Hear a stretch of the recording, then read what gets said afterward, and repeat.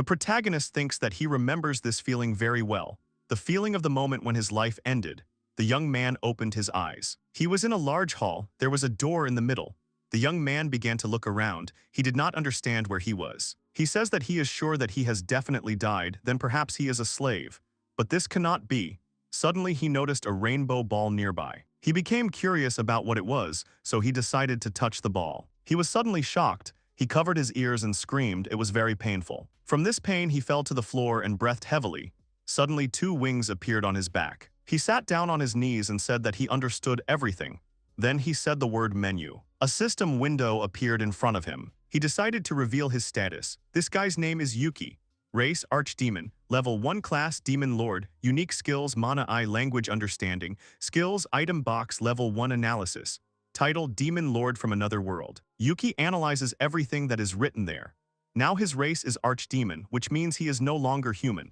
His luck is very low and the characteristic dexterity is above all others. This place is indeed another world, as he thought, and now he is a demon lord. The boy covered his face with his hand. In other words, he definitely lost his life in his previous world, and then in this world he was reborn as a demon lord. In this world there are several dungeons located in different areas, and the demon lord is just another name for the dungeon masters who rule them. No matter how you look at it, a dungeon is a living being. A dungeon that has appeared only recently is undoubtedly weakly protected, and of course, it can be easily destroyed. Moreover, the core of the dungeon is filled with a huge amount of mana. That's why many people and monsters invade the dungeon to take it away. So to fight them off, and of course to increase its survivability, the dungeon summons someone who can control it, and that's him, the Demon Lord. If the dungeon is destroyed, then the Demon Lord himself will die. This system also works the other way around.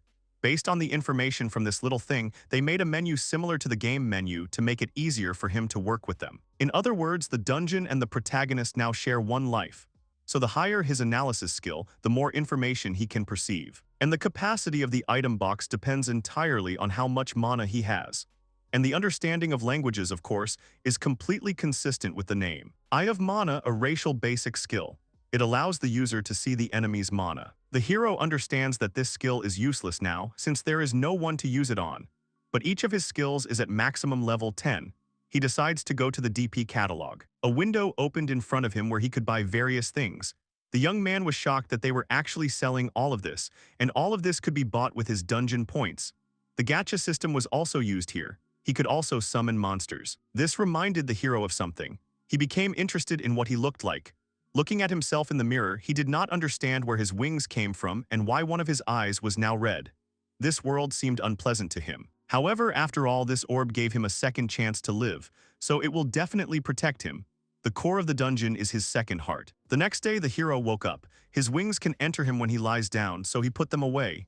Using skill item box, he put away the bedding. Went to the DP catalog and bought some bread for breakfast. Most things can be bought with DP in the store catalog, so he doesn't think he'll have any problems getting food here. But then he thinks that acquiring dungeon points is the main task now. He really wants to try the gacha options. How to get dungeon points.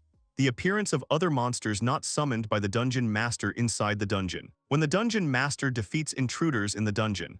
When the bodies of monsters or anything else that can be food inside the dungeon are absorbed by it. Self-healing. After studying this information, the protagonist decided that it was time to go outside. Coming out of the cave, he opened his mouth in surprise. A beautiful landscape appeared before him. He used his analysis skill. He saw the white fly agaric, which explodes when eaten. Also the herb shelmy, which is a very effective medicinal herb. The hero hopes to fly in the sky someday. And just like that, his carefree exploration came to an end. Because a very strong dragon can take his life with one blow. Yuki stands in shock in front of a huge white dragon. Yuki, looking at the dragon, suggested discussing everything peacefully. The dragon was not satisfied with this. He asked the class of the violator of his peace. The protagonist is shocked that the dragon can speak. He tried to calm himself down by saying that even dragons should have a status bar. This is his second life, so some weak dragon can't defeat him, using the skill analysis. The hero learned that this creature's race is an ancient dragon and its class is a high dragon. And the dragon's level is 987, while Yuki's is only level 1. The boy didn't understand what kind of strange game this was. The dragon named Yuki's class and asked about his power. The boy answered that he didn't know anything about ranks, but he was definitely a demon. They say that when a human face is very scared, it becomes composed and unperturbed. And he, Yuki, is currently watching everything with a face he has never had before. The hero is clearly panicking. The dragon didn't care how powerful the demon was. He would banish anyone who disturbed his peace. However, the young man stopped him and offered to make a deal. The creature asked about the man's silence. Yuki said that he couldn't defeat him with his power, but that didn't mean he would agree to such a death. And what did the demon want to give him in exchange for his belly? The hero offered him a bar of chocolate. The dragon sniffed the object and asked what this magical aroma was. The young man laughed and said that the creature clearly loved sweets. He could smell honey on it, like that yellow bear wearing a red shirt from the book. The dragon asked if such a bear really existed. The dragon would not destroy a bee's nest just because it was hungry. The young man noticed that this unfortunate dragon could not lie. He decided to act. He opened the chocolate and let the creature taste it. The dragon's eyes widened. The dragon said that this was a pleasant sweetness. It was 100 times better than honey. This aroma, and how it melted in his mouth. The blissful realization that such a delicacy existed in this world. Yuki raised his hand and said that if she promised not to take his life and leave the cave he lived in alone, he would have the privilege of eating this chocolate whenever he wanted. It was a good offer. The dragon was interested in this proposal and asked if he could eat as much as he wanted. The hero replied that he could not cook enough to satisfy her huge body. The dragon asked what mutual benefit meant. The protagonist replied that it meant that it was beneficial for both of them. Besides, he didn't think that there were other people in this world who would give him a chocolate bar. The dragon agreed to let him live. Suddenly, the big dragon turned to the girl. Since the girl was naked, the hero looked away. She asked what was going on. He looked stupid. He replied that he was simply surprised that she could also look like a human. She noted that it was not difficult for her to turn into a human. Besides, he doesn't need much to satisfy her in this respect. He has given her his word and therefore must give her chocolate. The young man agreed and asked her to be quiet, taking off his t-shirt. He told her to put his t-shirt on first, otherwise he doesn't know where to look. The dragon agreed and understood that it would not attack her in this form. The protagonist brought her to his house. He thought that he should probably buy some clean clothes for her. The girl thought that he only had these chambers in the dungeon, which meant that the class had appeared only recently. The hero confirmed this and added that it had appeared only yesterday, without any parents who had given him birth, but he was not exactly sure about that. The girl explained that demons are born in places with a high concentration of magic and take on a similar form to other living beings with a core in the center. The power given by birth to the demon lord allows him to rule the dungeon became its core. Moreover, the area around is saturated with maso. The boy never guessed that demons were such strange creatures. The girl said that it was good that in their days there were classes of many demons who were born from parents. In any case, he should forget about it and give her chocolate. He took out the chocolate and told her to enjoy her order. The girl took the chocolate and said that she couldn't wait for it. She just couldn't enjoy this juicy sweetness. She also asked him not to call her just a dragon. Her name is Leficios. The hero decided that he would call her Leffy. The girl asked him again and he answered that her name was too long, so he shortened it. She can call him Yuki. She said that it was the first time someone had called her that. She remarked that he was a very strange demon. Most demons were aggressive, arrogant, and generally scoundrels. Leffy thinks that it was a good idea to go around and crush some dungeons to relieve the boredom, because she was able to meet a strange demon like him who offered her a deal. Yuki thought that it was close. If she hadn't had a sweet tooth, he could have died on the second day after reincarnation because she was bored. The girl said that it had already happened and asked him not to misunderstand. Licking her fingers clean of chocolate, the young lady said that she liked the place, so she would also stay here to live. The guy was surprised. Leffy says that these chambers are very good compared to those she destroyed, and they are also very cozy. Besides, it is wonderful because she wanted to change her nest. It became very uncomfortable there. Yuki got nervous. He asked her not to jump to conclusions. He didn't know, maybe she didn't like it. He suggested she think more. Leficios came up close to the guy, put her hand on his chest, and asked if she really couldn't stay. Tears appeared in her eyes. Under such pressure, the hero gave in and agreed. It was the second day since he became a demon lord, and in his dungeon, a higher demon is already freeloading. Leffy slept on a mattress on the floor. Yuki decided to do something. After suddenly being reborn, he was faced with a bunch of things that he can't wait to explore. Today's topic is learning how the dungeon menu works. First, he decided to make that cave the dungeon area. The space began to expand. The hero was surprised. So he can feel the change in the atmosphere when this place expands. He decided to expand this dungeon more and more. However, he no longer has enough DP to do so. He remembered the method of getting points from the intruder. He thanked Leffy for being considered as an intruder, which allowed him to get extra points from her. The guy decided to try to summon a monster. First, you need to try to buy the cheapest monster in the catalog. After pressing the necessary buttons, everything around lit up. The young man was very surprised. And suddenly the first monster appeared, and it was slime. Yuki realized that this was the same famous slime he always read about. He started poking and stroking it. He thought it was incredibly cute. The guy decided to name her Shia. The young man looked up information on Shia and learned that she was a slime race, had no class, and was level 1. However, the hero was surprised that her luck level was higher than his. The boy fell to his knees and despaired that his luck was worse than that of the slime. Shia approached the hero and touched his leg. The boy suggested that he was trying to cheer him up. The protagonist grabbed Shia and began to hug him. He said that he was a sweet creature and offered to become his child. Suddenly, the young man heard something. Out of nowhere, a level 32 Cerberus appeared. The young man realized that it was an intruder. Shia stood in front. He tried to protect the master. The young man noted that this was quite good of him. It didn't matter that the opponent was high level. His Pokémon was certainly low level, but with his brains and skills, they would definitely bring him back down to earth. However, Cerberus had already started attacking. He smashed Shia against the wall.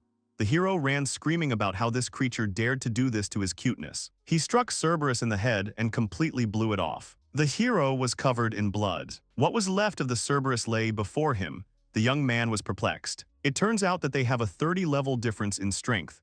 Could it be that his stats are actually quite high? Because of this, he just leveled up. The hero got a new skill, martial arts. Was it because he used Yakuza Strike? But his luck stats did not increase. But even so, if his stats are considered high, then the dragons are even higher. Although he still doesn't hold a candle to this super monster, then the hero realized that now is not the time for this. He ran to Shia. He was sliding down the wall. The young man breathed a sigh of relief when he learned that Shia was okay. It was thanks to the regeneration skill. The slime said that she was okay. At least, the hero thought he wanted to say something like that. The boy tried to pull himself together. Shia was his pet, and it was wrong to make his pet fight monsters. Pets exist to love. It would be enough if I were the only one fighting. The hero sat and studied something in the system. Leffy was poking at Shia at that time. The guy turned to the girl. He asked her to teach him magic. Since he was in another world, why not learn the magic he so passionately desired first? Yuki asks Leffy to teach him magic. He has pretty high magic stats, so he thought he could cast a spell, but it wasn't that easy. The girl understood why he acted so strangely at the beginning. So the reason he thinks it's a piece of cake is because he's looking at his status now. If I recall correctly, he has an analytical skill too. The hero asked if she also had this skill. Eeyore confirmed and added that the person who had mastered this useful skill could learn any form of life. The young man did not understand why she did not know that he was the demon lord when they met. The girl asked if he really meant to say that she checks every insect she encounters. The young man agreed with her. Leffy said that she still wanted chocolate. The protagonist said that at this rate she would get cavities.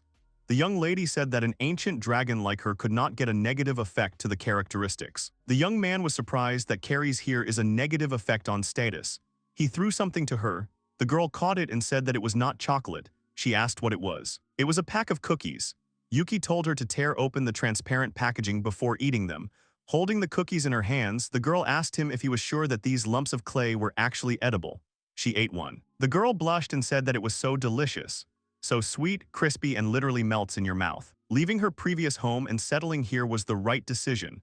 The featherbeds are so soft and the man is so interesting. The hero reminded her about his stats. He thinks that his magic is quite high. Leffy said that he is equal or even stronger than any monster in the southern part of this forest, although there are many creatures stronger than him. However, this is still less than her own 12. The girl ate all the cookies. And right after that, she agreed to teach him magic. And the main character handed her a pack of cookies in return. This proud dragon will create the most wonderful magician in the world. She asked the boy to give her hands first. First, she will let him feel the mana of this world. Everything around them lit up. The guy was very surprised. He feels something circulating through his body from Leffy's right hand to his left. This is mana.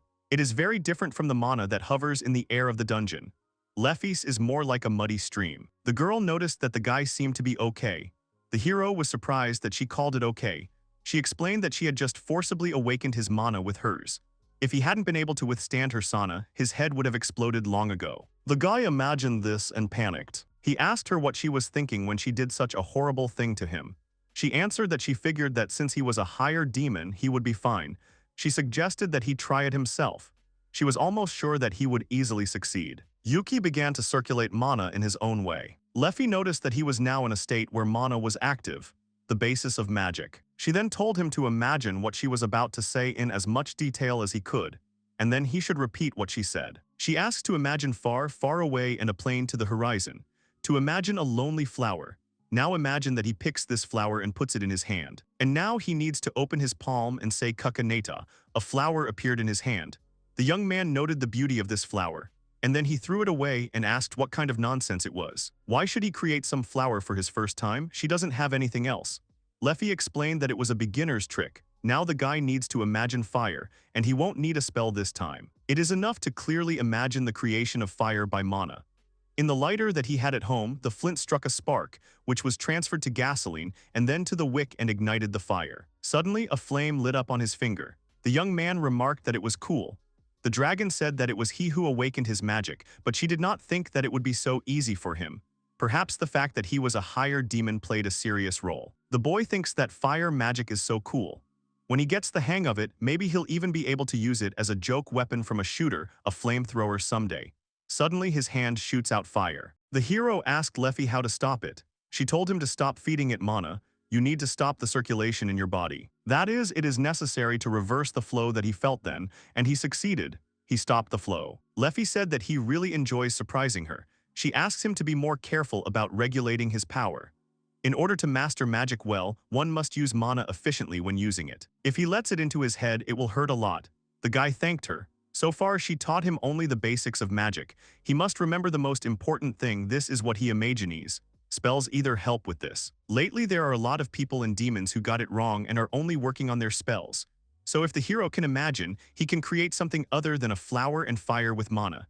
It depends on his abilities. In the protagonist's case, he has an affinity for at least earth and fire magic, but they won't know about the others until he tries. She tells him not to worry. She'll look after him so he can try whatever he wants. Water, warm water, perfect for a bath.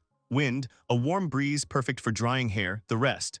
The hero isn't sure if he has no urge for it or if he just doesn't realize it, but nothing happens. Leffy assumed that he could use magic normally. He said that he couldn't, it just happens that way. The hero thinks that he can use water magic more inventively.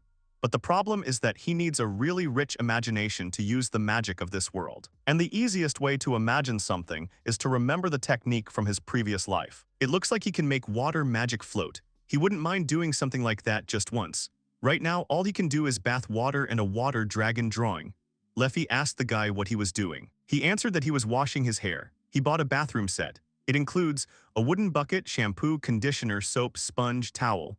Shai was sitting in the bucket and the young man asked him if he could eat the water and all those bubbles. Shai recently ate a plastic cookie wrapper. She seems to like it though, so it might be okay. Leffy asked her to do the same, namely to soap her head.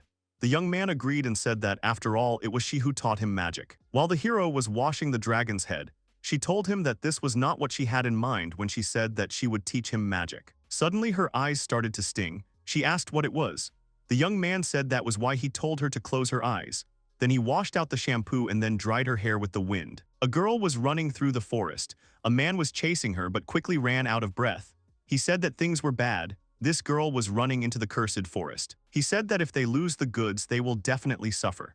The other man replied that he knows, but if they follow her, they themselves will die.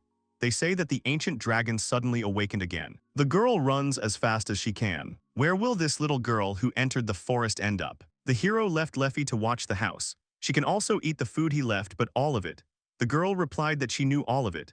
What is Yuki going to do today while the high dragon watches the house? Yuki also asked Shea to watch the house with Leffy, which he agreed to do. The girl was lying and playing some game. She said that this thing called a game was quite interesting. The young man would never have thought that even a high dragon could be so obsessed with a Tamagotchi.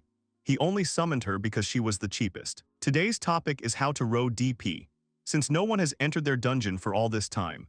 And perhaps this is because everything around is Leffy's territory. There are few animals and monsters here. Moreover, most of the ways to earn DP ultimately rely entirely on invaders. That's why he plans to fill the map and expand the dungeon outward. Now, as long as he has Leffy, he doesn't think he needs to spend money on traps and monsters to fight the invaders. So the plan is to use the DP he gets from Leffy to expand the dungeon and increase the base DP region. And when he accumulates more DP, he will start making a real dungeon. It all looks very much like a sandbox game. The hero wants to build himself a castle. Suddenly he shuddered. He used the skills stealth and find enemies. It was close. He is very glad that he learned these skills. How to learn skills for dummies. Do something related to the skill. Skill scroll. Soak the scroll with mana. The magic pattern drawn on the scroll will be memorized and the skill will be learned. And fortunately for him, there are a whole bunch of these scrolls in the DP catalog. What isn't there? Suddenly the hero noticed a tiger. It looked pretty dangerous. Considering their level difference, he is sure that he will notice it if it comes closer. Better not to fight today. The hero began to notice strong monsters. Had he already left Leffy's territory? The expansion of the dungeon is complete. It looks like all he has left to do now is fill in the map, since he spent almost everything on it. The boy climbed into the refrigerator in the kitchen, which had only recently been created. The refrigerator was filled with meat for a week ahead, but it was empty. The boy shouted Leffy's name. She was kneeling in front of him. He asked her if she wanted to tell him something. She answered that everything is not as he thinks. There is a big, deep, and inevitable reason behind all this, so she did nothing wrong. The young man asks her to tell him where he is wrong. He even forgives her depending on the situation. Leffy said that the meat looked so delicious, she couldn't stop and ate it all. Everything was so delicious. The hero said that it was a bad dragon. The girl asked him why he called her bad. He answered that someone like him, even though she had lived so long, still behaved like a child and called herself a higher dragon. She should have a conscience. She screamed that everything was right. She was a supreme dragon, a creature capable of bringing any disaster whenever she wished. Surely she couldn't do what she wanted. Let today be his first lesson in how the sky would fall. The hero understood how she was playing and said that then he would never create sweets again. Never. The girl bowed her head and said that she was very sorry and asked for forgiveness. The boy says that it looks like he'll have to starve today because he has no DP left. His stomach is growling. He should have put everything in the item box. Leffy says that she'll think of something. And then she ran somewhere and said that she would be back in 30 minutes. Within 30 minutes, a mountain of monsters lay before them. Leffy said that it would give him enough points. The hero stood in shock. He told her that it was too much. Even though she beat everyone here so he could get these points or something. He was the first one in the last few hundred years who dared to hit her on the head. The hero said that everything should have a limit. He told her to look at the pool of blood. Besides, what should he do with this pile of monsters? Then he remembered that he could convert bodies into dungeon points. Leffy said that the hero is a very spoiled person. Yuki agreed that it was his fault. Now he would stroke her. He stroked her head and said that the pain would go away. Does he really think she's stupid? The young man replied that he would forgive her today. He can't constantly create food out of thin air. The girl asked if he wanted to eat so much, wouldn't it be better for them to hunt themselves? The hero answered that everything should have a limit. What's the point of expanding the dungeon if all the creatures around it die out? Leffy said that next time she will restrain herself as much as she can. The next day, Yuki was destroying monsters. Today is also the expansion of the dungeon and filling of the map. He realized that without stamina, it is hard to be a warrior. He will need to try other skills when he pumps up fencing. And Mana Eyes is a very useful skill that he has. With it, he sees the mana flows in detail even before his enemies cast their spells. Maybe he should specialize in magic. He hasn't been able to use fire magic since that day. Perhaps his subconscious thought it was too dangerous for him. It seems he has no choice but to train water and earth magic for now. And the dungeon point gain had increased 3 times compared to when there was only Leffy, so things were going pretty well. Suddenly, he noticed a lot of blood. He assumed that it was the body of a monster. But when he looked closer, he saw a girl lying unconscious with a wounded back. He ran to her asking about her condition along the way. He realized that she was still breathing, but with such wounds, the chances were slim. The hero decided to get something from his storage. It was a high-grade potion that simply had to be poured onto the wound. That's what he did. The wounds on the girl's body healed. Yuki said that it was good that he listened to Leffy and took a couple of potions with him. But he can't just leave the girl here. He brought her to his and Leffy's lair.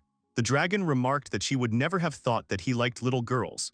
The young man replied that he did not have time to answer her stupid remark now. Leffy said that this girl was a vampire. The young man agreed with her. The girl's name is Aruna, her race is vampire. Her class is demon, level 3, unique skill bloodsucker. The girl noticed that the guy brought something rare again. In the past few decades, beautiful species such as vampires and succubi have been on the verge of extinction, thanks to humans who hunt them and turn them into their servants. And another beautiful species, the children of the forest elves, who are supposed to have a non-aggression pact with humans, have also been mercilessly attacked since humans started a feud with the demon humans. Aruna opened her eyes, the guy noticed it. He asked if she was in any pain. The vampire's face was horrified. Yuki tried to explain that everything was fine, he didn't bite or anything, so there was no need to be scared. The girl backed away from him. Suddenly she noticed something. It was Shia who jumped on the shoulder of the owner.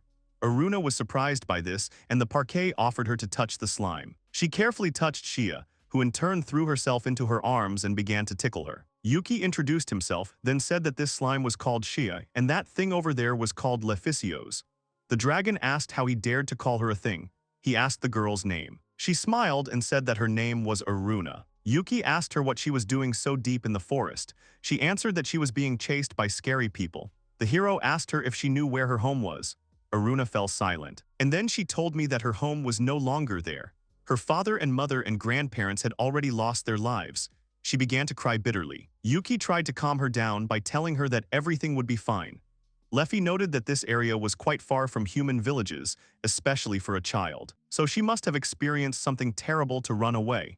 The young man said that there were no scary people here. She could stay here as long as she wanted. Aruna said in tears that the terrible people who caught her said that she should not be alive, and that it was better for her to die because that is why her mom and dad are now dead. The main character's face reflected anger. He was outraged that they told her such a thing.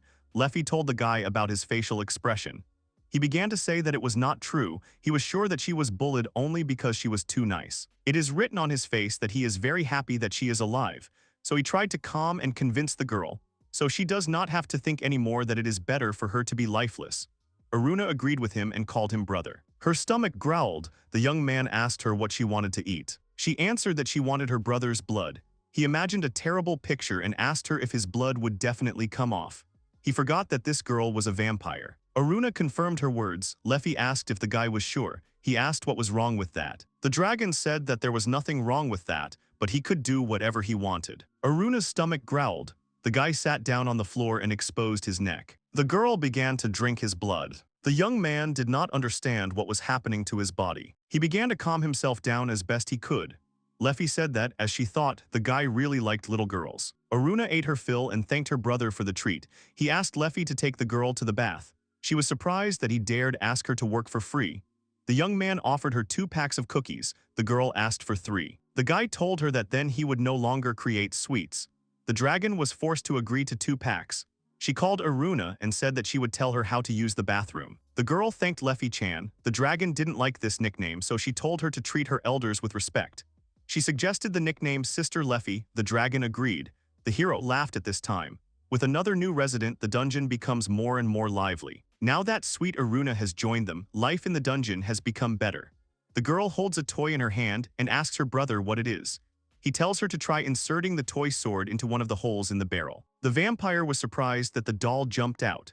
The young man said that such profit of dungeon points, if he does not spend, will be enough for them for some time. And since this is the case, it's time to try gacha. The hero decides to start with 1,000 because 10,000 and 100,000 dungeon points are still a bit too much. It's not that he's surprised, but it seems there's no list of items or drop rates. He started the right key. He got the magic revolver. Instead of metal bullets, this revolver requires mana to fire magic bullets. The power of the magic bullet depends on the amount of mana in the revolver. The maximum number of bullets is 7. This is the jackpot. Yuki was very happy. Could it be that this gacha had the highest drop rate? His golden age had finally arrived. He decided to try again. He had a feeling that the next one would be something good. However, the hero lost everything, absolutely everything. He forgot the most important things. His luck is lower than that of the slime Shia, and this is the weakest monster.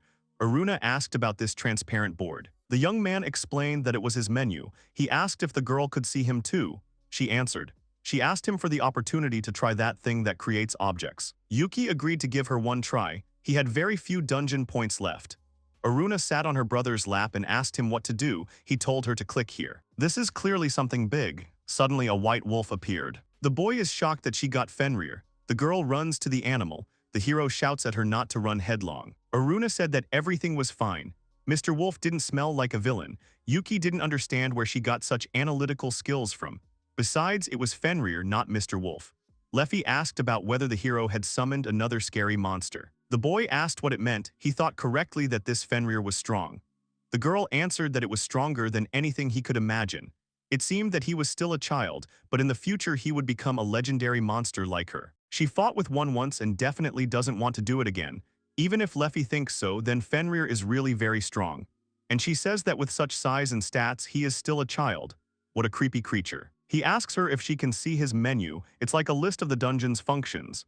Leffy says it's different from his status bar. She can't see it though. He noticed what Iluna saw. The dragon understood what was going on. He also performed a wedding ritual with this young girl. In short, Iluna can see this thing because she has already become his family while she is still an intruder. Yuki asked her again about the wedding ritual. Blood is one of the most important things that makes their body work. So for a vampire, drinking someone's blood is not so much a meal as a sexual act. I mean, they don't mind quenching their thirst with the blood of animals. Therefore, the act of drinking the blood of another is equivalent to a wedding ritual for a vampire. The young man asked her why she had not told him about this before. She explained that she was sure that this girl also thirsted for him. The hero said that Leffy is a bad dragon and added that there will be no sweets for 3 days. The girl protests against unfair tyranny. Going outside, the young man decided to pretend that nothing happened. Today's main dish is this thing. He decided to see if he could load 10 mana into it. He pointed the gun at the rock and fired. Mana 10 scratched the surface. 100 dent, 500 pierced through, 1000 removed half a stone. At 5000 mana, he completely demolished the stone. This revolver evens out all losses in gacha. Moreover, he can load several cartridges with different amounts of mana into it, and even when he checked the mana with his own eyes, he did not find any leaks. This means that his opponent will not be able to sense him. The hero noticed Fenrir. He realized that they had finally left him alone. The hero apologized for the inconvenience. The name of this creature is Mofurrir. Aruna gave it this name because it is furry. The young man apologized to it again and said that he would call it fur. The animal shook its head. Yuki asked Fenrir to show off his unique skills. Unique skill, Divine Speed.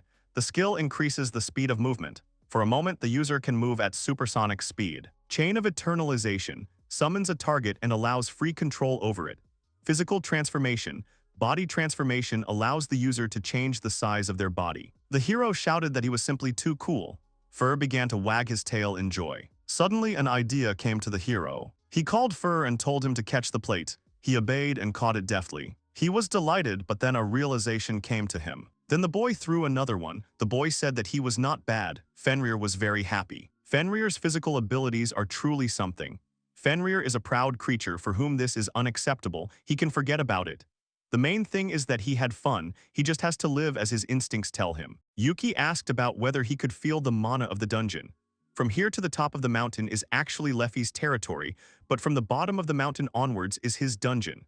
So as long as he is in the dungeon area, he doesn't mind if he lives as he wants. Because even though he can change size, the throne room is pretty cramped.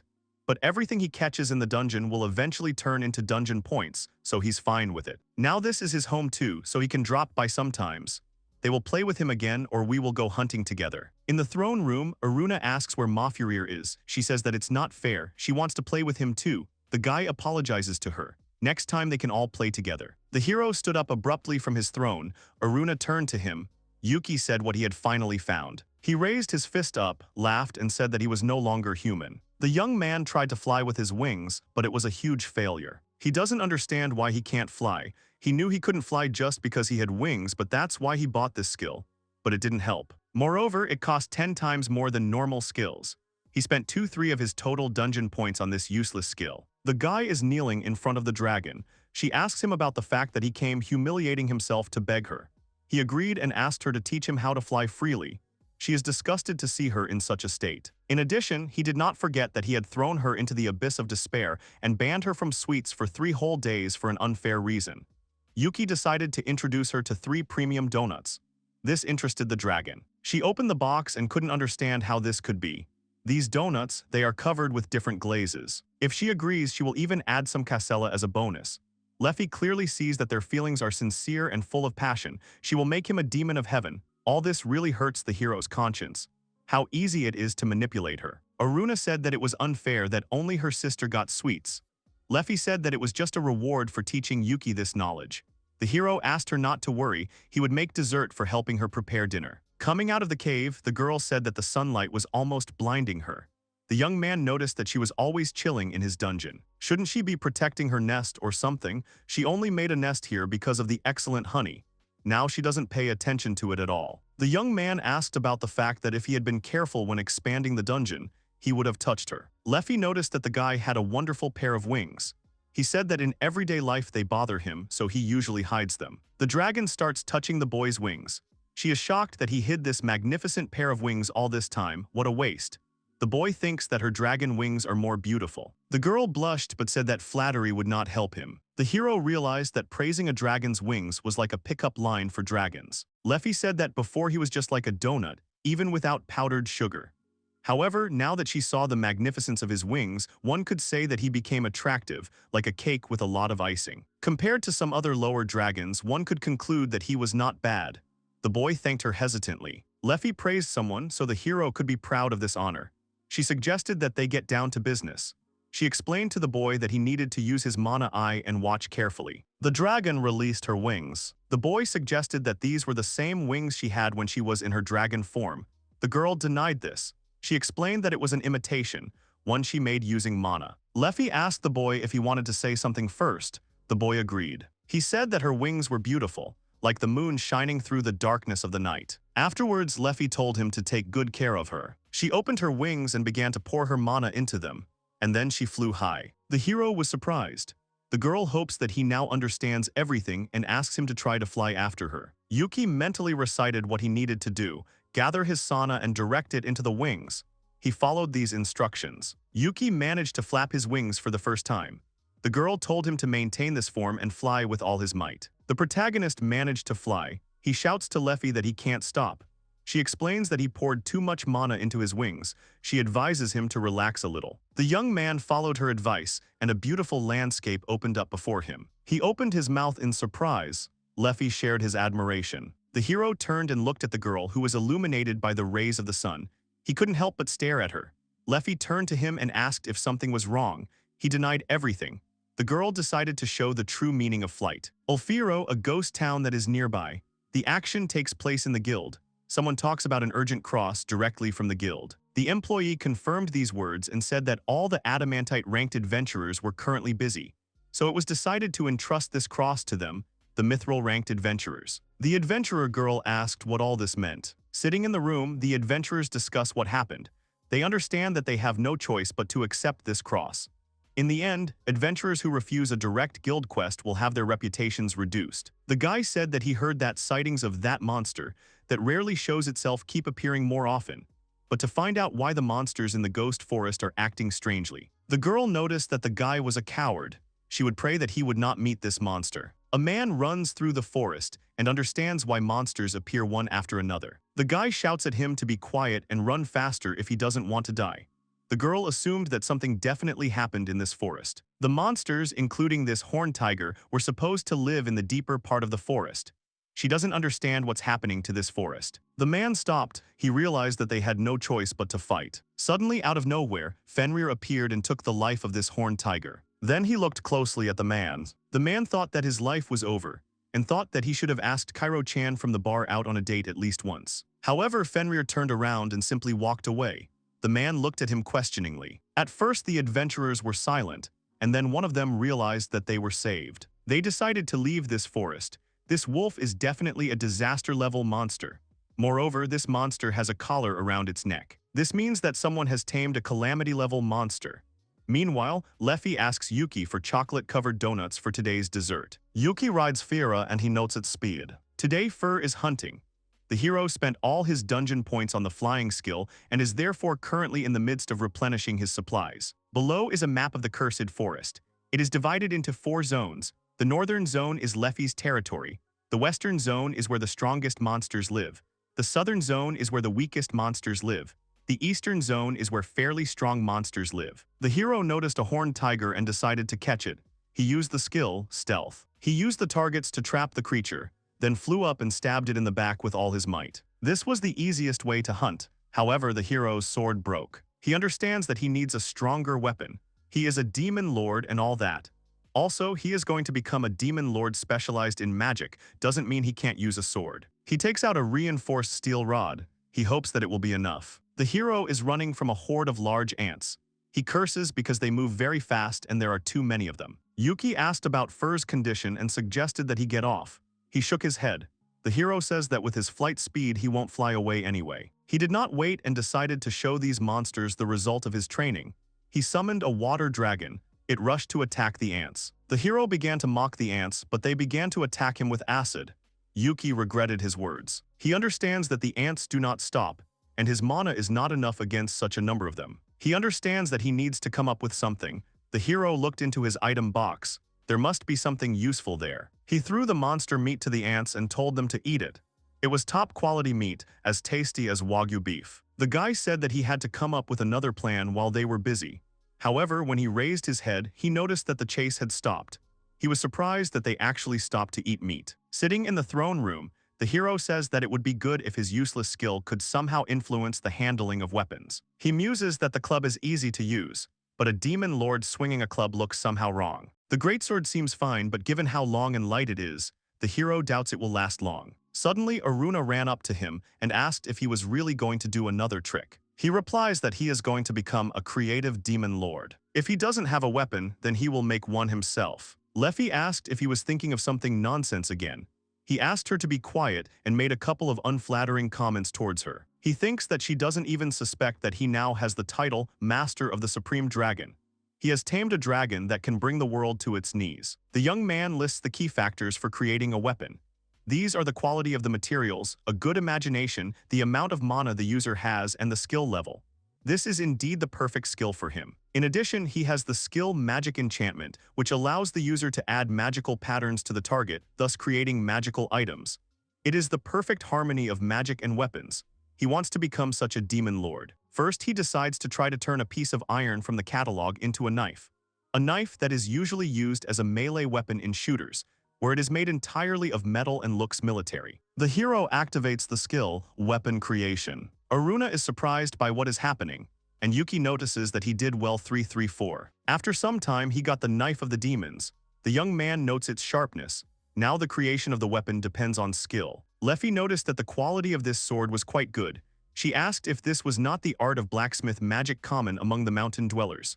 The youth replied that he had not finished it yet. He decided to make the knife double-edged and bigger. The hero understands that the effect of magical enchantment depends on the shape of the object. He decided to make it more streamlined since he has a predisposition to water magic. He got a new weapons. Aruna noticed that he looked like Shay. Leffy asked him to explain what it was. He replied that it was a weapon. She asked him to show her how to use it.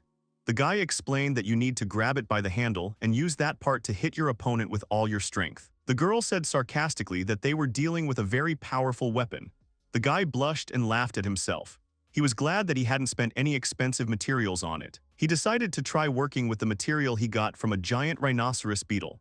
He took the horns out of the box. He tried to concentrate and come up with something simple. Last time he failed because he started to think of something unusual.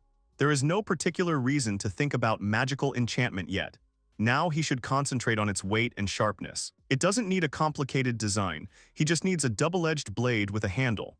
At this time, Leffy said the word flower from behind the guy. And because of this, Yuki was able to create the Demon Lord Greatsword. It is a very beautiful greatsword created by the Demon Lord Yuki, looking like the most beautiful blooming flower. The hero got angry and asked the girl what she was doing. Leffy laughed and noticed the beauty of Yuki's flower. The guy asked her what she was going to do with it.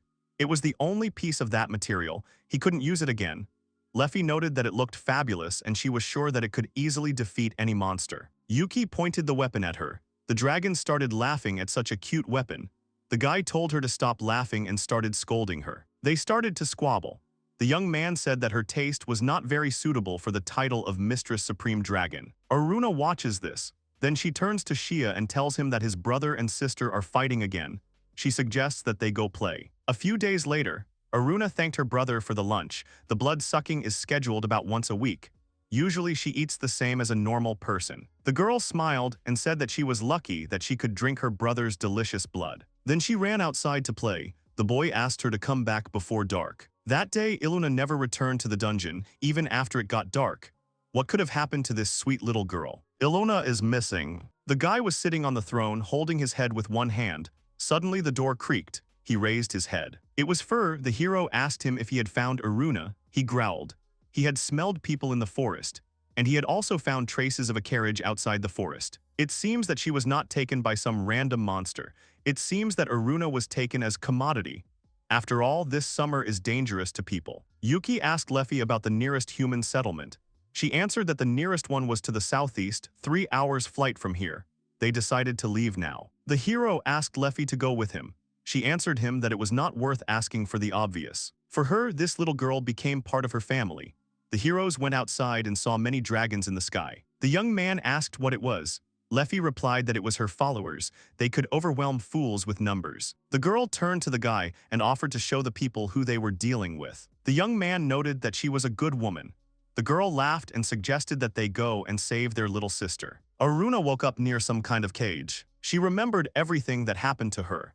Then she decided to look around and noticed many cages with beastmen. 2 men entered the room and discussed how lucky they were that she was alive and that they would not be fed to the monsters in the arena. They noticed that the girl had woken up.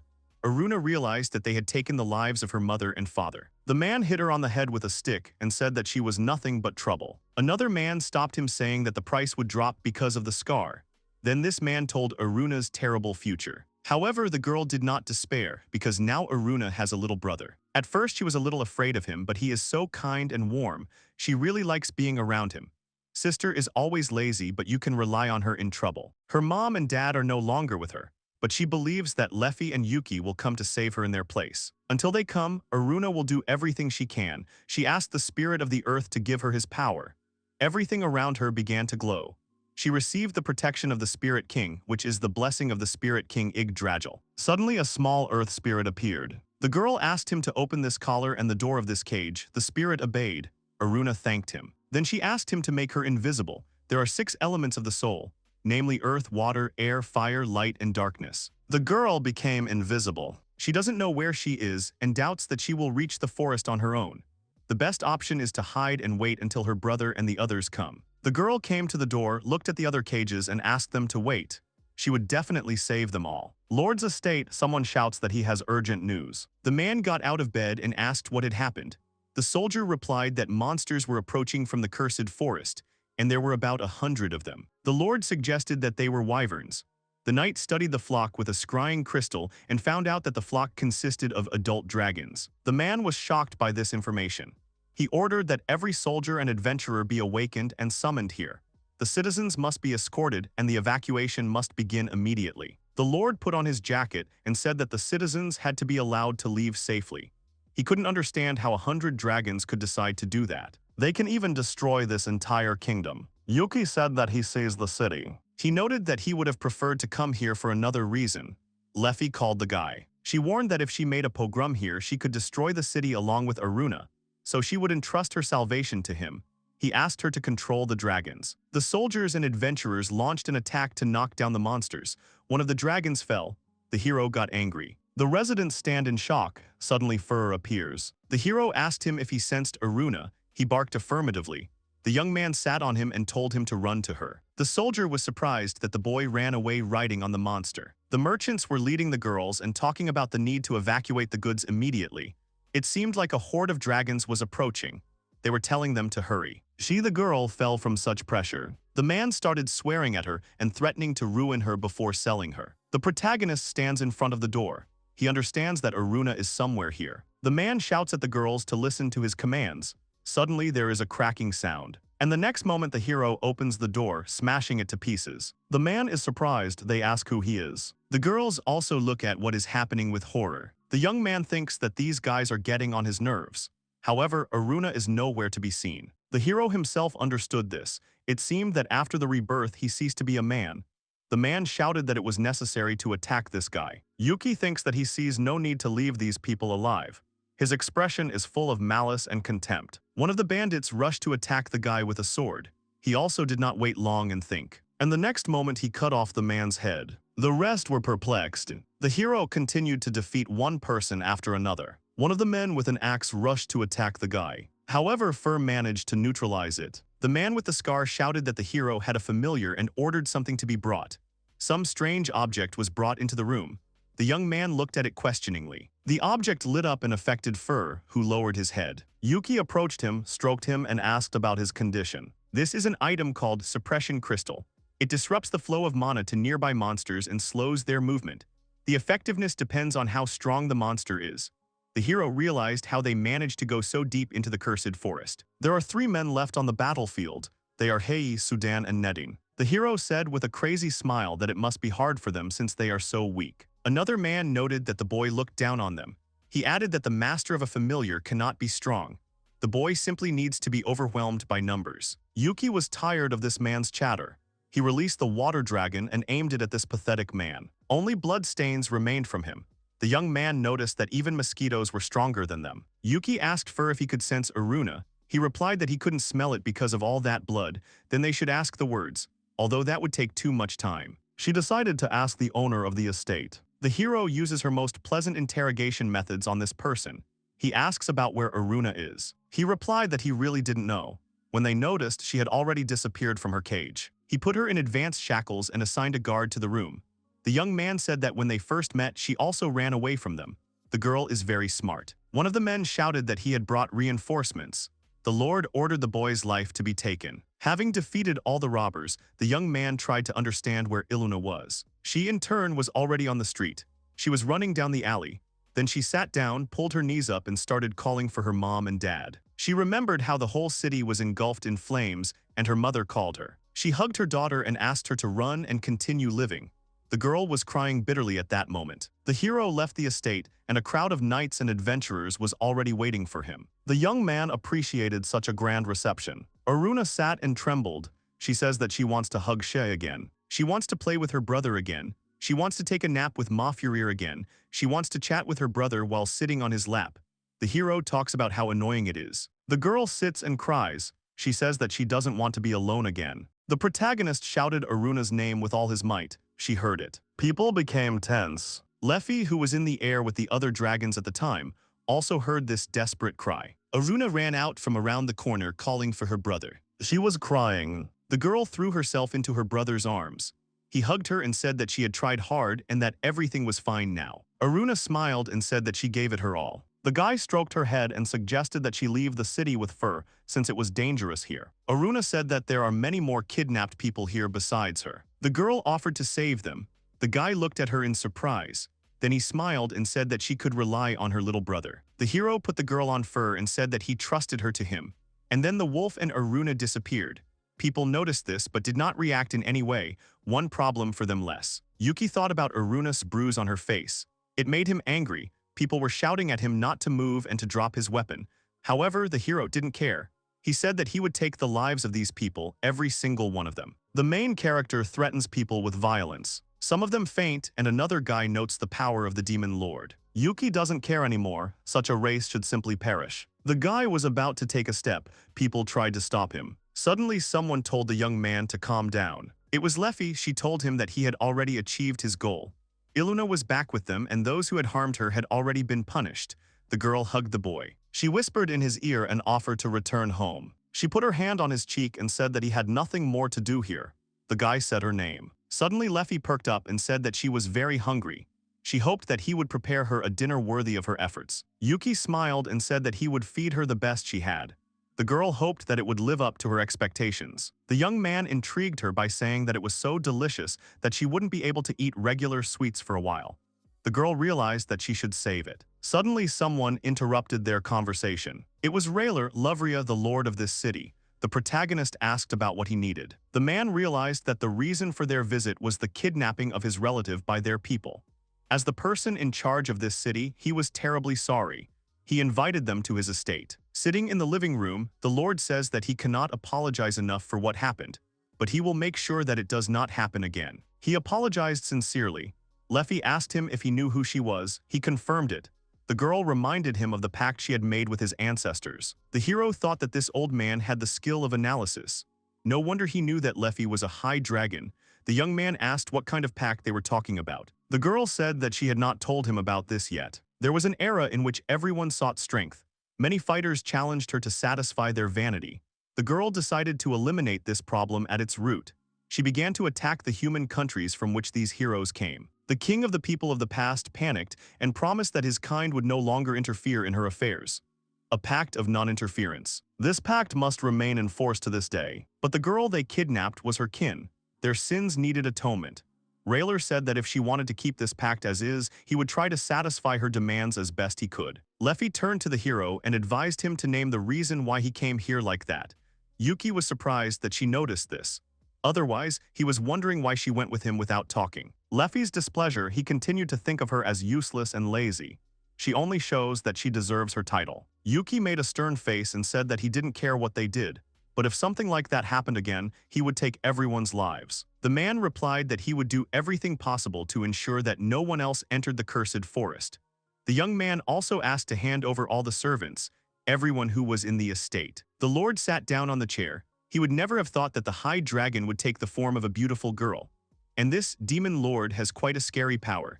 It is necessary to avoid contact with them if possible. The man says that recently, those at the top have started to think that invading the cursed forest and taking its rich resources for themselves is a good idea.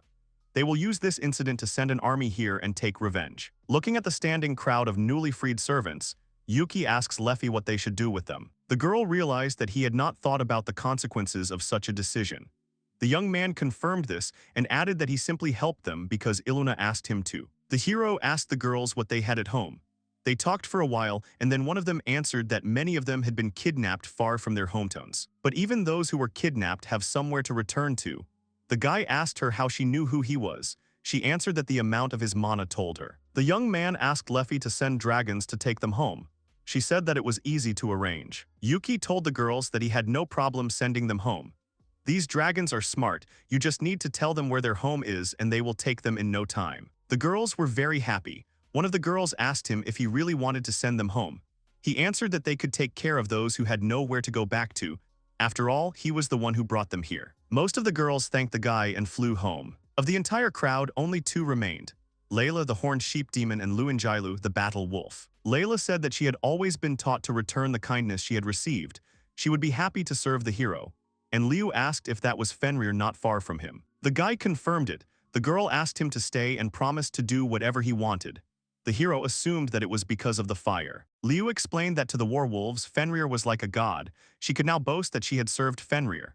Leaving the village was worth it. Yuki turned to the Furu and said that he was now a god. The beast lowered his head. The protagonist introduced everyone to the girls. And then he added that there was someone else inside, but he would introduce them to them tomorrow. In the meantime, they should get some rest. Liu and Layla thanked the guys. Fenrir showed the girls the way inside, and Leffy and Yuki remained outside. The guy turned to the girl. The young man thanked her and said that he could not have coped without her. The girl assumed that the guy was talking about the moment when she hugged him and held him close like a child. The young man asked her to forget about it. Leffy told the guy that she had spent many years alone. She had been alone for as long as she could remember. This world had become dull and insipid.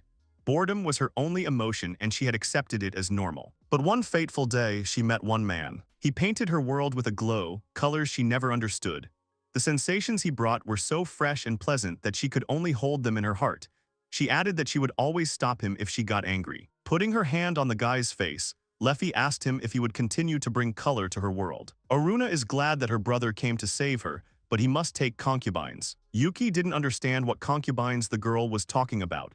The vampire added that she could accept it if it was Leffy's sister, but he shouldn't take anyone else. The hero assumed that Leffy had said something strange to her. The dragon asked if that was what he had meant when he had spoken of the maid. Liu came up behind her and said that she would do everything she could for the master who saved her and gave her a chance to serve Fenrir. Layla asked about the night service schedule. Yuki shouted that he didn't mean it. He talks about how he wanted to ask them to do chores. It was so annoying because he was the only one doing it. He also added that there were many unfamiliar things here, and if they didn't know how to use them, they could just ask him. They could also use the room he showed them yesterday. Yuki asked Layla about the position of the Demon Lord, from the Demonkin's point of view. To the girl, Demon Lords are simply dungeon masters.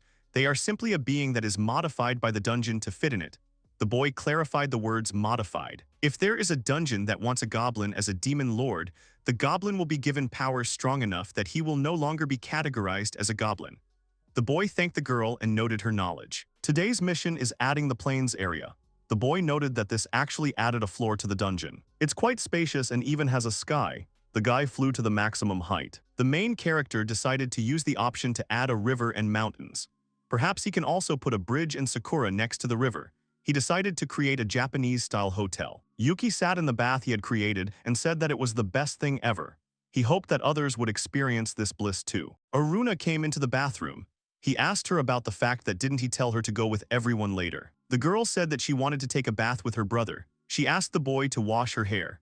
The hero suggested that they have a picnic on the plane with everyone on the plane. Aruna asked what a picnic was. He explained that they would eat under the blue sky and they would play a lot outside. Leffy came into the bathroom. The guy said her name and she asked if they weren't happy to see her. Aruna thought that her little sister also wanted to be with her brother. Leffy just thought about him washing her hair like before. Yuki told Aruna to go into the bath before them.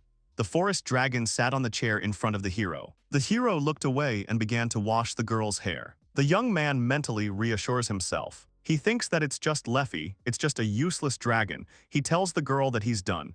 The dragon leans on him and tells him that it feels really good. But didn't his breathing become unsteady? The girl began to move her hand along his knee. She assumed that he was aroused by her body. He jumped up and began to be indignant about her statement. Aruna and Shea watch Yuki and Leffy fight. She calls them to get into the bath. Sitting in the bathtub, Leffy says that it really feels good. She never thought that bathing in hot water would be so pleasant. The girl agreed. Yuki is happy to hear that. He asks Leffy if there is any requirement to get the title. The girl answered that she herself is not sure. He will get one after he does something very large-scale. There are those who think that he will get it just like that. In any case, they have no way to say how they will get it. The hero was surprised that there was no god in this world. She replied that she had never seen one in her life. The young man looked at his menu where he had the title Judge. He had recently received a strange title. He then asked about other titles besides Supreme Dragon. She can not only hide her titles, but also hide her status if she wants to do so. The guy decides to try to find this skill in the skill list later. The boy can't see any skills in Aruna's status. He thought to set his goal to be able to see their full status. Leffy said that he would be able to see most of it when he became as strong as her. He said that it took him several hundred years to become so strong. By that time, he would have died of old age. The girl noted that he would be able to live for at least a couple of thousand years. Demons who have a body made of mana have a really long lifespan. After all, they can gather mana in the atmosphere just by breathing. This information surprised the guy. She added that he would not die as long as there was mana in this world, only if someone took his life. Yuki asked about the years of Leffy's life. She explained that the dragon is a race that also has a long lifespan. On top of that, her body has become very strong and very adapted to mana. And as long as mana does not disappear from this world, she thinks that she will not die. The young man said that everything was fine then. If she was here with him, he would not be bored, even if he had a long life. Leffy blushed at these words and the hero noticed it. The guy decided to take Aruna, who was already falling asleep, to bed. At that time, the dragon saw the guy's title Master of the Highest Dragon and began to scold him. Liu says that she is very tired. She noted that Leffy-san gets irritated easily. Layla told her that if she doesn't change her clothes, they will be all wrinkled. The wolf agreed with her 538. She changed her clothes and asked Layla why she decided to stay. She answered that she stayed to pay back. The girl realized that this was just an excuse 539. Her sheep's horn has only one tribe, and that tribe is a bundle of curiosity. So it's hard to believe that any of that tribe would stay in a place like this just to repay the kindness she's received. Layla said that she was really grateful for being saved.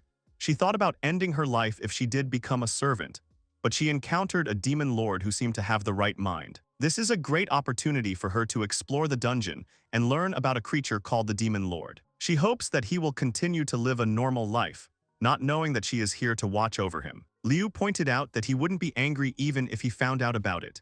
Layla would also keep quiet about the fact that the Groll was one of the best tribes in the werewolf race. She also heard rumors that the chieftain's daughter, who was about her age, had run away from home. Liu asked her to keep it a secret. The girl said that she doesn't mind it. She wonders why she's trying to hide it. Liu asked if it wasn't disconcerting to see that the daughter of the tribe's chief was someone so uncontrollable. Layla said that she found Liu so feminine and sweet. Liu was embarrassed. The heroes came to a picnic. Aruna says that they eat outside and play a lot together. Leffy thinks that she will sleep well here. The guy told her not to underestimate this master of games. Yuki and Aruna are sledding down the hill. The girl said it was cool. Liu and Layla remarked that it looked so much fun. He suggested that they try it too. They got on the sled. Layla hugged Liu and clung to her. The girls went down the hill. It was really fast. They were delighted with the trip. Yuki was glad that they both enjoyed it. Leffy's turn, she told him that she was out. The guy put her on his neck and carried her up the hill. The girl asked him to let her go. Yuki sat on the sled and told the girl to hold on tightly to him. And then they went down the hill. Suddenly the girl noticed that they were soaring. The young man used wind magic enhancement. Once on the ground, the girl's soul left her body. The guy didn't understand what was happening to her because she was flying faster than this. She asked not to compare it to flying. Yuki laughed at the fact that the supreme dragon would fall from something like that. Leffy spread her wings, hugged the guy from behind, and said that she would prepare a really interesting course for him just for her. They took off. Leffy told him to taste the resentment she held against him, while Aruna told the girls that her brother and sister were simply amazing. It was time for food. The girls looked at the food with delight. The guy said that the course of the Supreme Dragon was simply amazing. Leffy did not understand how he could be so careless. Aruna noticed that there was so much carrot here. Layla said that it was made from the meat of the stone bird. Leffy said that this bento may taste good, but the hero didn't forget anything. The young man said that she had nothing to worry about. He also prepared dessert. Liu said that all the guys' desserts were delicious. Dragon noted that they could only try them here. Wolf asked about him calling Leffy-sama the Supreme Dragon. He replied that Leffy was the Supreme Dragon. The girl was surprised. Liu was taken aback. She started listing the qualities of a dragon. Leffy said that if she had anything to say to her, she was more than willing to listen.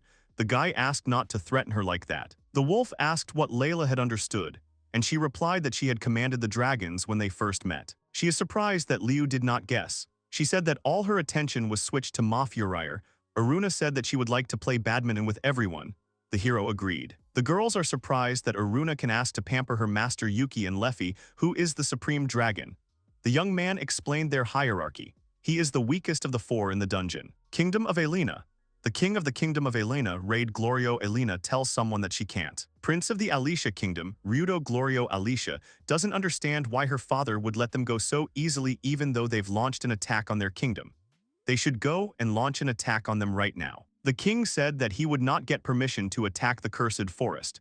The damage they had suffered was not that great, and the report he had just learned was that they had simply destroyed some criminal syndicate. The guy said that it doesn't matter how much harm they caused them.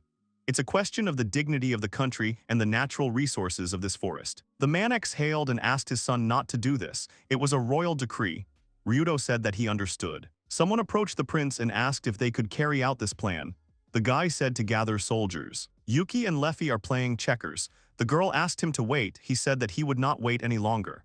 Suddenly, the guy's menu appeared. The girl asked what happened. He replied that they had uninvited guests. The invaders' equipment is mediocre. They look like soldiers of some country. There are about 400 to 500 of them. Leffy assumed that they were big shots from the city, and she was also irritated by the thought that the soldiers would dare to do something so rude to them. The dragon wanted to go and finish them off quickly, but Yuki stopped her.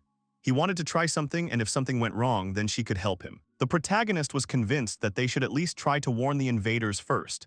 Afterwards, the guy said goodbye to his friend. Leficios agreed and said that she would wait for his return. The dragon warned Yuki that if he did not return quickly, she herself could continue this game. The question arose as to how the protagonist would deal with the uninvited guests. Yuki noticed that the soldiers were using artifacts that weakened monsters, just like the criminals. The system window showed that the effectiveness of stealth would decrease if the target had the same strength as the user. The demon crept unnoticed through the soldiers and headed into one of the tents, but someone noticed him. The young man was mildly surprised that he had been noticed. At that moment, the soldier called out to him, preparing to attack, but then he was dumbfounded. The demon threateningly warned him that if the man made a noise, it would be the end for him. The soldier nodded fearfully in agreement, after which Yuki indifferently asked if he was the leader of this gathering. It turned out that the man was not a leader.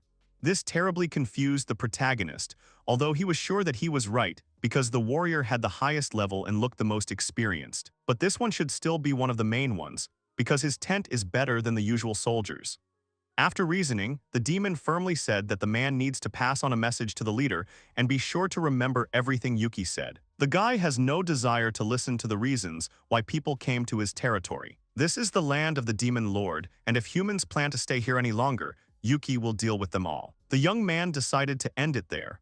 The warrior did not understand why the demon had warned them first, since he could easily destroy them if he wanted. A little irritated, the guy said that he was ready to destroy all the pests that came to him, but that would create problems. Entering the dungeon, Yuki immediately began reporting to Leffy that his experiment was ineffective. The man actually retreated with his subordinates after reporting to the leader.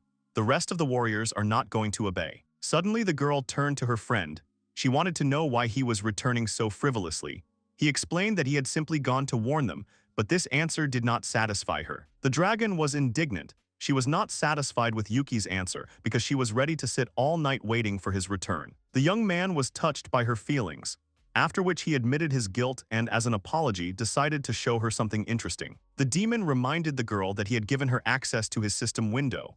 Leffy immediately forgot about her worries and, looking at the map, saw those same violators there. The guy wanted to test the effectiveness of the traps on the soldiers who entered the territory of their dungeon, or rather their house. The system window shows that the Golden Eye is a golem-type dungeon monster that can transmit information about what it sees like a video. It uses mana inside the dungeon to move. One of the men strained to figure out when dawn would come. At that time, his group was happily discussing jokes because there was still plenty of time left before the end of their shift. One of the soldiers attacked his own, saying that they were surrounded by enemies. Other people were behaving terribly too. Someone saw spiders everywhere and someone else's house was on fire. Hearing the noise, one of the commanders ran out in confusion and wanted to know what was going on. The soldier tried to explain that he himself did not know anything. Everyone was shooting at different things. Suddenly, the man saw a horrifying picture. The soldier, screaming about enemies, rushed at the commander while he was asking for help. Leffy assumed that he was hallucinating. The demon was glad of her correct offer. The system window shows that the Rauschgift tree, also known as the hallucination tree, spreads mana that has the effect of causing hallucinations in living beings around it. The tree is also considered a trap. Its convenience is that you can send mana to it from a distant place like a dungeon. Humans are weak to such magical effects, but it has no effect on Leffy and Yuki since they have a large amount of mana. The dragon didn't really believe that they would all be destroyed by just this trap. The guy suggested to see what would happen next, because there was no chance that such a witty demon would let them go just like that. The girl sarcastically noted that people who call themselves witty, as a rule, can't actually do anything. The boy rephrases his words, clarifying that he has never lost a board game against Leffy. The dragon justified everything by saying that the young man was more experienced in this game and reminded her of the unfinished game, wanting to win back faster. Agreeing, Yuki asked her to wait. At this moment, one of the soldiers called everyone to run after him to get away from the place with a lot of mana. But an obstacle appeared in front of him. His comrades did not understand what kind of vine it was. Someone noted the horror of this place because it was teeming with monsters. The soldier panicked and didn't understand why the monster-repelling artifact wasn't working. But his comrade was more concerned about saving the poor guy who had lost his mind.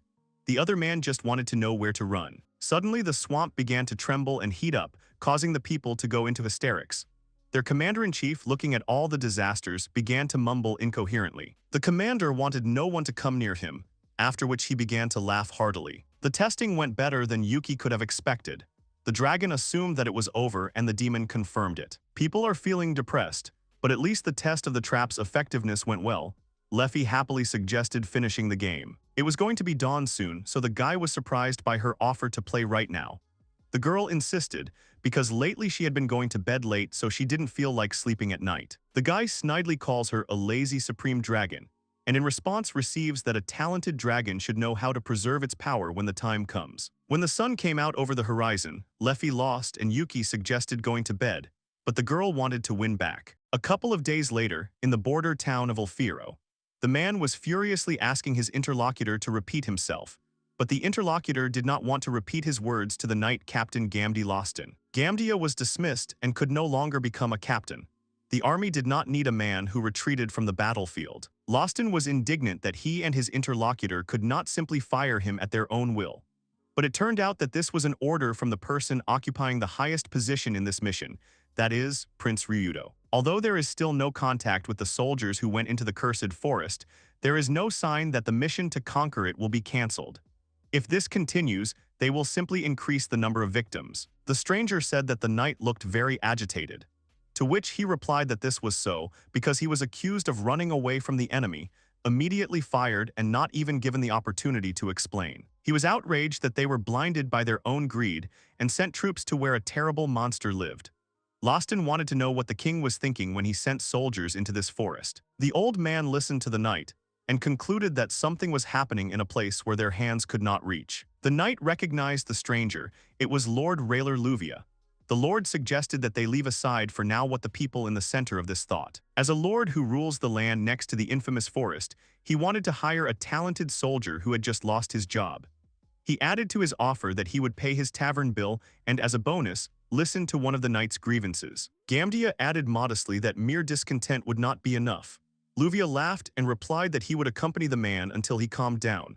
Now the plan to intertwine these passions had begun. Yuki was enjoying the perfect day for a walk. Iluna was happily supporting her friend. Meanwhile, Mafurir was silently whining and Leficios was yawning painfully. The dragon noted that Fenrir was having a hard time right now, but he had to go through something like that even if he was a legendary monster. She meant that he was being treated like a pet. The young man noticed that Leffy wanted to hold the leash, but first she had to wait her turn. The girl denied it, but it was clear that the guy was right. Iluna noted that it would be difficult to take Rur for a walk if there were more than one of him, and the demon agreed. The reason they took Rur for a walk was because Yuki was telling a bedtime story, and the girl decided that she wanted to go for a walk too. The boy couldn't refuse the vampire and mentally apologized to the wolf. Iluna asked the demon if Yuki should let his pet do whatever he wanted on the walk. Walking is a way for a pet to move freely outside as an exercise. Although Fur always ran around the mountain alone. The vampire understood Leffy and let the wolf go for a walk to his favorite place. The protagonist strongly recommended him to do this. The wolf only whined silently. The dragon sarcastically remarked that he might someday bite the demon to death. The boy replied that if Fenrir bit him to death, the dungeon would be destroyed, and the wolf was too smart to allow that to happen. The girl was interested in the way Yuki was staring at her, and assumed that he was fascinated by her. The protagonist explained that her appearance was the only good thing about her. This offended Leffy, and she demanded an explanation for why he used the word only. At this time, Iluna was walking with the wolf, and when Rur found something, she called her brother and sister to go in the direction Mafurir pointed. Leffy noted that her friends were definitely energetic. Iluna admired the huge cloud. Yuki agreed with her words. Then the vampire turned her attention to a large tree. The young man admired it, saying that even the three of them would not be able to embrace it. The demon guessed that the tree could be around 1,000 years old, perhaps even older than Leffy. The dragon admitted that she couldn't argue with that, since most of the trees in the area had been around since before she was born. The girl admired a large flower, which the boy thought could eat his head. Their companion warned them not to approach the flower. After all, this monster can really eat your head whole. This information prompted them to go further. Finally, the whole company came to a wonderful place that left no one indifferent. Iluna praised the wolf for finding such a beautiful place. Yuki didn't immediately believe that Fur found it himself, and Leffy called this place amazing because the surroundings of this lake have dense mana. When a dragon sees a place with a mother as dense as this, something new is inexplicably born inside her, and it feels very good. The main character, having listened to everyone, suggested taking a little rest next to the delightful lake. Hidden in the forest thicket from prying eyes, the friends lay down, leaning against Mafurir. They spent their time together peacefully. As Leffy lay on the wolf, she realized how soft and fluffy it was. Iluna wanted one of those blankets but was quickly dissuaded. After the rest, the young man taught the vampire to play with Fenrir. He showed the girl a frisbee. While she was studying the new object, Yuki made sure Rur was ready. Then he gave the command, catch. The wolf's leap impressed the girls. The dragon wanted to know when the boy managed to teach Fur to do something like that. Iluna immediately wanted to play, so the demon willingly began to teach her. The guy invited Leffy to play frisbee too, but the girl refused, since she is not tactless enough to interfere with a child's game. The demon couldn't believe that a girl who would give everything to win a board game against a little girl would say something like that. In her defense, the dragon sheepishly said that it wasn't a game but a real battle. Yuki turned to his friend, but after her question he changed his mind. The girl was already curious, so she wanted to know what he wanted to say. The guy gave in and suggested playing with such a company again. Iluna happily woke up her friends, announcing that morning had arrived. Now it remained to wake up Leffy, who, half asleep, was talking about 17 years and 24 days for sleep. The vampire assumed that her brother had become cooler, but Yuki decided that she wanted new toys. The girl resolutely refused, confirming her words with the help of Shia. Liu supported the girl's words, as the master's atmosphere had changed. But he explained this by saying that he had been playing games with the dragon until late at night. Layla came in and wished me good morning, but stopped short when she saw the guy. The girl thought that the boy had gone through the evolution of the race, but he did not know what it was. The system window shows that he is now a demon lord with a new title of enemy of humanity. Yuki finally noticed and looked at the menu that race evolution is when someone reaches a certain level and evolves into a higher version of their race.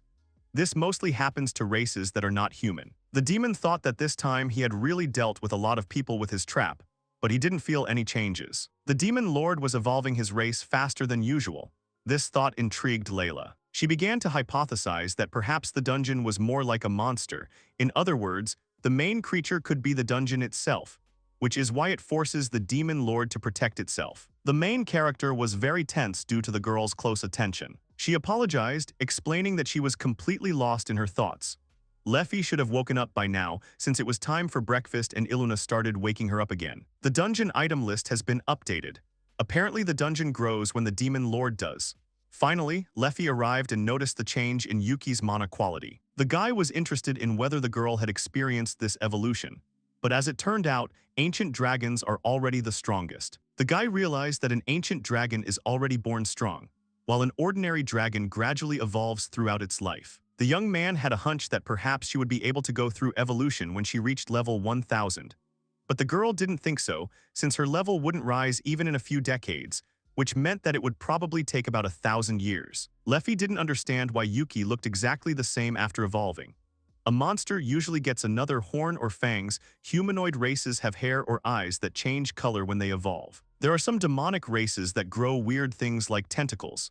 And at that moment, the guy remembered that he hadn't checked something. He activated his wings and saw that he had a second pair of wings, but he wasn't particularly happy about it. The dragon immediately admired the new pair of wings. She immediately climbed to touch them but frightened the demon with her behavior. And he set a condition that if she let him touch her wings, he would allow him to touch his. They touched and studied each other's wings, giving them compliments. The wings were soft to the touch, so Yuki wanted to sleep on something similar.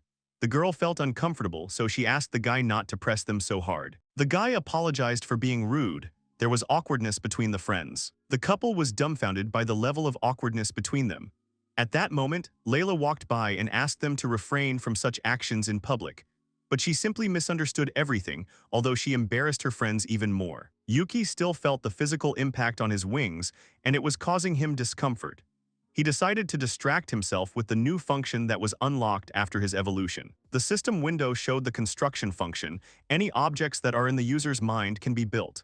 DP consumption depends on the size of the building. The young man realized that if he could use it correctly, he could create a castle. It is quite expensive, but if you compare it with buying a castle from a catalog, it is cheaper. The problem is the amount of magic power and the possibilities of imagination. The boy was burning with determination and decided to start right away with creating a miniature using earth magic. Finally, his love for sandbox games will be justified. A couple of hours later, Liu approached him and asked what he was doing. Then she noticed the very skillfully made miniatures. Yuki was glad that his efforts were not in vain. The she-wolf also wanted to know why he was lying down, to which he received the answer that the demon had run out of imagination. She did not understand what he was talking about. The young man became even more excited, because he had to recreate the castle like in one of the games he had once played. Liu admired his zeal. At this point Layla came. She was interested in what was happening, especially like the cute doll houses, but she came because the she-wolf had to hang out the laundry. Lewin began to justify herself, showing the model. The demoness wanted to clarify who exactly created them. Yuki proudly said that these were his creations, and he also managed to paint the roof using earth magic. The protagonist and the dragon can certainly use high magic easily, even without reading. Layla does not have such knowledge of magic. The young man was surprised, because he had no idea how much his magic differed from the usual. The demoness explained that since he could use magic without reading, it meant that the demon used primordial magic. Primordial magic is considered lost in today's society. There are less than 100 people in the world who can use it. Yuki didn't expect it to be such a unique phenomenon. Modern magic uses reading to create a core before infusing it with magical power and activating it. However, there are rare exceptions that have a strong affinity with magic and can do this with just their imagination. Rarely do you find true demons who can do this. Leffy had previously explained the difference between natural birth, where a being was born with magic, and lineage, where one had to learn magic. Layla noted dejectedly that now the clothes had to be washed again. Liu apologized for this situation. Yuki admitted that there were still many things he didn't know about this world, and wanted to go to the outside world himself to study it. Lost in thought, the demon came to Leffy to ask her a question. The girl was immediately intrigued by his address to her. The boy awkwardly admitted that he wanted to increase his magic power without leveling up, but he didn't know how. More precisely, he needed to do something, but the demon felt that his magic power wouldn't be enough. Leffy assumed that he wanted to use forbidden magic and did not understand why he needed more power if she was already so strong. Dodging a direct answer, he said that his business did not need something so dangerous. The dragon didn't know what he was trying to do, but she could lend him her magic power.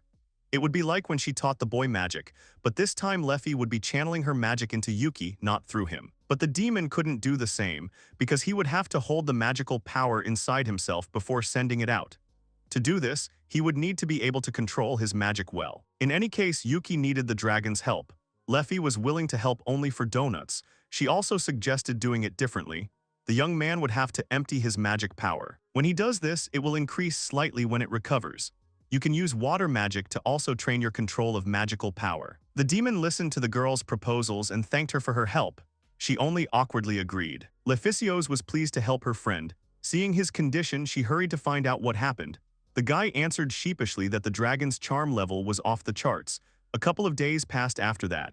Leffy woke up as usual. The girl yawned and only then opened her eyes. She carefully asked Yuki what he was doing. The guy only answered that he was currently looking for inspiration. It was not my question that arose, that the main character had finally awakened to a new world. Leffy repeated her question. The boy still lacked a little imagination to carry out the plan of the demon castle. He believed that he would gain enlightenment, and if he looked like a real demon lord. If Yuki wants to build a castle, he needs to ask Layla. Her knowledge is much broader than Leficios's. As a sheep demon, she also knows a thing or two about construction and art. The demon had asked the girl once, but the magic he used was unique, so she just stared at her. Besides, it seemed like she wasn't very good at understanding buildings. The dragon imagined this picture dejectedly. Leffy once said that she burned down the demon lord's castle and also saw the human castle. In addition, she noted the beauty of the miniatures, but was confused by one exhibit. This is the super transformable and dockable Mafurier version 2. The girl asked in admiration if it is really so multifunctional. Yuki laughed sadly because there was no way this toy could do something like that. After Leffy blew up the transformer, the guy fell in despair. He did not understand why she did this. The girl felt awkward in front of the demon. She explained that his face had infuriated her. Realizing her mistake, the dragon apologized and offered to do something better right now. Yuki was inspired. After all, he was the most creative demon lord. Leffy did not argue and reluctantly supported him. He then used magic to create a new transformer. This was the super transforming and docking Leficios version 2. If you add a dark aura and vicious fangs, it would be a super crazy version. The girl begged him to stop blowing up the toy again. Yuki didn't intend to lose. He wanted to prove that his art wouldn't lose to the art of explosions. So he created 3 more versions. As Leffy blew up these models, she screamed at him to stop making her statues. So he made 3 more versions. They were destroyed too. After a short confrontation, the tired friends came to a truce and decided to start all over again. A few days later, the preparations were complete. No one understood except the dragon why the guy invited them all, and the girls were also confused by the strange behavior of the gentleman. The demon drank the potion, prepared his willpower, magic, and imagination. Then he asked Leffy to help him if anything happened. Concentrating on the castle's layout, Yuki activated construction on the device's panel. The demon was quickly running out of mana while he had to keep the castle in his mind. He somehow asked Leffy for help, and she happily agreed. The rumble from the creature could be felt even at a great distance. The girls noted the amazing amount of magic and the fact that it was grander than large-scale magic. Finally, Yuki finished the spell and could appreciate his creation. The young man was happy that he was able to finish his project.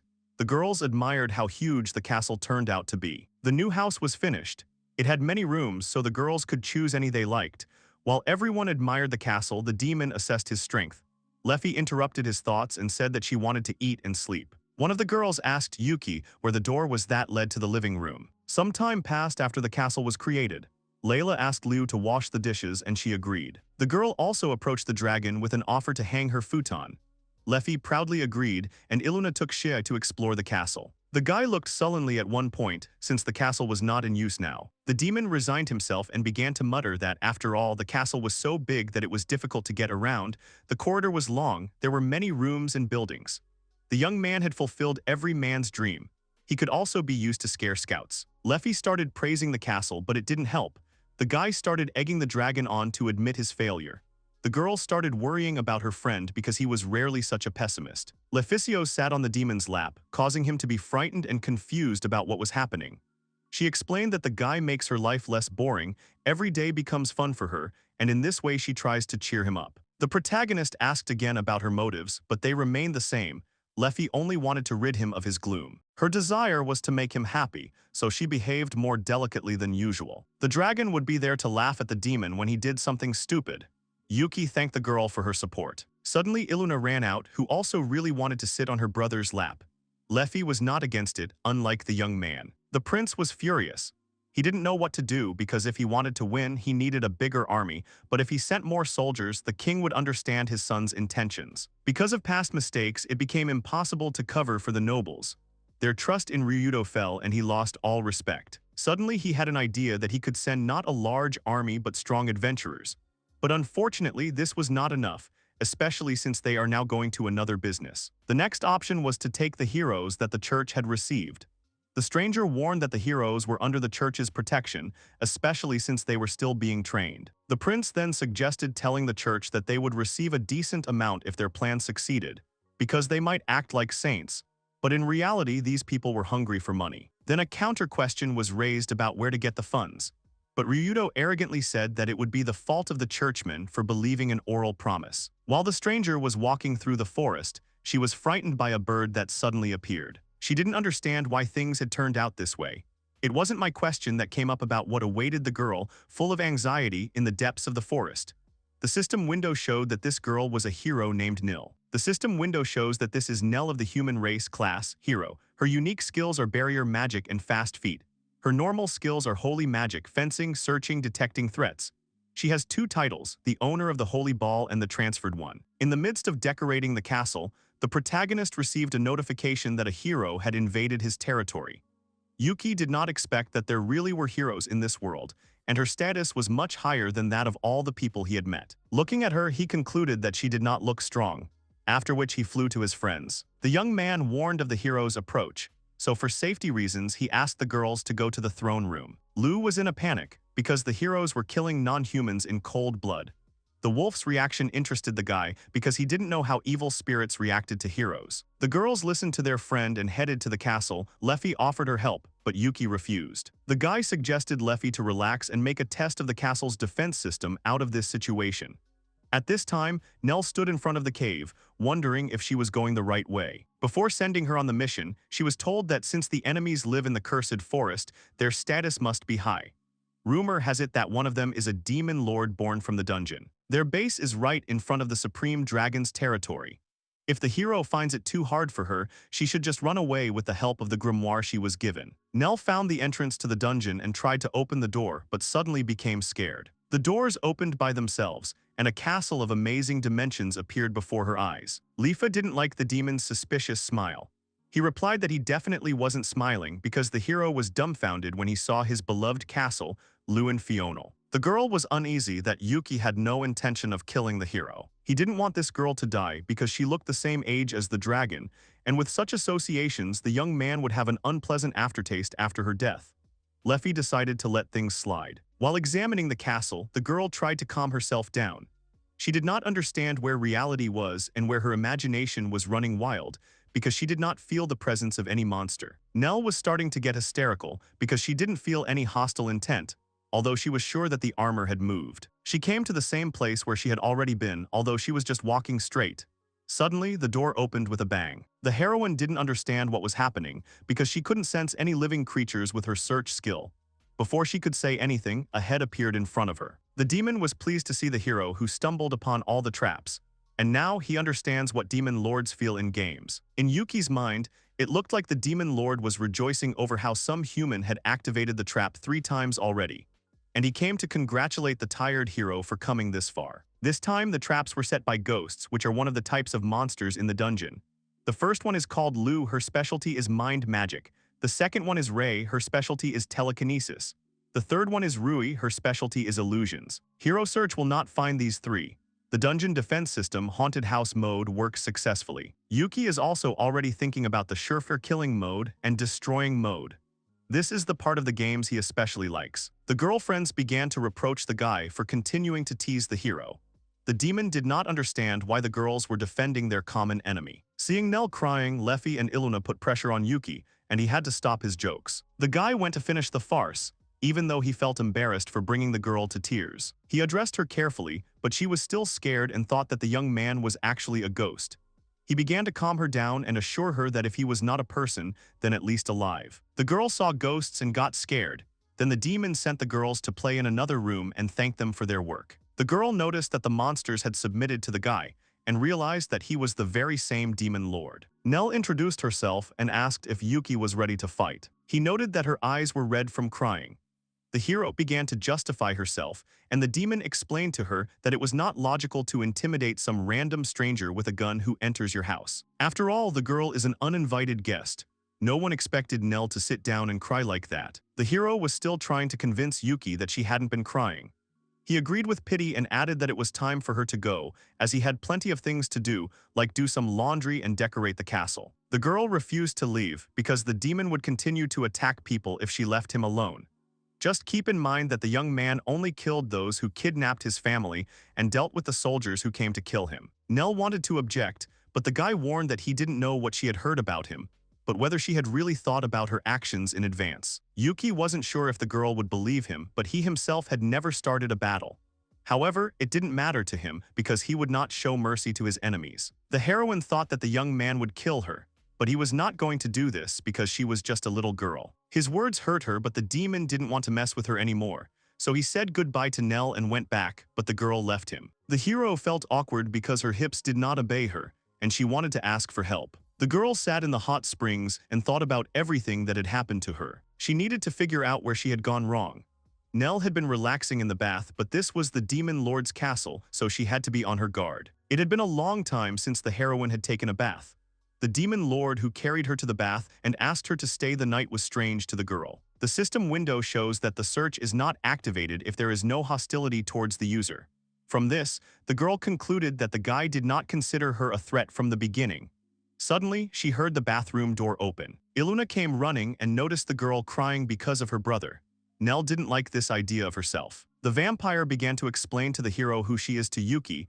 Then the girl thought that she was kidnapped, but Iluna explained that her brother saved her, and in general she adores him even when he acts stupidly. Nell couldn't believe that a little girl would look up to a young man with such respect, and it seemed like the rumors about the demon lord were true. As a result of the dialogue between the girls, Nell clearly realized that she really didn't understand anything about the demon lord. The heroine caught Yuki's dialogue, where he justified himself by saying that the girl had no hidden motives. And there was no intention to fight, it was dark outside, and there were many free rooms in the castle, so the guy offered her to stay, especially since he wanted to learn about things related to people. Leffy was furious, assuming this was some elaborate plan to attract girls. She didn't know what pissed her off more, his plan or the fact that he hadn't told her anything about the 3 new ghost girls. The excuse for the ghosts was that when he used the gacha, 3 girls came out at once. At that moment, the dragon noticed the hero, who immediately thanked her for the bath. Leffy realized that this was the same whiny girl.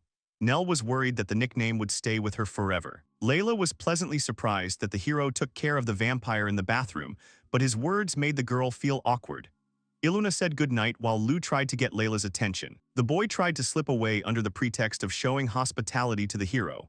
However, Leficios stopped him, the boy would stay with her, and the night was just beginning. Nell clearly didn't know how to react to what she saw. The next morning, Yuki and the hero had a meeting, from which it turned out that the girl learned about this place in the church, where she was told that there was a demon that killed many people, so it was her duty to go and destroy it. A short dialogue revealed that this was all the information Nell had. The young man reproached the girl for her carelessness and gullibility. The guy started to develop his version and tried to find out more about the army and how it was connected to the church.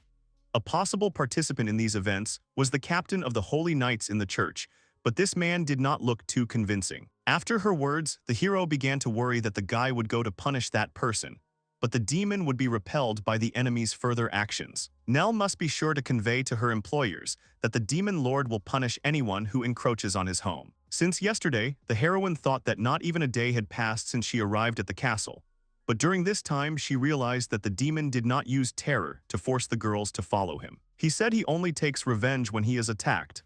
Nell can't tell if this is true or not because she doesn't know anything. But he is someone you can talk to normally.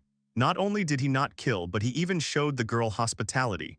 And other girls have their own opinions. The girl came to the castle to defeat the monsters only because the people told her that they were bothering people. The thought was spinning in her head whether she was worthy of being called a hero. Yuki pulled his interlocutor out of her heap of thoughts, after which she wanted to ask him a question. Nell was curious about what the guy thought about the silver-headed girl. The guy didn't know what to answer to her provocative question. Yuki honestly admitted that the dragon was the kind of person he could talk to on equal terms, so she was definitely not someone he would treat childishly. The heroine made fun of the guy, which confused the young man, but she also added that she seemed to feel that he really needed to think for himself before jumping to conclusions. Sending the hero alone is strange, and if you think about it, the army wasn't that big before either. It's not clear who's behind all this. At least it doesn't seem like the decision to infiltrate was made openly by the country itself. Someone who can move part of the army and also has some connection to the church. Most likely a person or group close to the government of the country. It is clear that nothing will come of simple guesswork. It is much faster to just ask directly. After his conclusions, Yuki asked Nell for a favor. She awkwardly said that she didn't want to hear it. Finally, the protagonist came to inspect the city. Yuki's display of feelings confused Nell, but the dragon suggested that she give in because that's the kind of person he is. The last time he came there, the demon couldn't even see the sights. The girls promised to look after the house and asked Leficios to look after the master. The guy wanted to have fun. The knight suddenly stopped Yuki and asked for his ID, at which point Nell came up to resolve the situation. The hero asked the knight to prepare temporary identification cards and let her companions pass. The knight was surprised by the sign on the ring and immediately obeyed. The demon became interested in what she showed the man. It turned out to be a special pass prepared by the church so that the hero would not be stopped at every border. Nell reminded them of confidentiality because they had agreed to hide the fact that she was a hero. They agreed with her. The knight thanked them for waiting and warned them that they had better not create problems. Otherwise, they would be thrown out of the city since they only had temporary passes. Looking around, the main character already knew what needed to be done at the very beginning. He suggested that they all eat together. They went to different shops and bought whatever they liked. The meat was as tasty as the one Layla had cooked, and the soup was even tastier than hers.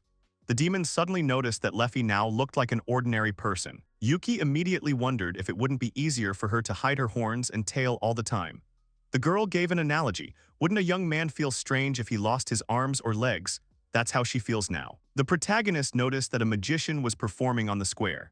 The girl wanted to look, but because of her height she couldn't see anything, then the guy lowered himself to lift her up. Leffy could see everything well now, which made the young man happy. The dragon began to tease and embarrass her friend. The hero felt awkward looking at them. But after observing for a while, Nell realized that the pair got along well. The girl suggested going to the guild after the show so that her companions could get their ID cards. Adventurers are people who kill monsters and other races. Yuki was looking forward to going to the guild, but after Leffy's comment, he realized that he was also a target. An adventurer's main job is to subdue monsters, but they also work as bodyguards or collect precious herbs, so they don't spend all their time killing other races. However, in the past, Leficios was attacked by a large number of adventurers. The demon assumed that they mistook the girl for a monster. Then the dragon suggested that they destroy these impolite people. Nell asked not to do this. The system window shows that the Adventurers Guild is a place that acts as an intermediary between those who have work to do and those who are willing to do it. You can get an ID card there. The girl at the counter greeted the newly arrived guests and wanted to know how she could help them. The hero asked to register her companions. The girl asked if that young lady needed it. The boy mimicked the dragon, calling her a young lady. Leffy hinted that he should keep quiet. At this time, Nell was negotiating about the license, and the girl gave her the applications that she had to fill out. It turned out that Leffy could only write in the ancient language, so Yuki offered to fill out the form for her. First, they wrote their full names, then they had to write the class. The problem was that if they entered their true class, a war would break out. In order to avoid danger, the demon asked what a class was. The girl explained that class determines the role a person plays in battle.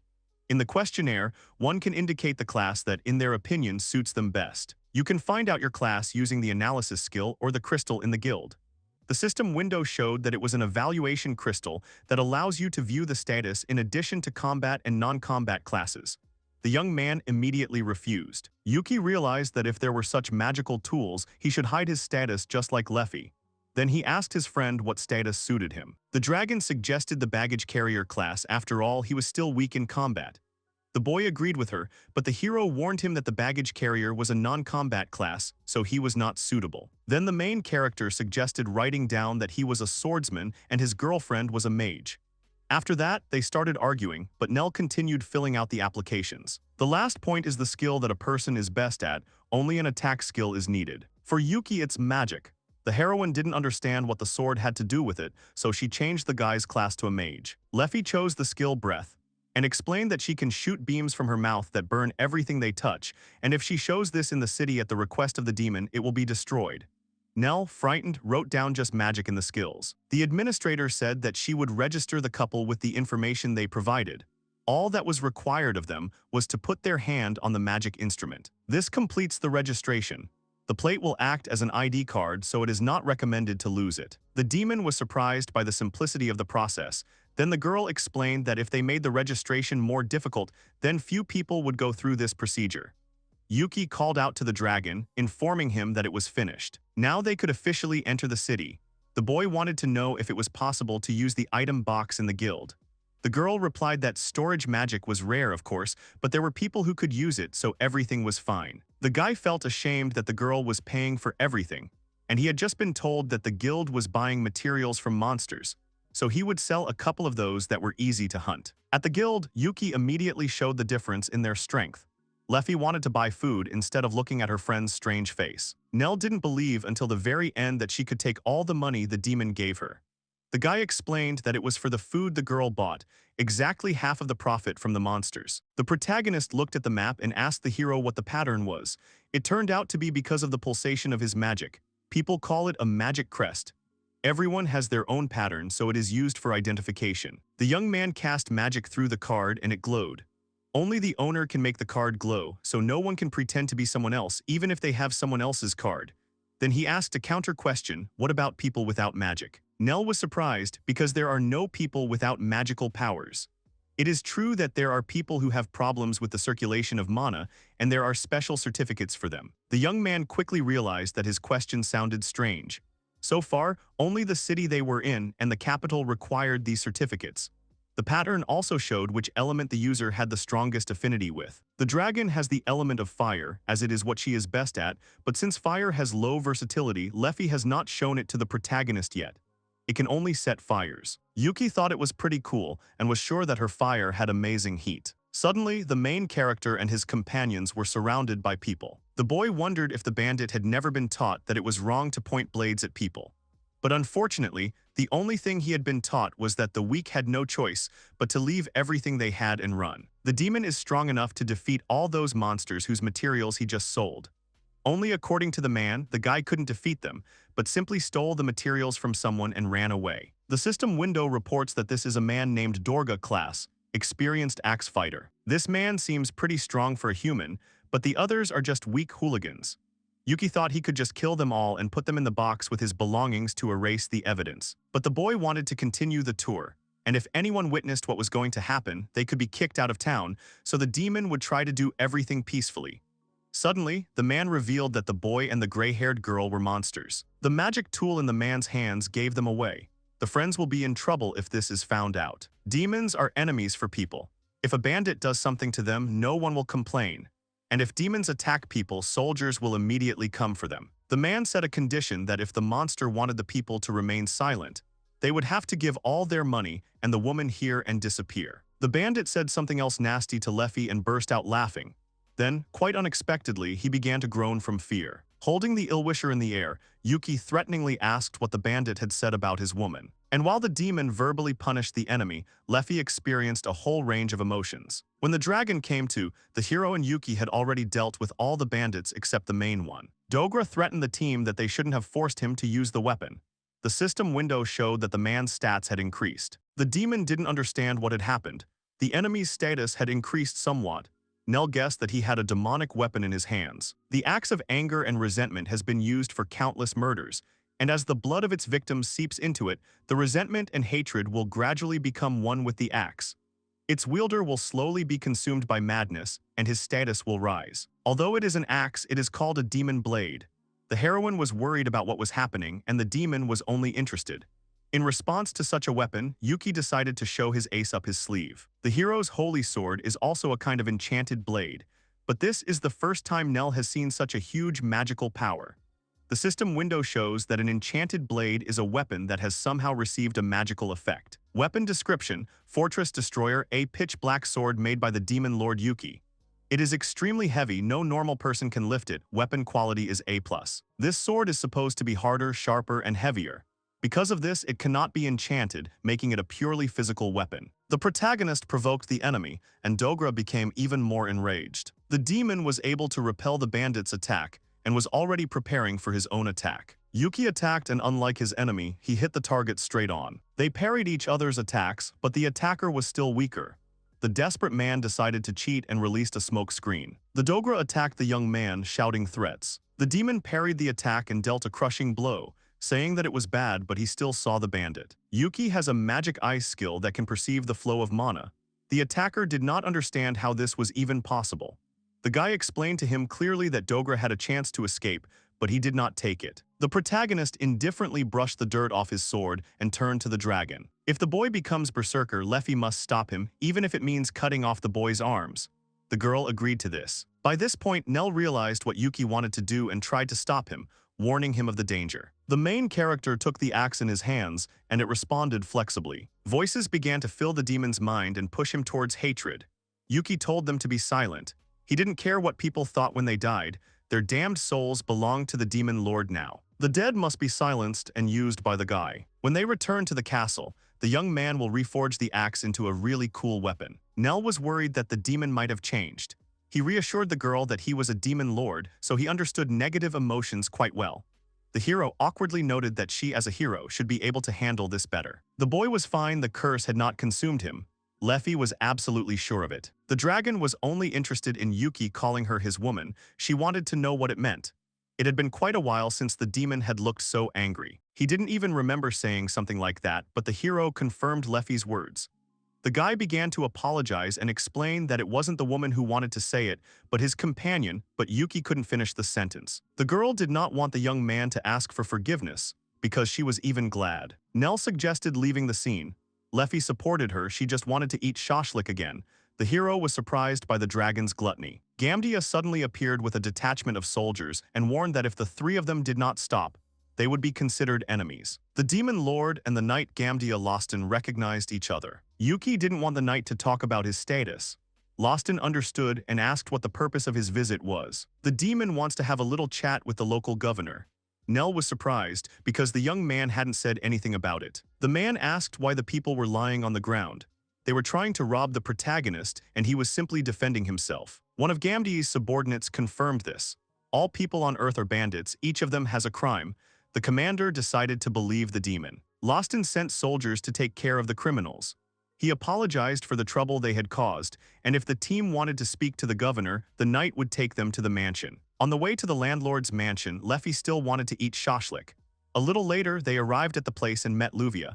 Yuki greeted Rayler, who in turn became tense due to the demon's appearance. The old man was sure that the demon lord had come to take revenge for the fact that he had failed to fulfill his promise and the people had invaded the cursed forest, but he begged to spare the inhabitants and take only his life.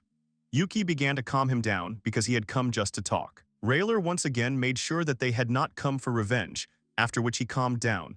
The young man explained that he did not have a hobby of randomly killing people. He came with his companions to find out who their common enemy was. The boy came up with a theory that the king was pulling the strings.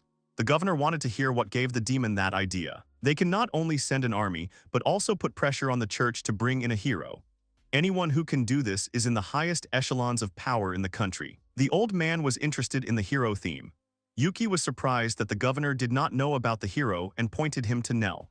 The girl asked him not to use her status in such a way. The hero introduced herself as Luvia. The man was taken aback and immediately apologized. He recognized the girl as a hero and wanted to know why she was accompanying the demon lord. Nell lost to the boy, and after listening to Yuki's version, it turned out that the church had lied to her. That's why the girl came to town, to make sure. And the demon needed to do something, so he went with her. The old man agreed and felt sorry for the hero who had to face many difficulties lately. He couldn't believe that the hero was sent on such a mission because of a trifle like this. Rayler was furious at the mere thought that the country's greatest asset was being used so thoughtlessly. Yuki calmed the old man down because he needed information about who was behind all this tyranny. Luvia couldn't answer the demon's question, so the boy activated his frightening aura. Yuki threatened to destroy the city if the governor didn't tell him anything. But the old man said fearfully that no matter how the young man looked at it, he was still the governor of this country. No matter how angry Rayler was at them, he could not give out information that could threaten his own country. Then the demon answered with frightening calm that this only meant that he no longer needed the old man. Yuki called Leffy back to the city. The dragon did not expect it to end like this, but the boy offered to buy her a kebab, so there were no further questions. The old man asked uncertainly about the boy's intentions. The demon explained that Luvia wouldn't say anything to the boy, so it was his loss. He would just go sightseeing and then go home. Yuki looked back and asked about Nell's plans. She decided to stay and talk to the governor. The demon suggested meeting the next day in front of the mansion because there were still several places he wanted to visit. The girl happily agreed. After they were alone, Rayler was able to breathe a sigh of relief since the boy had indeed left without doing anything. Nell commented that the demon lord was rather strange after all. Today, the heroine saw the main character fight for the first time, but his strength was something else. Yuki doesn't intend to use this power to attack people. Rather, the boy uses his power to protect himself and those around him.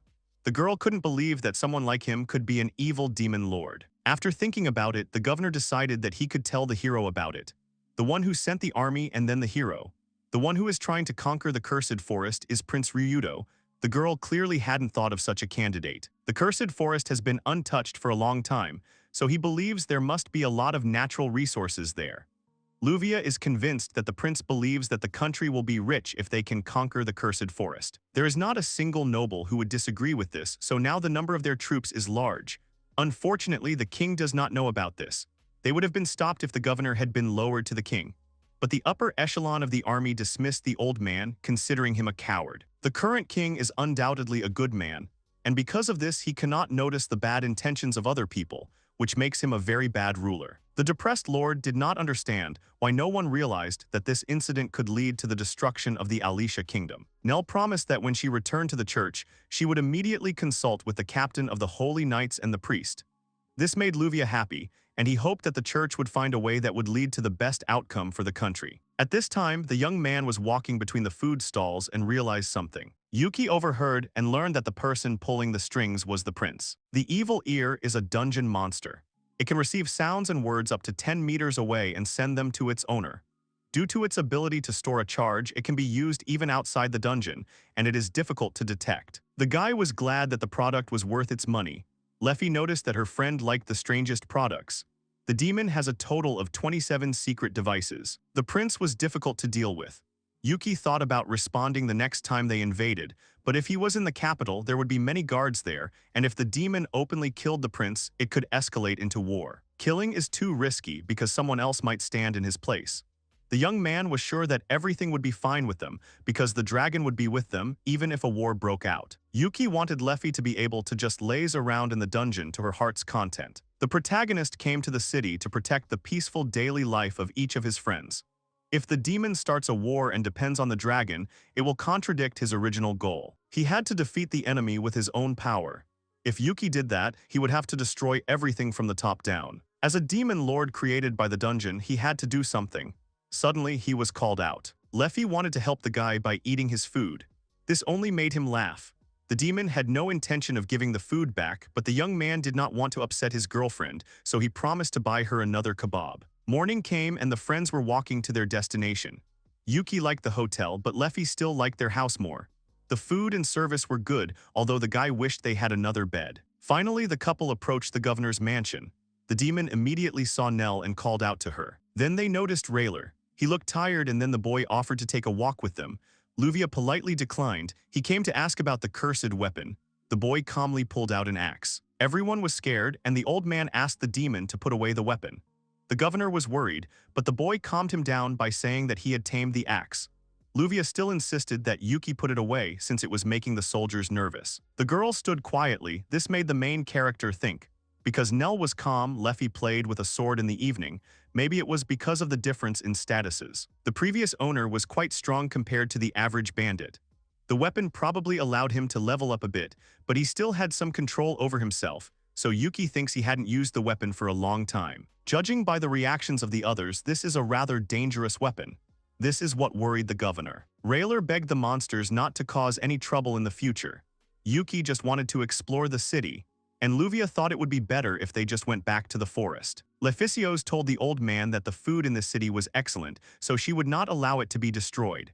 After her words, the man felt obliged to reward the food sellers. The demon couldn't understand how the hero could walk with his enemy. Nell realized that it would be much better if she could keep an eye on these two.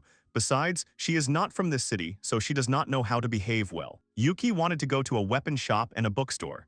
The dragon's desire was constant, the need for sweets and delicious food. The girl listened to their wishes and led them to the nearest store. The company first went to the gun store. Even knights shop at the armory, so they should sell a lot of high-quality equipment there. The analysis skill was created for such cases. There were axes with A and B+ skill hanging on the walls. However, the guy noticed discounted goods. Sword of an ancient hero. Long ago, a nameless hero took up a sword to protect others and defeated countless powerful opponents. However, this sword retains only a fraction of its former power. Quality, unknown. The young man found an amazing thing. It was in the category of ancient weapons. The dragon also appreciated the friend's find. The guy dreamed of how he would combine both weapons and create something impressive. When using alchemy, if you learn to channel mana, you can use any number of materials to combine them into one weapon. The guy immediately caught fire with this idea, offering Leffy to choose something. But she wasn't interested in the weapon. The dragon just wanted to eat. The demon played with the shield while his friend watched, reminding him that they still had many places to visit. Yuki resigned himself and suggested the hero to go to the next place, but she froze, examining the weapon, despite the fact that she already had the holy sword. I had to forcefully pull out the girl, who wanted to examine the swords a little more. The protagonist gave the hungry Leffy some money and went alone to the store, where he could take his time to look around. It was a small bookstore with lots of shelves. The young man smelled the books and came to the conclusion that books were popular in his new world. After searching, he finally found the book Basics of Magic and Magic Circles. This is a 3-volume series, beginner, intermediate, and advanced. The demon's enchantment skill was good, but he couldn't make enough circles. With this book, Yuki can make the most terrifying weapons with paralysis, poison, arson, sleep, and freezing. But after he opened the book, everything became more difficult. The demon can read this with his skill, but he does not understand what is being said at all. At first, he was overcome with despondency, but then he realized that his ardor would not be extinguished by this obstacle. The young man will begin to study as soon as he returns home. In the system window, the main character found the location of his companions and headed towards them. The strangers started pestering the girls with their questions. And as a responsible guy, Yuki realized that his friends needed saving. The demon turned to the strangers, explaining that he was sorry, but these two were his companions, so if they wanted to meet girls, they should do it elsewhere. The hero was immensely happy to see the young man, and Leffy almost ate his portion of meat. Yuki took his piece of meat and called his friends to go somewhere else. The stranger wanted to stop them, but the guy threateningly asked what else he wanted. The group of boys ran away in fear. The demon wanted to hear their words of gratitude because he saved their wallets from the voracious dragon. Nell approached and thanked the guy. He only replied that she should not take such people seriously because they only think about themselves. The hero understood this, but it seemed to her that the guy was too soft about it. It was because of his experience in his past life. To switch off, the guy wanted Nell to take him to a good restaurant. Leffy fully supported his desire. The girl was curious about her companions eating so much. The boy was hungry most of the time after arriving in the city. The dragon explained that after all, there is less mana here than in the forest, so the body tries to compensate for the lack that it cannot produce on its own. The boy is not particularly sensitive, so he does not feel the change in the amount of mana in the environment. Human food does not contain enough energy to support a demonic body. The protagonist wanted to know what the governor said about the cursed weapon, so he asked Nell. Actually, there was one case similar to this. More precisely, cases where someone kind suddenly became cruel and started killing, or started to rage and destroy everything happen often. And it doesn't really seem like a coincidence. Since the beginning of the month, the number of such cases has increased greatly, and when the governor could not understand the reason, the story of the cursed weapon emerged. And when these people were questioned, they said that they received this axe from one person. Nell was worried about the dragon. The demon told Leficiosa directly that she should be more careful. There was no need to worry about the girl overeating, since she once ate a large poisonous king snake. And that was only because it was colorful, and the girl thought that it was guaranteed to be a tasty dish. But it turned out to be the opposite. The heroine asked what other places her companions wanted to go. The guy had completed all his tasks for today, and he just wanted to know if there were any places for tourists in this city. Unfortunately, although it is quite crowded with travelers, it is not a tourist city. Although the girl came up with an idea. The team came beyond the walls of Alfiro. 2 quests from the Adventurers Guild: kill 3 giant spiders and kill 5 orcs. Yuki decided to take them to try his hand. The girl knew that the demon was strong, but the level of danger of the monsters he chose was a disaster, which made her start to worry. The guy calmed her down and thought that, after all, they were weaker than the weakest monster in his forest. This is a great chance for the hero to train. But the girl only agreed to a one-on-one fight, but unfortunately, the monsters they need only move in groups. The young man began to speak strangely and arrogantly, which enraged the dragon. By this time, the dragon had already found enemies nearby. They came across goblins. Leffy immediately started using fire magic to finish everything off quickly. Yuki barely managed to stop her because this magic is capable of burning the entire forest at once. Then the dragon suggested using a water ball under pressure. The demon calmed down a little, but then an explosion thundered. This magic erased all signs of life in its path. The guy started scolding the girl because she compared her water ball to his dragon. She explained indifferently that she uses compressed water and creates a vortex, increasing the pressure. So if there is an external impact, the ball will explode. Nell was impressed that Leffy turned out to be a very strong magician. She only acknowledged her talent and added that she could easily destroy the city without magic. Then the hero wanted to know the girl's race. Leficio's was an ancient dragon. Nell was completely confused. And Yuki added that she is also the supreme dragon. She has the appearance of a child and such a character, so it is not surprising that the hero did not notice. Leffy asked the young man with a hidden threat what he meant by such a character. The demon immediately rattled off that she was a great person and had great power. It was impossible to describe in any words. Nell didn't understand why the supreme dragon was following the demon lord. The guy wanted to tell the truth, but Leffy interrupted him since she has a reputation that should not be ruined. The young man turned on the fool, and the girl took it as a challenge to a duel. That's why no matter what happens, everything will be fine. There is no reason to worry. The dragon confirmed this, assuring that she will protect them. Leffy doesn't want to protect Yuki. The guy started to mock her, saying that it was so ruthless of her. Looking at this picture, the heroine laughed. Nell finally understood what these 2 personalities were like, and she said that she would count on them. 4 hours later, the first assassination quest had failed. The boy scolded the dragon for the fact that all the monsters in the forest, except for the stupid goblins, had fled because of her powerful magic.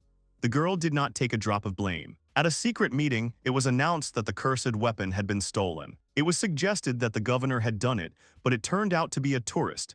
Then came the counter question about the fate of the last user of this axe. You can't blame that man for losing because few people can stay sane while holding that damned weapon. He remained a simple bandit. Someone suggested brainwashing that same tourist. From what the speaker heard, he didn't seem to be affected by the sword at all, so that's impossible. He seems to be strong too, so it's better to forget about that weapon. The plan will change because there's no need to hold back anymore. The ritual began. They sang about the great sacrifice for their homeland. A couple of monsters said goodbye to the hero, and then went for a walk. They noticed that Nell had already gotten used to them. It was a shame that those who stayed at home weren't with them. The guy was sure that it would have been more fun and interesting, but Yuki didn't expect the girl to say something like that. The day came when the Supreme Dragon was disappointed by someone's absence. The demon admitted that he liked just walking around with her like this. The young man thought that it had not even been half a year since they had met, but he felt as if they had lived together for decades. After all, a lot had happened, even though the dragon was often idle. Leffy needs to conserve her energy for emergencies, so she can't afford to do housework. Suddenly, they heard a woman screaming and a girl running away in terror. The evil spirit came out with a disgusting roar. Yuki didn't fully understand what was happening, but he didn't like the spoiled mood. The guy threw a stone at the evil spirit, but it had no effect. The guy, on Leffy's advice, used the magic eye and saw that their opponent was wrapped in some kind of threads. The girl explained that he was already dead, but someone was using magic to control him. She suggested that he use the young man's analysis skill, and it turned out to be right. The girl fought the necromancer in the past, and to defeat him she burned all the zombies to the ground along with the caster. The guy started looking for the caster, but he was not nearby. The protagonist decided that if the corpse is being manipulated, it can be solved with the help of magic. Yuki will simply break the caster's control with his mana. There is no caster nearby, which means that either the zombies were controlled remotely or he got out of control. In either case, whoever uses necromancy cannot be a good person, even though necromancy is also a form of magic. The dragon finds it disgusting to think that there is such a person who desecrates the dead and treats them as tools. Yuki suggested calling security, but then a deafening bell started ringing and everyone hurried outside, away from this place. A man told the boy to run faster because it was an emergency evacuation warning. The last time the bell rang, a flock of dragons flew into the city. The demon decided to take advantage of the general panic and inspect everything from the sky, having asked his friend in advance to wait for him in the same place. The hero cast a spell and drove out the undead. A person with regret in their heart after death can become undead when exposed to mana. Mainly appears in combat zones or places with dense mana. Undead exorcism is a sacred magic that specializes in combating undead. It's not typical for zombies to just show up in town.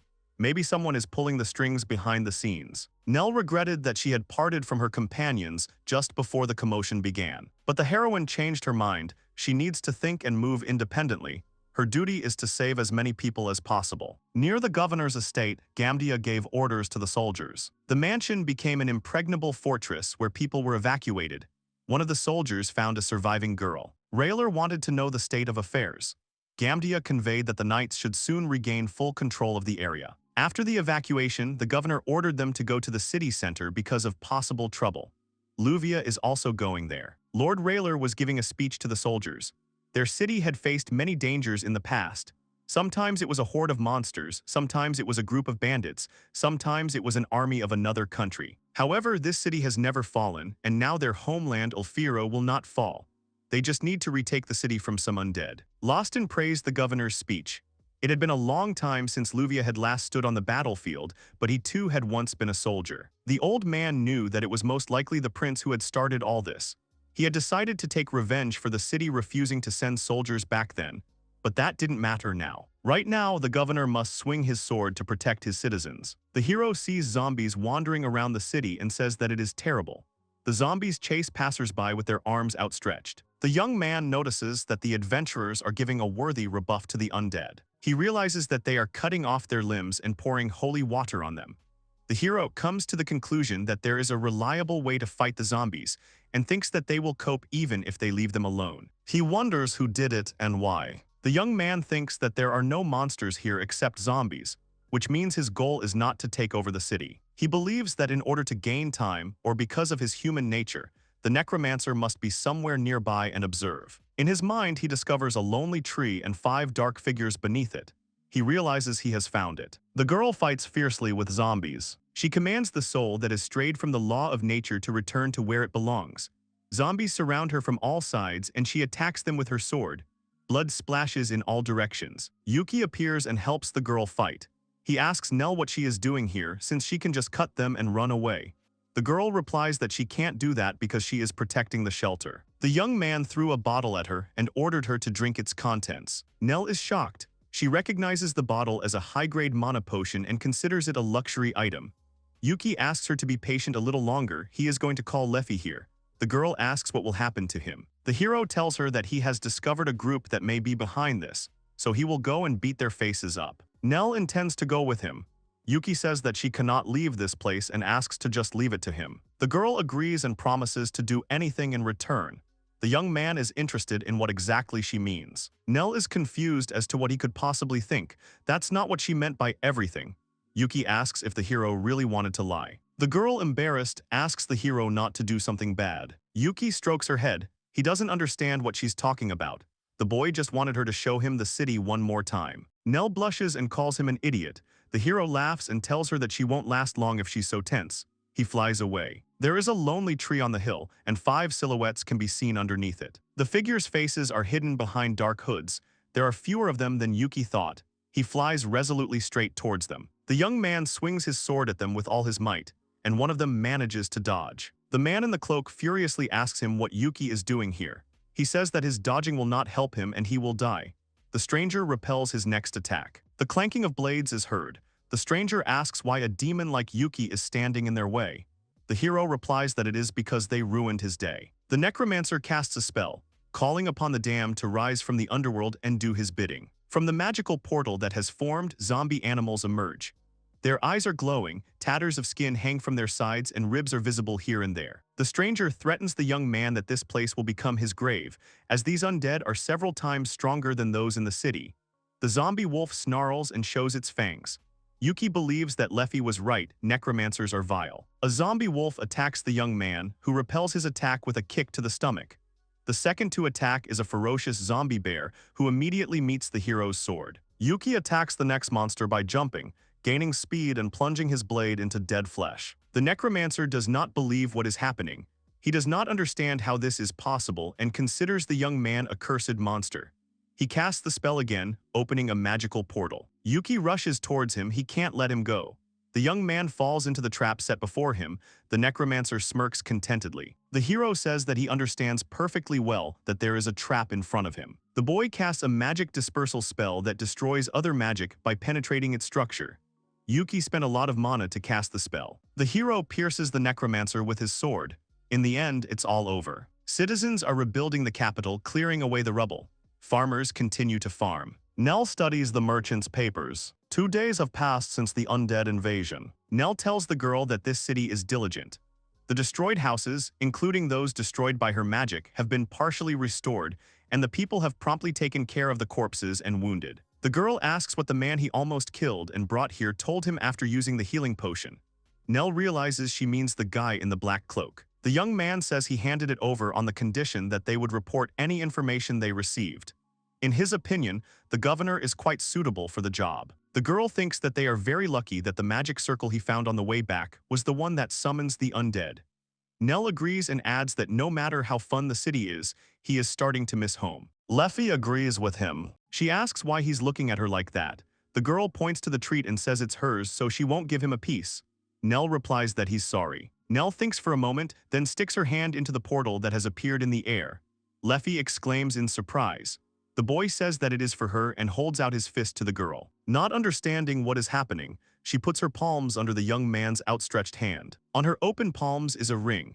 Yuki says that he saw it by chance and thought that it would look good on her, adding that this ring will not break when the girl returns to her dragon form. Leffy thinks that the young man is asking her to wear the ring all the time. He replies that she can wear it whenever she wants. The girl hands him the ring back. Yuki thinks she wants the ring back. He is nervous, beads of sweat are running down his face. Leffy asks if he shouldn't put it on her finger. They sit on a bench, holding hands and look at each other. Yuki puts the ring on her finger. The girl admires the ring. They turn away from each other and sit in silence for a while. Leffy holds her hand out to the light and looks at the jewelry on her finger again. Then she calls the boy by name. The girl says she is truly happy, she thanks him. Clouds float across the sky above the mountains. Yuki announces that they are home. Leffy says that they are back. They are greeted by a little girl. Iluna is glad to see them back. She happily hugs her brother. Yuki is happy to see Liu, Layla, and Iluna. Yuki looks at a little girl in a frilly dress and asks who it is. The girl sways. Suddenly, the boy realizes that it is Xia in front of him. She jumps with joy. Leffy notices that she now has an appearance that is entirely to Yuki's taste. The hero asks what she thinks interests him. Leffy asks she if she has evolved. Iluna readily explains that Xia wanted to transform, and she told her to try and it worked. One day, Iluna tripped and hurt herself. Xia thought the wound was painful and she touched it, trying to help. Then Xia's body began to glow. When the light disappeared, the cut disappeared with it. Yuki notices that Xia's stats have increased greatly since their last meeting. He doesn't find it strange, since Layla told him that monsters evolve faster than other races. Leffy speculates that Xia's stats grew very quickly because she was periodically giving her mana. Xia says that mana is delicious. Yuki thinks that this explanation is logical since Leffy's mana is denser than others. The boy asks the girl if she ever wondered how strong her magic is. He compares it to rare Pokémon candies. Leffy replies that sometimes he says weird things. Xia asks the hero if he is happy about her evolution. Yuki is certainly happy and says that she has definitely grown. Xia exclaims that she is very happy to look like everyone else. The young man looks at her with sympathy. Leffy tells him that he's smiling like an idiot. Yuki pats Xia's head and replies that she's doing the same. In fact, the girl is smiling too. The hero explains that it is called the fearless smile of the strong. He thinks that something has changed, even though they have only been gone for a few days. Yuki recalls how surprised he was to see monsters when the plain area opened. The girl asks if he means the monsters that became Fenrir's servants. He tells her that it is a legendary monster that may look cute, but its stats are higher than hers. It is normal for it to have 100-200 servants. The young man thinks that he will hunt with it one of these days. Yuki stretches and laughs. Now he's just going to relax a bit in his nice house. Relax is the demon lord's middle name. Yuki and the girls are going to make a new weapon. They list the materials they can use here. After preparing everything you need, all that remains is to put your magical powers into the materials and activate the skill. They then show what the final product looks like: a sword similar to a Japanese katana, created by the demon lord Yuki. It is a sword of condemnation, hating sin, unforgiving and condemning sinners. Yuki says that this sword destroys sin and passes judgment. He adds that the most important thing is that this weapon will grow with you. The young man thinks that this is perfect. The girl is surprised by its large size and asks if it is a cutlass. Yuki corrects her, saying that it is a katana. The girl asks again if it is the same katana that is used in Eastern countries. She asks to hold the sword. The young man allows but warns that it is very heavy. The girl asks him not to worry since she is from the wolf family. But the sword really is heavy, as Yuki said. The hero is going to try out the sword in action to hunt with fur. He promises to return for dinner. The sword is so sharp that it can cut down a tree. Yuki's expectations were met. Thanks to the sword's modification of his characteristics, he feels like his body has become lighter. He thinks that this is an amazing quality. The young man admires the sword and calls it the best. The hero assumes that the sword likes to hear such things and adds that he is simply adorable. Yuki thinks that if you add a magic circuit, you can simply burn the enemy to death. Layla enters the room and finds the owner in a very strange position. He is reading, lying on the floor with his feet up on the chair, trying to figure out how to add a magic circuit to the sin. Layla offers to help him. Yuki is happy. The girl reminds him that the basics of magic consist of filling certain frames with spells and pouring mana into them to activate them. And to activate a magic circuit, you need to use mana. She explains that if they try to express it through primitive magic, the drawing shows all the imaginary parts to activate the magic. Yuki feels like he's starting to understand. Layla gives the example of fireball magic, which can be divided into the creation, control, and throwing of a fireball. There can also be different variations, such as the metamorphosis of the controlled ball, etc. Yuki understands that if the outline is not represented correctly, then the magic will circulate incorrectly, and if it is too voluminous, then the magic will circulate too slowly. It turns out that everything is very simple. The hero asks Layla to imagine that if she creates a circuit in 3 spaces, then the circuit will be more compact than usual. He asks if this will solve the problem of magic circulation. The girl's eyes become the size of saucers. She thinks the owner's idea is amazing and has never heard anything like it before. Yuki is happy to hear this. Layla asks her to excuse her, urgent matters await her. They will continue later. The girl leaves and the hero goes out into the yard.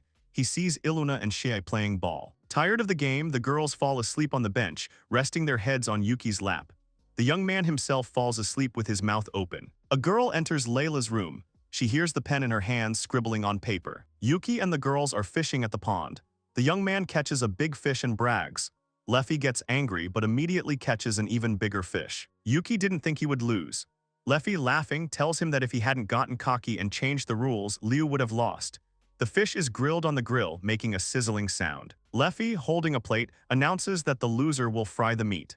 She notes that Yuki's is delicious and teases him that it would be sad if he never got to try the food he cooked. The girl gives him a piece to try from her chopsticks. She thought he would take a small bite, but Yuki ate it all and said it was delicious. Leffy orders him to spit it out as it was the last bite. Iluna comes and says that it's enough to quarrel. She feeds her brother from her plate and asks if he likes it. He replies that it's even better since she fed him. The girl is about to bring him more and runs away. Leffy asks not to spoil Yuki even more, after all, he is the loser. Iluna and Shie are going to eat all sorts of delicious things together. Yuki tells Leffy that this is called kindness. The girl agrees. She feeds the young man baked vegetables so quickly that he barely has time to swallow. Leffy thinks that it would be rude to complain in Yuki's place since she gave him all her food. The boy asks why not meat. The girl runs away from him, he chases after her. Layla offers him her portion. The girl declares that this cannot be done because it is the loser's business, and hands Layla her portion. Yuki comes to Fur and asks him how he can be so cruel when he caught so many fish. The girl says she was joking and asks him to take her meat. The girls teach Layla that when eating this type of fish, it is better to cut it from the back. Yuki feeds Leffy vegetables, assuring her that he wrapped meat in them. The girl asks discontentedly why she should eat grass. It's getting dark, the twilight is thickening. The heroes are radiating light.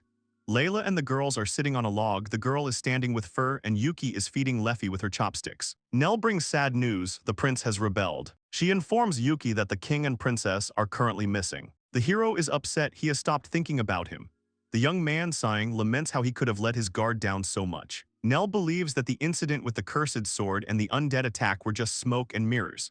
She thinks that the rebels hoped to get rid of the governor at the same time, but Yuki spoiled their plans a little. Nell thought they had achieved something after all. The soldiers here wouldn't budge after this riot. And among the cities that were against the attack on Yuki's castle, Ulfiro was famous for its excellent fighters. The hero asks if they got this from the stranger in the black cloak. The girl reports that although the executioners tried various serums and suggestion magic, the necromancer never said who was behind it. Nell tells us that the prince's men have staged a military coup and seized power in the capital.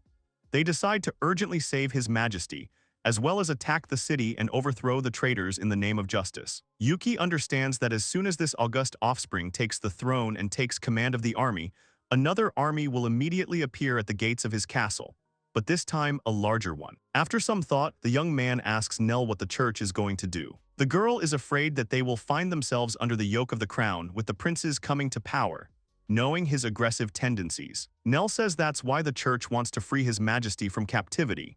Yuki says that even though they don't know if he's alive, it's worth a try. The hero promises Nell to help them save the king. The girl is pleased to hear this. Yuki is sure that it is better for the king to sit on the throne than his son. After all, His Majesty was against invading the cursed forest. The young man thinks that it would be quicker to just kill the prince himself, but then his vengeful minions will not give him any peace. He thinks that it is better to let the resistance forces deal with this rebel. Nell asks who would want to take the demon lord as an ally. Yuki replies that he has no intention of telling who he is.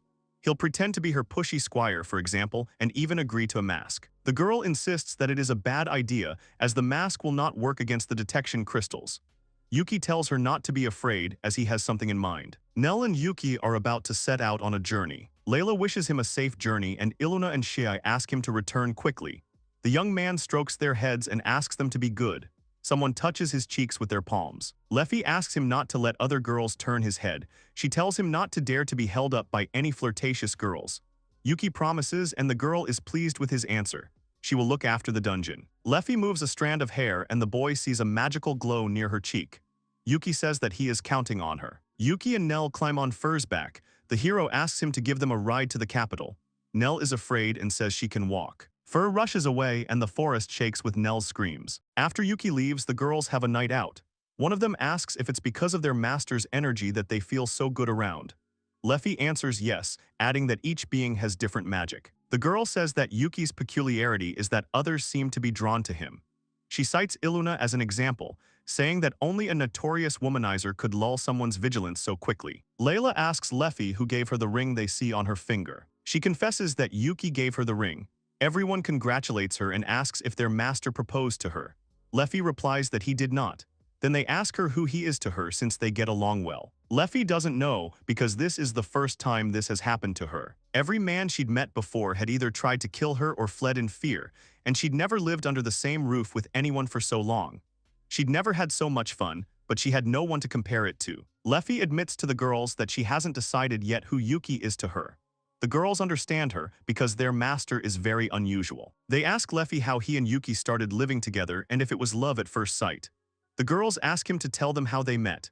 Meanwhile, Yuki and Nell are walking through the forest, complaining of back pain. Finally, they arrive at the capital of Arsal. They are met by a huge fortress wall with watchtowers. Guards constantly watch who enters and leaves the city. The heroes wonder how they can get inside now. The task turns out to be not an easy one. Nell says she didn't think they'd send so many soldiers. Yuki points to a small grate at the very bottom of the impenetrable wall. The girl explains that this grate serves as a spare entrance, although it is usually not visible due to the spell cast, and adds that it was near this grate that they agreed to meet with the knight from the church. Yuki says that they have sentries there too, nothing can be done. He asks if she has decided what she will do when she gets inside. The girl answers affirmatively and immediately screams in surprise. The hero used his camouflage skill on her and picked her up. He says that now all that's left is to fly over the wall. Nell tries to resist, but he asks her to be quiet for a bit or she might bite her tongue. Yuki pushes off the ground, spreading his wings behind his back and rushes towards the very top of the wall. Nell does not stop screaming for a second. The young man reproaches her, reproachfully repeating his request for silence. The girl looks down in horror and says that it is easier said than done. The guard listens to the invisible noise, wondering what it is. The guards are talking to each other, peering into the night darkness. One of them is sure that there is something in the sky. Yuki reproaches Nell for being the reason they were seen. She counters that he could have warned her before takeoff. They are glad that they were not seen after all. This time Yuki warns Nell that he is going to land. The boy likes the speed, and the girl closes her eyes again in horror. This is a great duet of the heroine and the demon lord. Once on the ground, Nell gets angry, saying that he could have been more careful with her. Yuki apologizes and points out that he warned them that they were taking off. Nell thinks that was a bad warning. The young man chuckles and suggests that they talk to her later, because now they are already being met. There is a stamping sound on the pavement. The guards are running straight towards them. Nell asks Yuki to follow her. The hero looks around and is surprised that there is not a soul around. The girl agrees that the city is usually much more lively. She assumes that the capital's residents also sense danger. Suddenly, Yuki is illuminated by a magical light and a mask appears on his face. Nell asks what it is. The hero replies that it is a disguise. The young man states that as a demon lord he does not want their pious church to know his face. He is pleased with his cool mask, although in reality he just liked it in a catalog. Nell wonders if there is any point in hiding just her face. She warns Yuki not to complain if he is not allowed into the shelter because of this mask. He asks her not to be afraid and promises to think of something. He decides to give the laurels of victory over the rebels to the church, and he will be satisfied with just new information. Nell calls out to him. He asks if she appreciates how awesome his mask is. She says that's not the point and asks him to look at something horrible which makes her look worried. Hordes of stinking zombies roam the city, blocking the hero's path. Yuki says that now she understands what stinks in the city. Nell says that there are too many of them and they will have to look for a new path, but there is no way through there either. Nell asks if Yuki can actually sense the undead. The boy answers in the affirmative. He is unhappy that the local guards are sitting around. The girl agrees with him. She also notices that the guards don't seem to be eager to exterminate the zombies. Yuki assumes that they are doing this on purpose. He warns Nell of the danger ahead. Nell casts a spell on the zombies to banish them. Yuki is delighted. The girl explains to him that this is sacred knowledge taught in the church.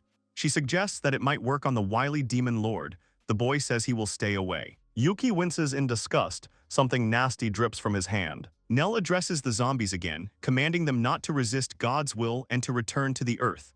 The demon lord understands that the stronger the spell, the greater its power. He finds it strange that Nell, being such a coward, is not afraid of the undead. The girl asks him to shut up and adds that the undead, unlike ghosts, can at least be cut. Yuki understands what Nell means. She explains that she is afraid when her sword is useless to the enemy, although, of course, it is possible to defeat them with pure magical energy. The hero thinks that it is a common thing for the clergy to drive out all kinds of evil spirits. The girl replies that her job is to protect the peace on the city streets, and driving out ghosts is not part of her duties. Finally, they come to a large house with closed shutters. Nell knocks on the door, from behind which, a moment later, the first part of the password to the exit is heard. The girl immediately adds the second part, strand. The door opens. Someone says that they are glad that they are back safe and sound. The voice asks them to wait. Someone who knows her face will come. Yuki laughs. In his opinion, it looks like the entrance to a secret organization's base. Nell asks not to say it out loud. Suddenly, the door swings open. A girl runs out and embraces the heroine. Ms. Callot said she was very worried and was glad to see her again. Nell's face sank. She asks her mistress for forgiveness for not being able to carry out her orders. The girl asks her not to worry because it was already complete madness. The main thing for Callot is that she returned safe and sound. Nell realizes that she still hasn't introduced her companion. At first, she doesn't know how to introduce him, and Callot and Yuki just look at each other in silence. Then Nell calls him her servant. She tells him that she met him on the way and that he is also strong and can be useful. Yuki introduces himself as Y and confirms that he is Nell's lackey. His mask makes Callot suspicious, and she is unsure if she can trust him. Nell assures her that he is actually good. Lady Callot confides in the girl and says that now every warrior counts. She asks them to follow her. They pass through an unusual door for the hero. Yuki senses energy flows and hidden magical mechanisms. He asks Mrs. Callot what it was. She replies that he is really strong to have noticed it. The girl explains to Yuki that if he successfully passed through this door, it means that he has no animosity towards them. She asks him not to strain himself so much.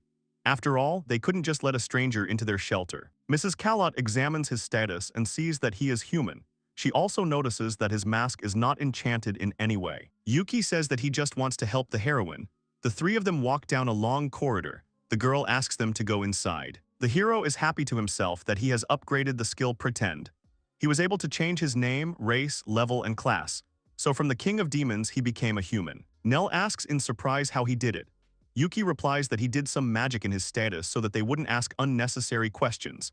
He encourages the girl, saying that everything is fine, and the girl decides that she worried in vain. The hero wrote down his characteristics worse than Nell's and left only the most common skills. Yuki understands that he needs to be careful with the pretense. An opponent with a higher level than him will see through this masquerade in no time. Mrs. Callot leads them down the corridor, her heels clicking on the wooden floor. The girl approaches the wall and stretches out her hand in front of her. She casts the spell Path to the Lord, and everything is illuminated with light. Suddenly, a door appears in front of them. Yuki can't hide his delight at the secret door. He's always dreamed of going through one. The door swings open, and the heroes see the impenetrable darkness of the dungeon. Mistress Callot warns that the road ahead is a bit bumpy, so they should watch their step. They don't know what awaits them ahead. Leffy is in her bedroom thinking about Yuki. She believes that no matter how far he is, as long as their feelings are one. Yuki and his friends walk through a hidden passage. The hero asks Carlotta when the dead began appearing in the capital. She tells him that they were first seen about 2 weeks ago, just when the prince started the rebellion. The young man asks her if she thinks the prince is behind this.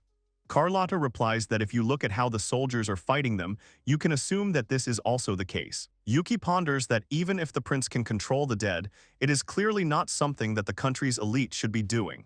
The young man cannot understand what he is planning. The girl says that there are too many of them and they can't cope. The reconnaissance squad was given the task of finding their lair, but they failed. Nell asks Yuki to look for them himself, but he is not omnipotent. The hero promises to try a little later. The heroine thanks him. Finally, they approach the exit from the hidden passage. The heroes find themselves in a huge church with high ceilings and stained glass windows. Yuki is speechless from surprise. Nell, seeing that he is impressed, says that she was also very surprised the first time. Mrs. Carlotta explains that the church is under constant surveillance, so they cannot use the main building. They hold strategy meetings here. She invites them to join. Carlotta begins the meeting by addressing the assembled group. She states her name and introduces herself as the captain of the Holy Knights of Faldian and takes charge of the current operation. Yuki is impressed by what he hears, realizing that this is no ordinary person. Nell confirms that Carlotta has outstanding sword and magic skills and is the support of all the knights. The girl says that even if she wins her status, she will lose in a fight with her. Yuki thinks that Carlotta can't even be compared to other people. The hero studies the status of Captain de Mayer with interest. She has many skills related to weapons and the level is very high. Her proficiency is extremely high, as is Nell. The boy remembers Leffy's words about how he can't win with just his stats against someone with experience. She said that without training, you can be a genius, but you are destined to lose. The captain says that the country is now in a desperate situation and the capital is in turmoil. She calls for unity and the liberation of Alsel, and then they will return peace to the capital. Carlotta starts the meeting and presents the plan. According to Captain de Mayer's plan, the main task is to save the king and princess. Studying the plan, Yuki realizes that the king is being held captive, and if he wants to enlist his help, he can save him himself. The girl says that they will start tomorrow at midnight with the ringing of the church bells. She dismisses the people and ends the meeting by calling for good luck and victory. Nell praises Mrs. Carlotta for her excellent work, saying that she was wonderful. The girl thanks her and asks if they are tired. She wants to show them a place where they can rest. The guards sound the alarm. The dead have infiltrated them and their numbers are growing. The captain asks what the chances are that they didn't attack on purpose. The soldier believes that the undead were reacting to the sounds of fighting near the sewers that were their hidden escape route. Nell explains to Yuki that the shrine connects to several other sewer entrances, but without knowing the exact route, it can be difficult to find. Carlotta thinks it would be great if they could find and destroy the lair of the dead. She tells Nell that they need to fight. Yuki is ready to go. He is the hero's companion after all. The heroes repel the zombie attack. Nell is surprised that the young man uses it as a weapon. The hero replies that it is very practical. Yuki asks Carlotta how the dead appear. The captain replies that there are several ways to summon them. She believes that a magic circle is used for summoning now. According to the girl, this is why they could not find their lair, but most likely they hid it somewhere else. Yuki senses an aura similar to a demonic sword from the dead themselves and the sewage. He wonders if he can find the magic circle if he follows this trail. The hero tells Mrs. Carlotta that he knows where the magic circle is.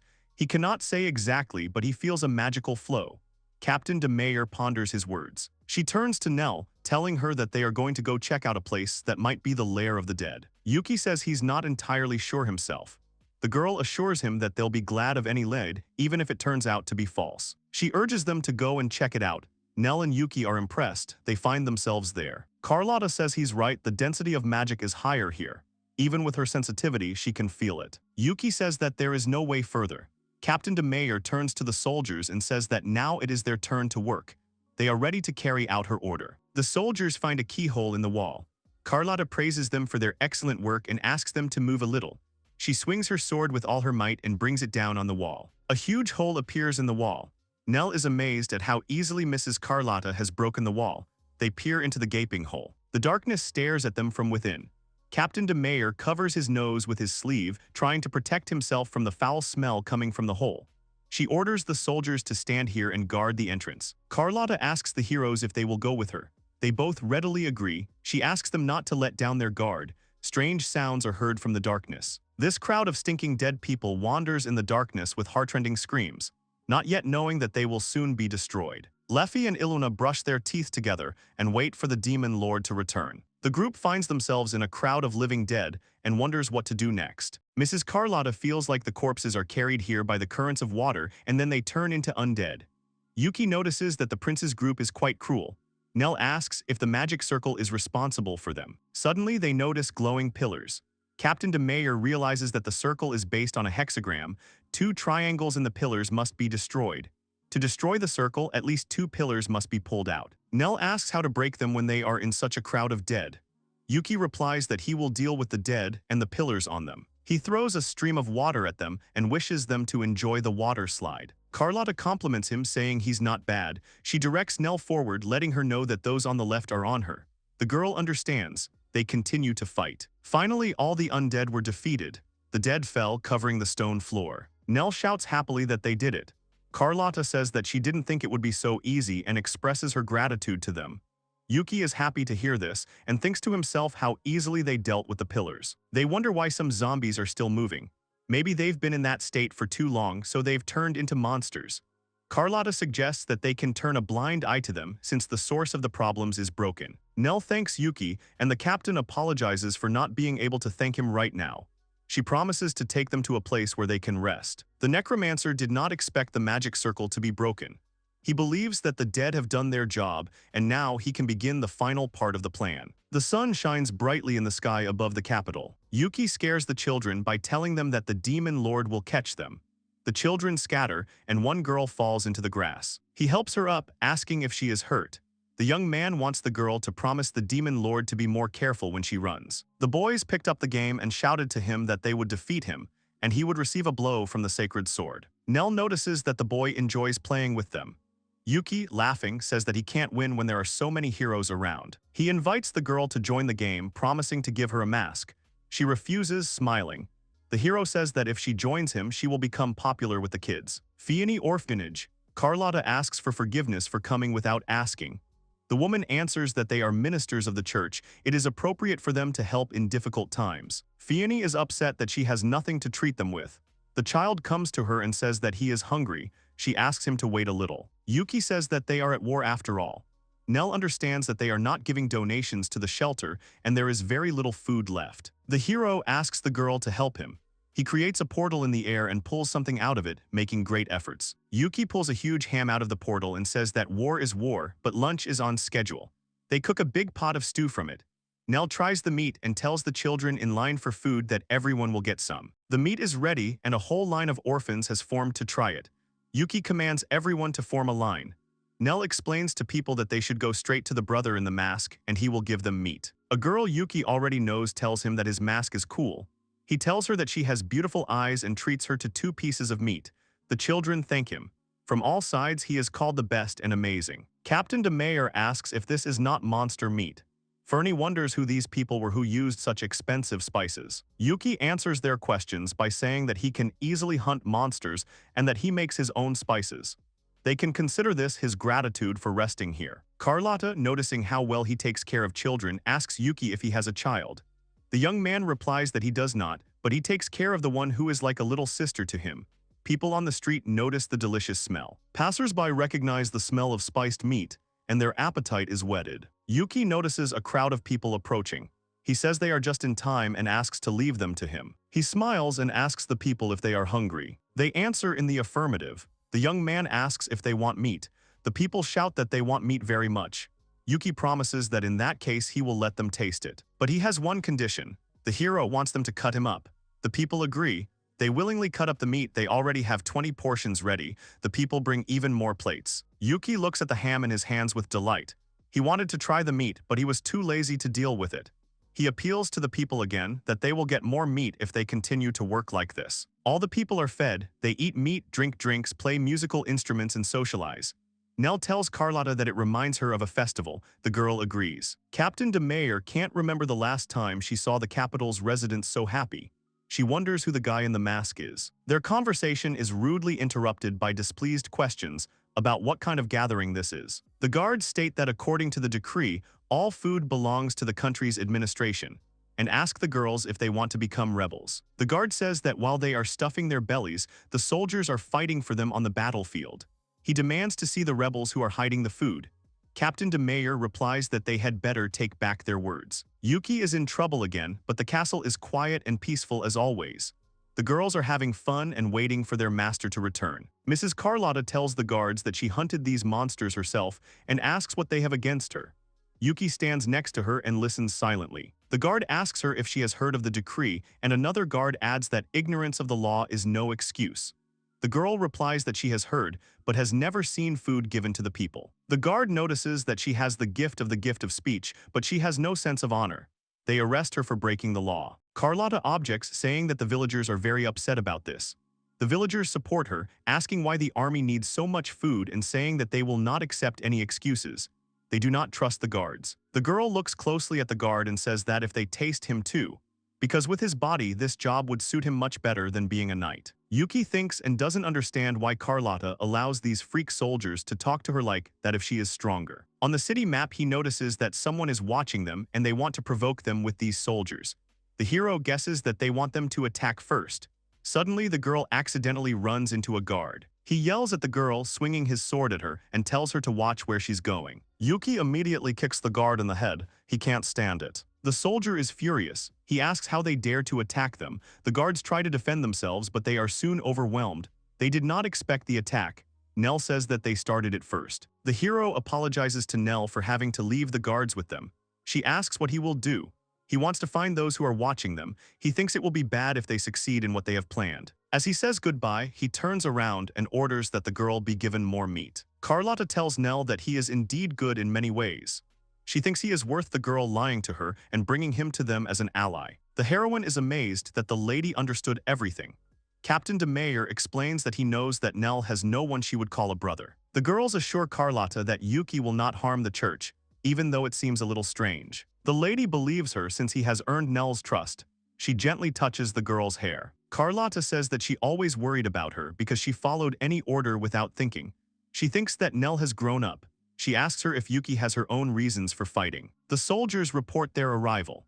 Their commander announces the start of their plan and orders that this be relayed to the others. Carlotta announces that they are going to the palace. The girl decides that it is time for her to take action. At this moment in the Demon Lord's castle, Liu has a wonderful idea and she hurries to tell Lady Leffy about it. She suggests that the girl get closer to the gentleman. She is amazed by the suddenness of this idea. Liu says that since Leffy doesn't know what kind of relationship she has with Yuki, she wants to help them get closer. She offers to narrow the gap between them while he is away. The girl is indignant and asks what Liu is talking about, adding that she already has an advisor. Aruna appears and declares that she will make Leffy cast a spell on her little brother. The girl thinks for a moment, then asks Liu what it means to bewitch. She explains that it is when a guy likes a girl so much that he becomes crazy about her. Aruna says that it sounds incredible. Leffy reproachfully asks Liu what she is teaching the child. The girl is pleased, she knows what her brother likes and wants to tell him about it. Aruna excitedly tells Leffy that Yuki likes fluffy things, and that her brother is bewitched by Rira's fluffy things. Liu laughs and tells the girl that she is mistaken.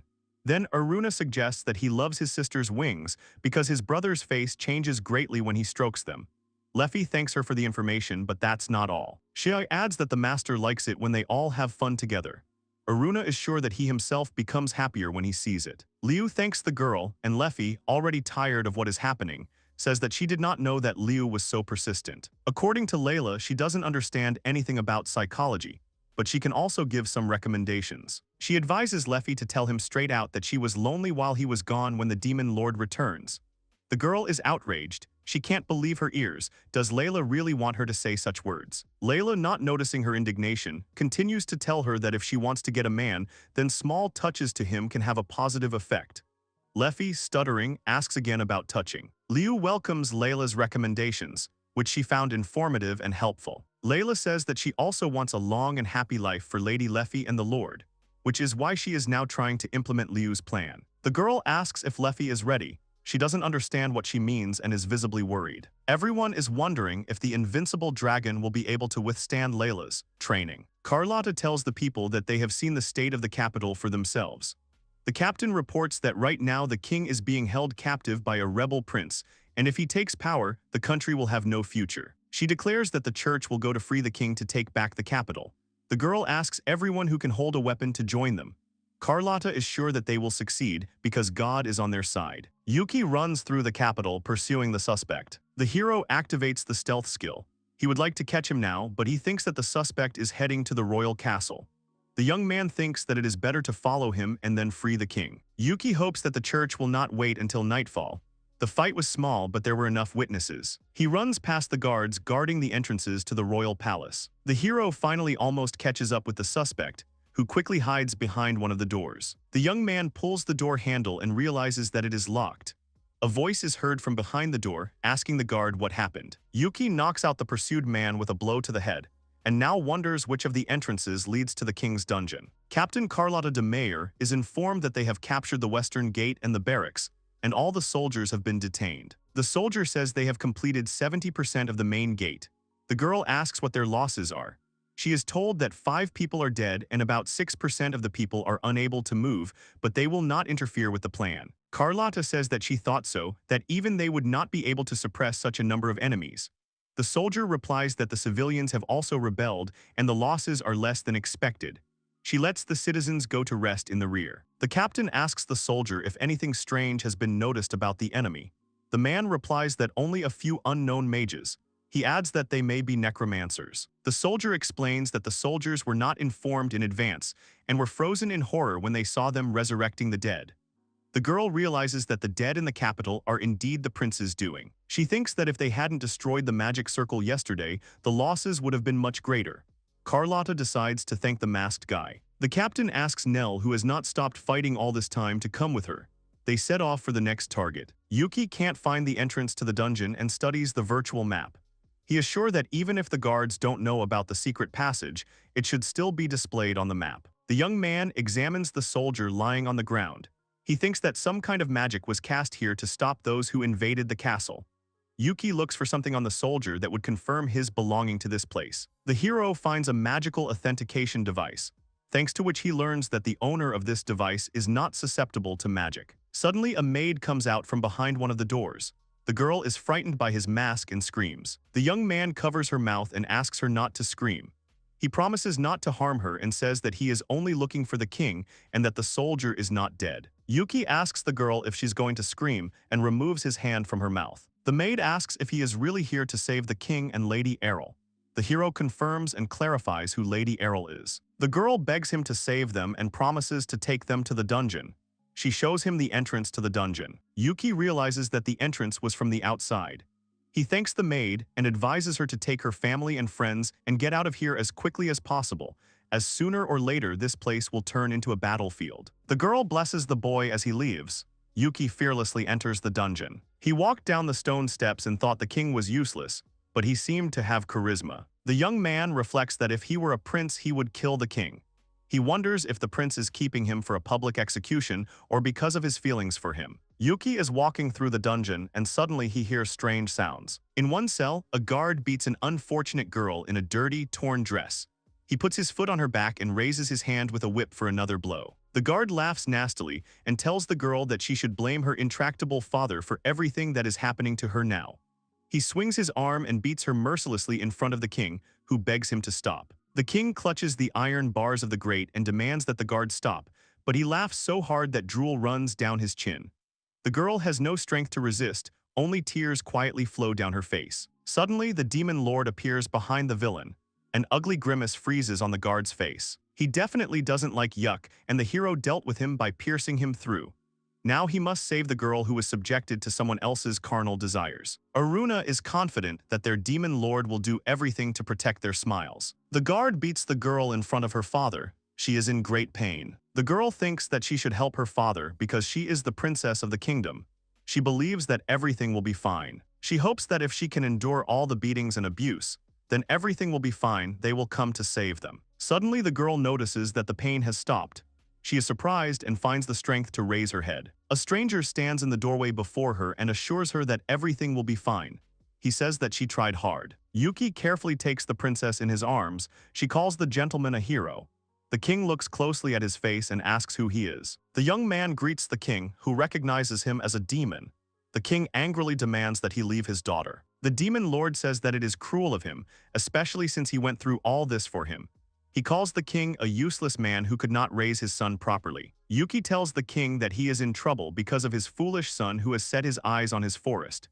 He promises to help, but in return demands that he never touch his forest. The king cries out, "Is the demon lord of the cursed forest in front of him?" Yuki confirms it. The king says that he is just a foolish old man who did not look after his son and cannot guarantee it. Yuki declares that his people will then pay for his sins. He promises to kill anyone who comes to his territory. The king listens to his threats in silence. Then the young man asks him if there are no people here who believe in him, referring to the townspeople and the maid he met in the palace. The hero reports that even the church is coming to save him. The king can't believe his ears. Yuki reproaches the king for preferring to sit in a cage, silently awaiting his fate. The king believes that parents should be responsible for the actions of their children. The demon lord frees the king and asks him not to regret his words, otherwise he will kill him, the people around him, and those who will call themselves his children. His Majesty rushes to his daughter, examines her and realizes that she is unwounded. He asks if the demon is blackmailing him with the words, "I will kill you and your daughter if you disobey me." Yuki asks what he said. The young man leaves the cell and hears the king thanking him for saving his daughter. The hero suddenly attacks the guards. He tells them it's time to run away. One screams that he's been beaten, another calls for a doctor. Yuki is dissatisfied, believing what he saw to be poor acting. He is certain that they want to get injured in order to escape the battlefield. The demon lord laughs and tells the king that they seem to like him. The young man decides to accompany the king, even though he doesn't need help. The guards are outraged by what he is doing and give the order to capture him. Yuki thinks that it won't be a big deal if he kicks the guard a little. After the captain of the royal guard is beaten, the soldiers decide to retreat. At first, the young man wants to know the whereabouts of the prince. He notices that there are not many of the prince's soldiers here. The soldier confirms this, saying that the prisoners have also come to help them. The man thinks that the prince is most likely in his office or throne room, and the prince's soldiers are not paying attention to the noise and commotion outside. Yuki asks the soldier what the commotion is about and assumes it is because of the church. He confirms, and the young man thinks that they are not wasting their time. The soldier asks to be allowed to deal with the prince's soldiers who remain inside. The hero allows it and intends to escort the king to safety. He asks him to be careful. Yuki tells the king that everything is going as planned. The church worked quickly. He is sure that he needs to hurry and hide. The king, holding his daughter in his arms, asks what will happen to his son. The demon lord promises to kill him with his own hands. His Majesty understands him and says that he wants to go with them. He promises not to disturb them. Yuki doesn't object. Captain de Mayor greets the king. She is glad he is alive. Nell asks Yuki in surprise what he is doing next to his Majesty. The young man explains that he freed him, although he did not know that he was the king. Carlotta asks the king to go and hide, assuring him that their soldiers will take him to safety. The king is pleased with this offer, but asks that it be better to take his daughter. Captain de Mayor is alarmed. She reminds the king that they are now on a battlefield, and if he is captured or killed, the country will no longer have a future. His Majesty apologizes for the inconvenience caused. He wants to see everything with his own eyes. Yuki uses the danger detection skill, and Carlotta asks the king to reconsider. As the level increases, the danger detection area increases. Suddenly, an unfamiliar fighter attacks the young man, but he manages to parry his blow. The man is surprised that Yuki managed to block his attack. The hero points out to the fighter that attacking from behind is a bad habit. The fighter laughs and says that he heard that there is a woman and a hero fighting on the church's side. He states that he is lucky.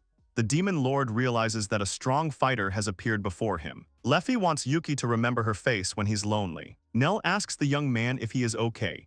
He asks them to be careful because the fighter is very strong. The man swings his heavy sword and says that it is better not to approach such small bugs. The demon lord understands that he will have to deal with him. Carlotta de Meyer offers him her help. He politely refuses and says he will figure it out himself. The captain gives the order to take the princess to a safe place, and the rest will have to help her. The soldiers are ready to protect their king at any cost. Carlotta warns Yuki that they have gone to the prince and asks him not to die as she has many questions for him.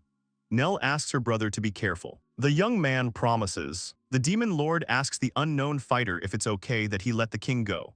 He replies that he was ordered to kill only strong opponents, and the strongest of them is him. The stranger is sure that he is lucky. He did not think that there are such people here. Yuki asks him to take a break. The sounds of battle are heard. Carlotta asks Nell if she is worried. The girl asks if he really is an adamantite adventurer. The captain confirms this, adding that she thought the guild would remain neutral. She says that the fighter's nickname is War Fan. According to the girl, he is so crazy that he can't live without fighting.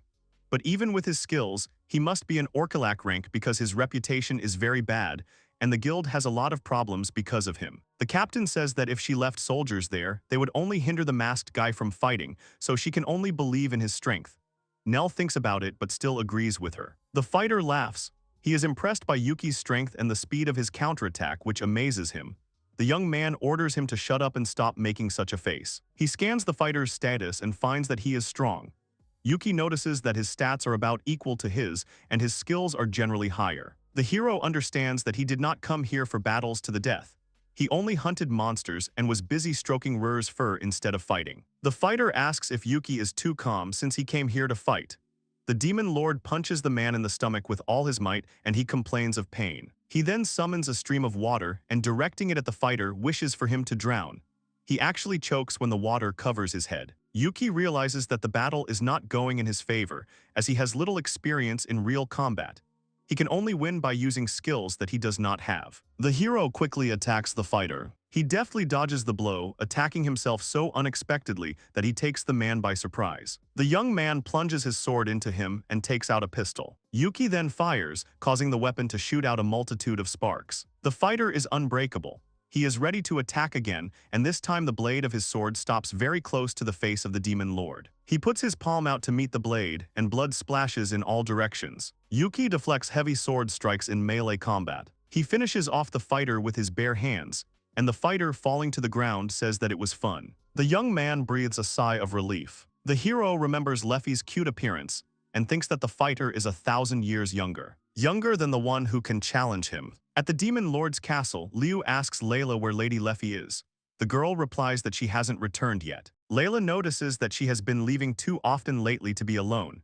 She supposes she has her own problems, but she will come back when she is hungry. Leffy sits on top of the hill and a new question is born in her mind. She wants to tell Yuki when he comes home that she was too lonely without him. The battle with the dead man is coming. The hero washes the wound and winces in pain. He thinks that if it wasn't for the enhanced potion, he would be in trouble because he has a broken bone and can't move some of his fingers. Yuki doesn't want to get involved in that. The boy admits that the magic circuits that Layla made are simply wonderful. The magic circuit accumulates mana poured into the blade and emits a bright red flame that burns everything the blade cuts. Yuki admits that the guy was strong and that he only won because of the difference in race and characteristics. The young man thinks that the fighter's characteristics are almost equal to Nell's and he could become a good hero. He approaches the royal castle and then flies up to the roof. The hero looks at what is above. In one of the windows, he sees the prince. Captain de Meyer tells the prince that he is suspected of treason and asks him to come with them. He calls them traitors who have decided to stage a coup and orders them to be captured. The guards rush to the call of their prince, and here they are met by Nell. The prince looks at what is happening with a clouded gaze. Nell notices that the prince's eyes are strange. She thinks she's imagining things and decides to focus on the fight, otherwise it's only a matter of time before they're captured. The girl realizes that she can't wait, because unlike them, Yuki is fighting an adamantite ranked warrior. Nell thinks only about how she must go and help him as soon as possible. And at that moment, one of the windows breaks. The fragments fly in all directions. Yuki flies in and attacks the enemy. The girl recognizes him. The demon lord realizes that he attacked too early, but he destroyed the item that was interfering with his skills. A necromancer appears before him, who did not expect that he had an analysis. Yuki turns to the prince, looking at the figure in the black cloak. Everyone looks at his highness and his eyes clouded with darkness. Captain de Mayor orders to protect the king and not retreat. One of the soldiers pierces the prince with a sword. The young man warns everyone that he is already dead and that they need to move away from him. The prince rises into the air, gradually turning into a black, cloudy shadow. He then turns into a monster and attacks Yuki. The demon lord fears that the necromancer will escape. The necromancer leaves through the broken window. The young man looks after him and Nell calls out to him. She asks what it was. Yuki replies that the necromancer most likely controlled the already dead prince, and the ring he broke changed his status. He tells her about the ring of truth and lies, which allows false changes to be made to the user's status.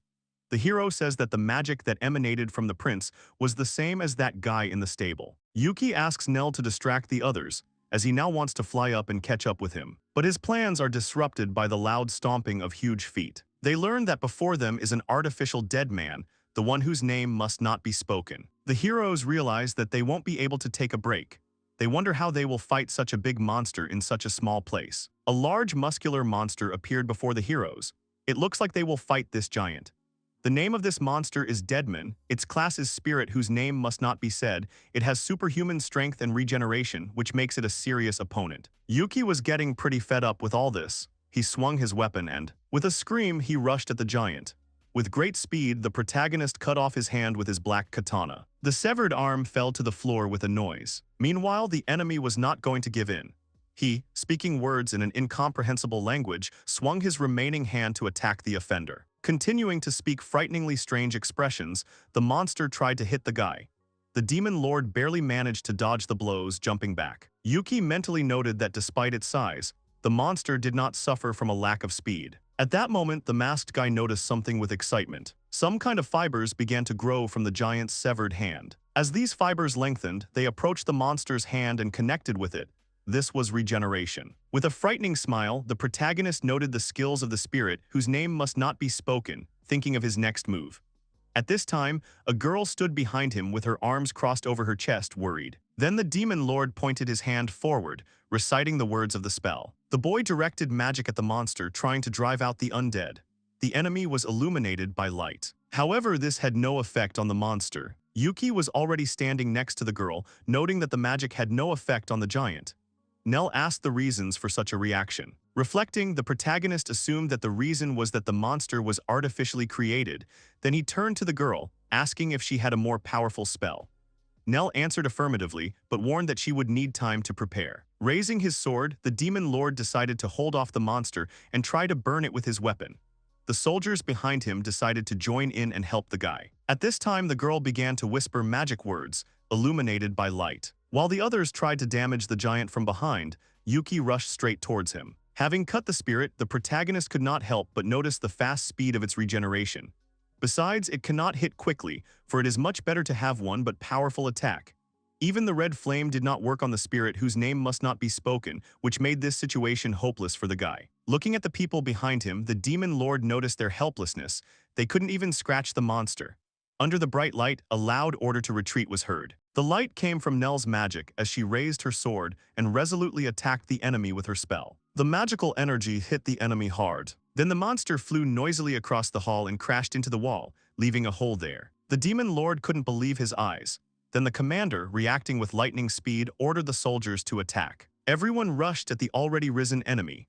Yuki tried to cut off his arm with his long katana. However, with his muscular hand, the spirit grabbed the main character's sword and spun him around and threw him into the air. The guy hit the ceiling painfully. After this, shaking from pain and rubbing the bruised area, the demon lord asked Nell, who had come up to him, to let him rest. The girl excitedly said that she could try again. Carlotta and the rising protagonist to Nell's sadness dissuaded her. The commander emphasized that her magic was very strong, but there was one but. The woman explained that Nell's spell had done almost no damage to the monster, and its regeneration rate had not even slowed down. But then Yuki came up with a plan. He asked if the girl could repeat her spell one more time while handing her a bottle and offering her a drink. Nell answered affirmatively. The boy began to explain the plan to his team. The demon lord suggested that the girl attack the monster with magic words again, and then when the enemy falls, he will quickly cut it into pieces. Charlotte and her soldiers are supposed to quickly pick up these units, and then move these pieces as far away from each other as possible. The woman noted the strangeness of this plan, but decided that they had no other choice. Meanwhile, the old man leaned over the wounded man. The commander continued her thought that they could not kill him and did not know how much longer he would regenerate. She added that maybe the guy was right, and the spirit whose name must not be spoken would not be restored in this way. Leaving Nell behind to prepare the attack, Carlotta and Yuki confidently rushed forward to distract the monster. Suddenly, the demon lord struck the soldier in front of him. He fell from the impact, and the main character angrily stepped on him with his foot. It turned out that the soldier had decided not to fight. Yuki angrily yelled at the cowardly fighter for this, warning that the others would also be in trouble if they did not fight. The people behind were digesting this thought with excitement.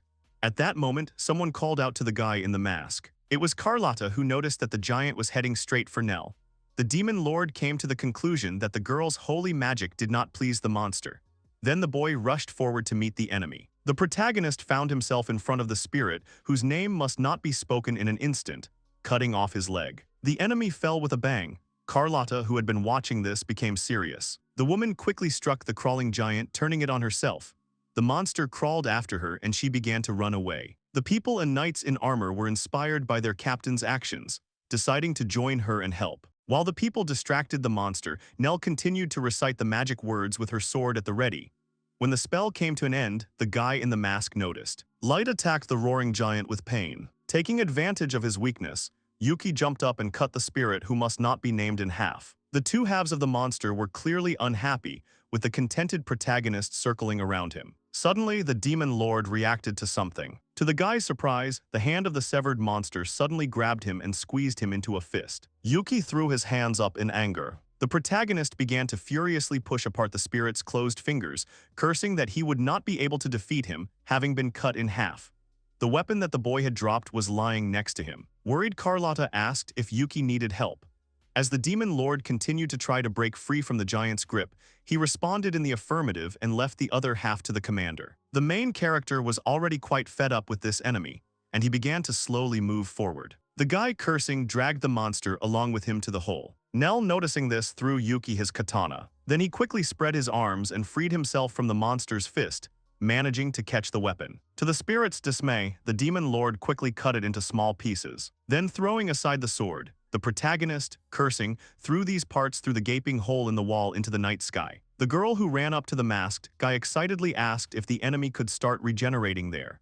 To this, Yuki replied that since the pieces were small, it shouldn't. After that, stepping on one of the parts trying to recover, he noticed something. Meanwhile, the soldiers threw one of the pieces out into the street through the window, and the other commander met it with a sword at the ready. The protagonist continued his thought, noting something that was important. To the delight of everyone present, Yuki proclaimed that they had defeated a strong opponent. While the ruler was fighting, they were having dinner in his castle. After the battle, the prince's soldiers quickly surrendered. He had many local lords as allies, so it would take some time to reorganize the country, and the vacant positions would be filled by people from the church. The king took his rightful place again.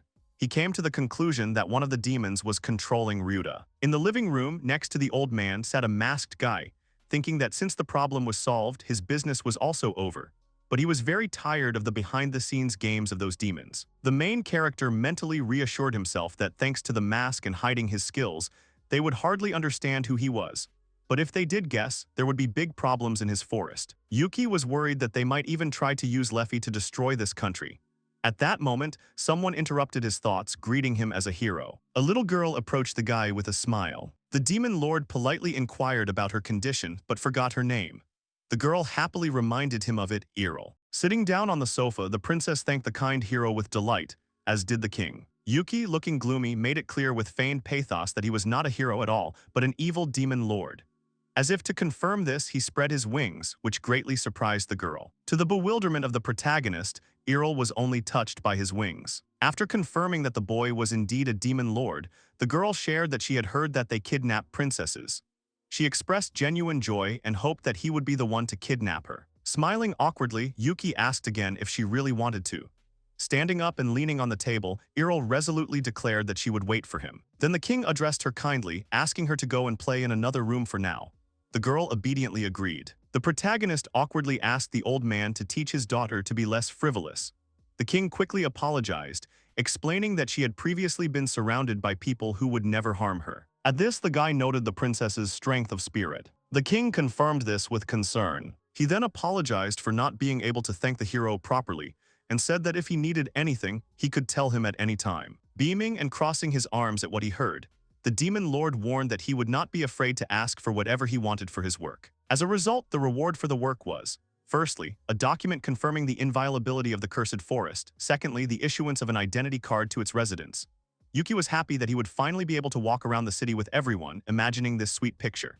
The king enthusiastically promised that people would not know that they were demons, and the main character agreed, mentally noting that his friends were of a completely different race. After that, the monarch invited him to dinner, promising that it would be delicious. However, the demon lord politely declined, citing those who were waiting for him outside the kingdom, but in fact, he did not care about the old man's offers and just wanted to go home. Then the king suggested inviting them too. The boy joyfully greeted the giant wolf, stretching out his hands to him. The king and his daughter were amazed. The girl lovingly rushed to hug the cute beast. The monarch recognized him as the legendary demonic beast Fenrir. Meanwhile, the wolf was embarrassed by the princess's caresses, and the main character who noticed this encouraged him. The king decided to register him as Yuki's companion, thus ensuring their safe passage through the streets of the capital. The demon lord thanked him for this. Meanwhile, Earl continued to happily pet the wolf. The sight brought a relieved smile to her father's face. Returning to the house, the king asked the guests to make themselves at home for the rest of the time. Nell was amazed by the beauty of the chambers. The main character behind her also looked around in admiration. Bowing, Carlotta thanked His Majesty for the invitation.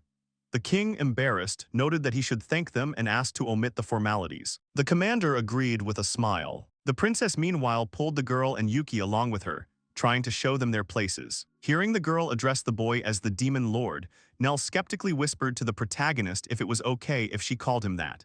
He reassured the girl that Earl was a child and no one would take her seriously. Amazing dishes were presented to the guests. Nell was delighted with the delicious dishes. Yuki was also impressed. The king and princess were happy with such a reaction. The girl, barely holding back her saliva, thought that she had hardly ever eaten anything like it. Earl laughed and noted that their chef had done a great job. Meanwhile, the monarch, raising his glass, thanked them for the work they had done. Then he called on everyone to drink, which marked the beginning of the celebration. Everyone was having fun and chatting. After 2 hours and a fair amount of alcohol, Nell began pestering Yuki to have a drink with her. She began to pour him some, but he noticed with confusion that the girl was pouring too much. Having noticed this, Nell decided that the main character could no longer drink, and then she had no other choice. The girl with a blush grabbed him by the neck and pulled him towards her, offering him a drink from her mouth. The demon lord awkwardly noted that the hero should not have gotten so drunk. However, he decided to have a drink with Nell and drain the glass. Nell was happy about this, but now she forced him to eat, poking him in the cheek with a fork of meat. The guy clearly didn't like it. To Yuki's discomfort, Earl was leaning against his chest, drooling. She was giggling and enjoying the demon lord's scent. After some time, the sleeping princess was picked up by the butler, who decided to take the girl to her room. The main character thanked him with relief. Turning around, something caught the guy's attention. Yuki was surprised to find the king sleeping behind a chair. He remembered what he had been through and decided not to touch him, just like Carlotta. At that moment, the commander was petting the embarrassed wolf. She was also drunk. Noting the animal's softness, the woman regretted that it was not in the service of the church. Carlotta sheepishly promised that she would make sure had good food for the rest of his life. Meanwhile, Yuki, who had discovered them, was surprised by this picture. Night fell, the main character was taking his beast away, embarrassed to note the mess that was going on here. However, the guy admitted that he still had fun, and he even received wine as a gift. The demon lord noticed that Nell had fallen asleep on the chairs. Remembering the girl, Yuki noted that no matter how good it was here, there was one thing. The main character remembered his loved ones and decided that home is always better. Hugging the beast, the boy asked if he agreed with him. Together with the wolf, they walked towards the exit into the darkness of the night. Finally, after the battles, the Demon King goes home. Suddenly, someone called Yuki from the Night Castle. The commotion was over, and it seemed like it was time for the hero and the Demon Lord to say goodbye. At this time in the castle, the girls were carefully braiding the hair of the reading Leffy. It turned out that the call came from Nell, who, having run up, desperately tried to catch her breath after a fast run. Stopping in front of the guy, she surprised him by waking up. In response, the girl only laughed, still struggling to restore her even breathing. The Demon Lord expressed concern, telling her to be careful, especially when drunk, when boys could indulge in excess. Nell countered with the certainty that Yuki would never stoop to such actions. However, she added that if anything happened, she would immediately inform Leffy about everything. The mere thought of the enraged dragoness plunged the protagonist into horror at the cruelty of his friend. Then, gently patting the girl's head, he told her that she was welcome to come over anytime to soak in the bath and socialize with the rest of the house. Nell nodded in response, assuring him of her determination to become a hero that the Demon Lord himself would fear. Yuki, to the girl's happiness, promised that he would look forward to it. Then, to Nell's amazement, the protagonist summoned a small portal. He rummaged around in it with his hand, pulled out a knife, and handed it to her as a gift. It was a perfect white dagger named Moonflower, a creation of the Demon Lord himself, whose shining blade was said to be able to cut through the thickest darkness. Unfortunately, the boy himself admitted his complete inability to handle such a weapon, and so he decided to pass it on to someone who would be better suited to it. At worst, the girl could use it as a backup. Carefully examining the new blade in her hands, Nell expressed her sincere gratitude to Yuki, her face glowing with genuine joy at the gift she had received. Behind her, the bright stars of the night sky sparkled, illuminating her figure with a soft light. Touching the weapon, she inspiredly promised to keep it with the utmost care. The full moon shone high above them. With the first rays of the morning, the Demon Lord was already crossing the threshold of his home, where he was met by his loved ones, overwhelmed with joy at his return. He patted the girls' heads warmly, pleased by the obvious rapprochement that had developed between them during his absence. The children nodded cheerfully in response, and Yuki announced that he had brought them presents. He then thanked the maids for looking after the house. They, happy to see their master, immediately got ready to run to prepare a bath and food to ensure that he was properly cared for after his journey. The girls happily clung to the boy's hands as he told them a story about thieves he had met along the way. The children asked him to tell them more stories, to which the Demon Lord laughed cheerfully, unable to refuse them. It was at this moment that the protagonist's gaze caught sight of Leffy, silently standing at a distance from the general merriment. As he approached, she demonstratively turned her head away. Confused by her behavior, he leaned toward her and loudly announced his return home. This seemed to bring the girl back to reality, and she greeted him quietly. Suddenly clutching Yuki's shirt, the High Dragon muttered with noticeable awkwardness about how lonely she was without him. Leffy was okay, wondering if she had eaten something inedible in the forest, as often happened to her. The girl sheepishly rejected this suggestion. The guy suggested that she had broken something, but she loudly denied this too. Then, gathering her courage, Leffy decided to ask the guy the question that was bothering her. It turned out that the High Dragon simply wanted to be near him, and her condition was explained only by longing in his absence. These words immediately caused Yuki to blush heavily. Liu and Layla, who were watching this from behind, could not hide their delight and quietly encouraged their friend. The guy himself was completely confused, wondering what had happened to her while he was gone. However, he couldn't help but notice how cute she looked now. The girl turned to the main character again. He, still agitated, stretched out his hands to her, wanting to know the reason for her condition, and suddenly remembered that he had not washed for a long time. A restless tail appeared from under the dress of the Supreme Dragon. The dragoness was clearly furious, having smelled a feminine scent on the boy, which clearly belonged to more than just the hero. This remark greatly upset the Demon Lord. Drenched in sweat, he quickly justified himself by attributing the smell to the presence of an intrusive child, but was still immediately called a lolicon. But Aunt Leffy switched over, as if remembering something. She shook her head as if trying to clear away the intrusive thoughts. After that, she turned around abruptly, changing her anger to mercy, and asked conciliatory whether the guy was hungry. He, awkwardly moving his hands, answered affirmatively. The High Dragon ordered him to sit and wait here until she brought food. The protagonist was only perplexed by such a sharp change in her mood. The next day at Yuki's house, Leffy, noticing that the boy had something stuck in his hair, pulled it out. The Demon Lord thanked her for it. Then the girl sat down next to the main character, who at that moment was looking at his sword. The guy didn't understand the reasons for her sudden clinginess. As Yuki checked his stats, He noted with embarrassment that the High Dragon didn't seem to be too interested in watching this. She then suggested leaving, but the Demon Lord protested. Luffy accompanied the main character everywhere. This behavior really embarrassed the guy. Eventually, he pinned one of the maids, Liu, against the wall. Yuki was absolutely sure that she knew the reason for Luffy's strange behavior. It turned out that even the Demon Lord could be pushed to the limit. The master's demanding and sharp tone clearly frightened the girl. Liu glanced at both of her master's hands, which did not give her a chance to escape. The servant's heart was pounding wildly from the Demon Lord's Cabedon, who was demanding an answer from her about Luffy's behavior. The girl tried to convince Yuki that the mistress was the same as always.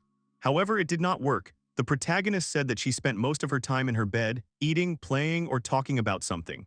Her past lifestyle was in sharp contrast to what she does now, not leaving the protagonist's side for a single step. The maid remarked with delight that it was cute. Embarrassed, the guy agreed. Liu began to loudly assert that she knew nothing, wondering why the guy approached her and advised him to ask Layla. She was indignant why he always blamed her. The Demon Lord ironically remarked that he still had to think about a maid who didn't even do her job properly. Liu loudly protested at this. Then the guy was right in his guess about the maid's involvement in Luffy's changes. The maid continued to be indignant, and the protagonist had to use blackmail. If she did not tell what happened to the High Dragon, would never approach Liu again. It seemed that this argument worked perfectly. The maid extracted a promise from Yuki not to tell anyone. Only after this, sighing heavily, did she reveal that the lady was very worried about him. Remembering the quiet girl on the ottoman reading books, the main character was perplexed. It seems that Luffy really was thinking about more than just the book. Liu continued to explain that before meeting the guy, she always lived alone, so she doesn't know how to express her feelings. Now that she's attached to Yuki, she wants to show that she cares about him. The Demon Lord thought about it seriously. The maid continued and clarified that they were merely giving advice on how to get closer to Yuki. After that, the protagonist came to Luffy, who was sitting thoughtfully over a table on the floor. With a bottle and glasses in his hands, the guy offered her a drink. Meanwhile, Liu was getting ready for bed and humming a simple melody, happy. Layla asked the reason for her friend's mood. She smiled cheerfully and replied that nothing special had happened. The maid attributed it to her good work today. Layla obviously didn't believe her but praised her, while Liu tried to convince her that it really worked. As she climbed under the blanket, she mentally noted her mistress's worries and was glad that she seemed to have dispelled them. She continued her thought by saying that the master was no longer a stranger to the Supreme Dragon. At that moment, the Demon Lord was telling the girl that dragons drink a lot and many of them attack cities when drunk. Holding a filled glass in her hands, Luffy noted that she does not drink much because alcohol is quite bitter, and she likes sweet tastes more, however, noting the good smell of this drink. Pouring himself, Yuki said that this wine is very tasty and easy to drink, advising to drink in moderation, recalling Nell's experience. In response, the girl said that she was the strongest dragon in the world and there was no need to worry about her, advising the main character to take care of himself because he himself did not like alcohol very much. The guy replied that he would not say that he loved or hated it. The Demon Lord said with excitement that at least he would definitely not lose to the dragon, who was now bragging about his resistance to alcohol. The girl responded with the same expression, saying that it was well said. They clinked glasses and drank. After several empty glasses, Luffy's condition with concern, quite drunk and hissing, tried to convince the main character that everything was fine. Noticing her unnaturally elevated mood, the guy mentally noted with surprise that she was even weaker than Nell. The Demon Lord offered her waters. The High Dragon greedily drank from the glass, not stopping, taking sip after sip. She pulled away and exhaled noisily. Then she lay down on Yuki's lap with a blissful smile. Seeing Luffy lying on his lap, the guy asked ironically if it was really all over. However, the girl was not going to give up. She just needed a break. The protagonist looked at her with a smile. After stroking her head, he turned to Luffy. Continuing, he, to the girl's surprise, asked her not to force herself. Having risen, she began to excitedly convince the Demon Lord of the opposite. He noted with a smile that they had known each other for 6 months, and she could not deceive him. Reminiscing, Yuki said that he doesn't know Liu and the others, but he knows her well enough.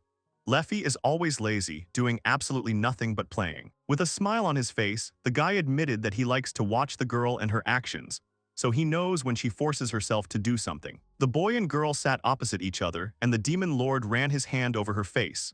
He said that he was having fun teasing her, but he didn't say why. He was interrupted by Luffy, who said that she really doesn't force herself and is aware of her actions. The High Dragon made it clear that she would never do something she didn't like, but now she was doing it of her own free will. With embarrassment, the girl sincerely admitted that she enjoyed spending time with Yuki. In response, he only blushed in silence. Then Leffy, jumping away from the main character, tried to awkwardly justify herself, soon quickly redirecting the guy's attention to their argument. The High Dragon reminded him that she would not lose to him.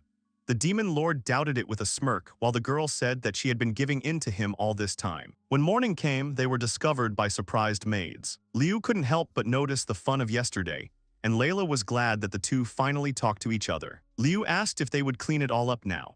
Layla confirmed, emphasizing, however, that everything needed to be done quietly and quickly before Aruna woke up. Layla asked her friend to start for now, and she, with some book in her hands, decided to return to her room for a while. After some time, the maid woke up the mistress and master. The main character opened his eyes in surprise. Liu stood over him with a wide smile.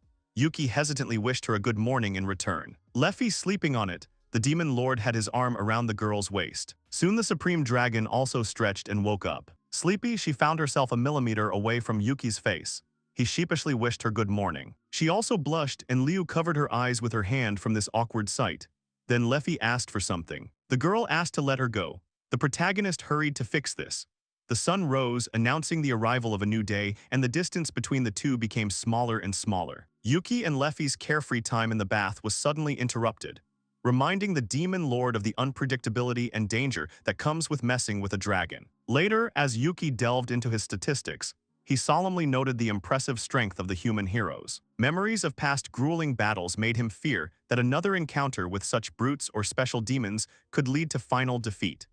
A thorough analysis of the situation led him to the unambiguous conclusion that he urgently needed to raise his own level. After bidding farewell to the group of girls frolicking on the sunny lawn, Yuki thought about the double benefit of the upcoming lesson.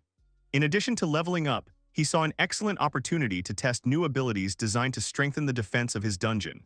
Soon, his figure was already dissolving in the dense thicket of the forest chosen for this purpose. One of his abilities is to control traps, entrapments. The second one is controlling monsters, summoning. The third is the management of plant effects, poison. Having assessed the potential of his skills, Yuki came to the conclusion that his combat effectiveness would increase significantly if he did not fight alone. For now, he decided to limit himself to training with his faithful Wolfrer, internally noting the need to find 3 more reliable allies. A plan was born in his mind to create an absurdly difficult dungeon, insurmountable for any adventurers. The idea was to immediately appear 4 powerful bosses behind anyone who dared to cross the threshold, which should make uninvited guests run away in terror. However, the harsh reality of the lack of DP to summon so many creatures forced him to regretfully put this grandiose plan aside and return to leveling Rur. The big turtle became the first victim and was killed with a gun. Stroking the mighty wolf after a successful attack, Yuki expressed satisfaction with the progress. He did not forget to warn the beast about the universality of the traps, which are activated by any target, and advised Ruru not to fall into the net set himself. Climbing onto the back of the giant wolf, the Demon Lord continued his hunt, aiming to raise his companion a few more levels. Yuki then dealt with the chained flying monster. The other forest creatures fell after that. Yuki noted to himself how easy the victory had been thanks to the binding power of the chains. A glance at the map, however, revealed the presence of a far more formidable foe in the immediate vicinity. Heading towards the source of the threat, the guy soon discerned the silhouette of a giant winged lion among the trees. It was a ferocious manticore, a monstrous hybrid with a scorpion's sting, membranous dragon wings, a powerful body, and a lion's mane topped with sharp horns and fangs. Its level was 96. The high level made the Demon Lord uneasy. He prepared for a tough fight. Meanwhile, in the royal chambers of the capital, the king listened to a report on the research of the weapons worn by demons and the country of their manufacture. The findings clearly pointed to the Rogold Empire as the manufacturer of this weapon. Sitting at the massive table, the king was deep in thought about the eternal conflict between humans and demons, with Rogold holding the palm for the longest feud. He wondered if it was possible to work together with demons. Rogold Empire, a group of small states, the Kingdom of Alicia, the Demon Forest, and the Land of Demons. This led him to believe that Rogold was a warring country, and since the demons were not their allies, their alliance for profit was obvious. While Yuki fought fiercely alongside his wolf, the ruler thought that they needed to strengthen their position. As the king of this country, he would not allow its people to suffer, and he was very lucky to have met someone who could help them. The monarch was aware of the illusory nature of hope for this help, but in case of defeat he cherished one last request, that powerful someone would take care of his daughter. At that very moment in the forest, Yuki, having managed to activate a powerful trap under the claws of an enraged manticore. With the passion of a fighter, he raised his katana for the decisive blow. Meanwhile, in the silence of the office, the king continued to hope that the one he was mentally calling out to would prove to be a worthy ruler. His hope coincided with the demon lord's triumphant smile that lit up his face after the monster fell. Yuki let out a deep sigh of relief, wiping the sweat from his forehead and giving an encouraging wave to Ruru, whose tail was happily whipping the air. Turning to his katana, Flame of Sin, the protagonist felt the blade visually change, acquiring a darker shade. Inwardly, he turned to the weapon with this observation, meeting in response a wave of doubt projected into his consciousness. This sudden telepathic communication left the demon lord genuinely surprised. He noted with excitement that never before had a weapon communicated with him directly through thoughts. The sword insisted that such a connection had always existed. Yuki categorically rejected this assertion, internally arguing with the blade. He considered this to be a so-called promotion. Demanding an explanation, Yuki raised the katana before his eyes, examining it. The Flame of Sin responded with a wave of confusion and a request to give him time to collect his thoughts. The protagonist waited patiently. Noticing the obvious confusion emanating from the sword, Yuki relented, suggesting that they postpone the conversation for later. Katana, clearly relieved, agreed. The realization that weapons in this world could have a personality of their own filled the demon lord with an unexpected sense of guilt. He was plagued by the thought that the katana might not like the way he had been using it all this time, wondering if the weapon had become sentient. Confused, the boy decided to make a sheath for the Flame of Sin, wondering what kind she might like. The characteristics of his powerful katana appeared before Yuki. Returning home, he enthusiastically decided to pick up a scabbard for the sword. It seems that the Flame of Sin didn't like the black scabbard. The patterned ones were also not successful. To the hero's annoyance, she asked him to stop, stating that she didn't like anything. Suddenly, the demon lord had an idea. Finally, after much trial and error, a design was found that elicited a wave of warm approval from the katana. It was a bright red sheath with a blade inserted into the tip to prevent it from breaking under heavy load. Looking at the finished work with admiration, Yuki couldn't help but notice that in such a bright design, the Flame of Sin looked more like an exquisite work of art than an instrument of death. Laughing ominously to himself, he pompously declared that such a contrast would only increase the horror of his enemies when the deceptively cute appearance was followed by inevitable death. Katana responded by calling her Master Strange. He then leaned thoughtfully over his sword, asking if he could call her En. Katana remembered her existence as the Flame of Sin, filled only with the all-consuming rage and despair of those who wielded her. The weapon had to feel only the negative emotions that consumed her. But Yuki, without even realizing it, became a shield for her, protecting her from this sea of darkness.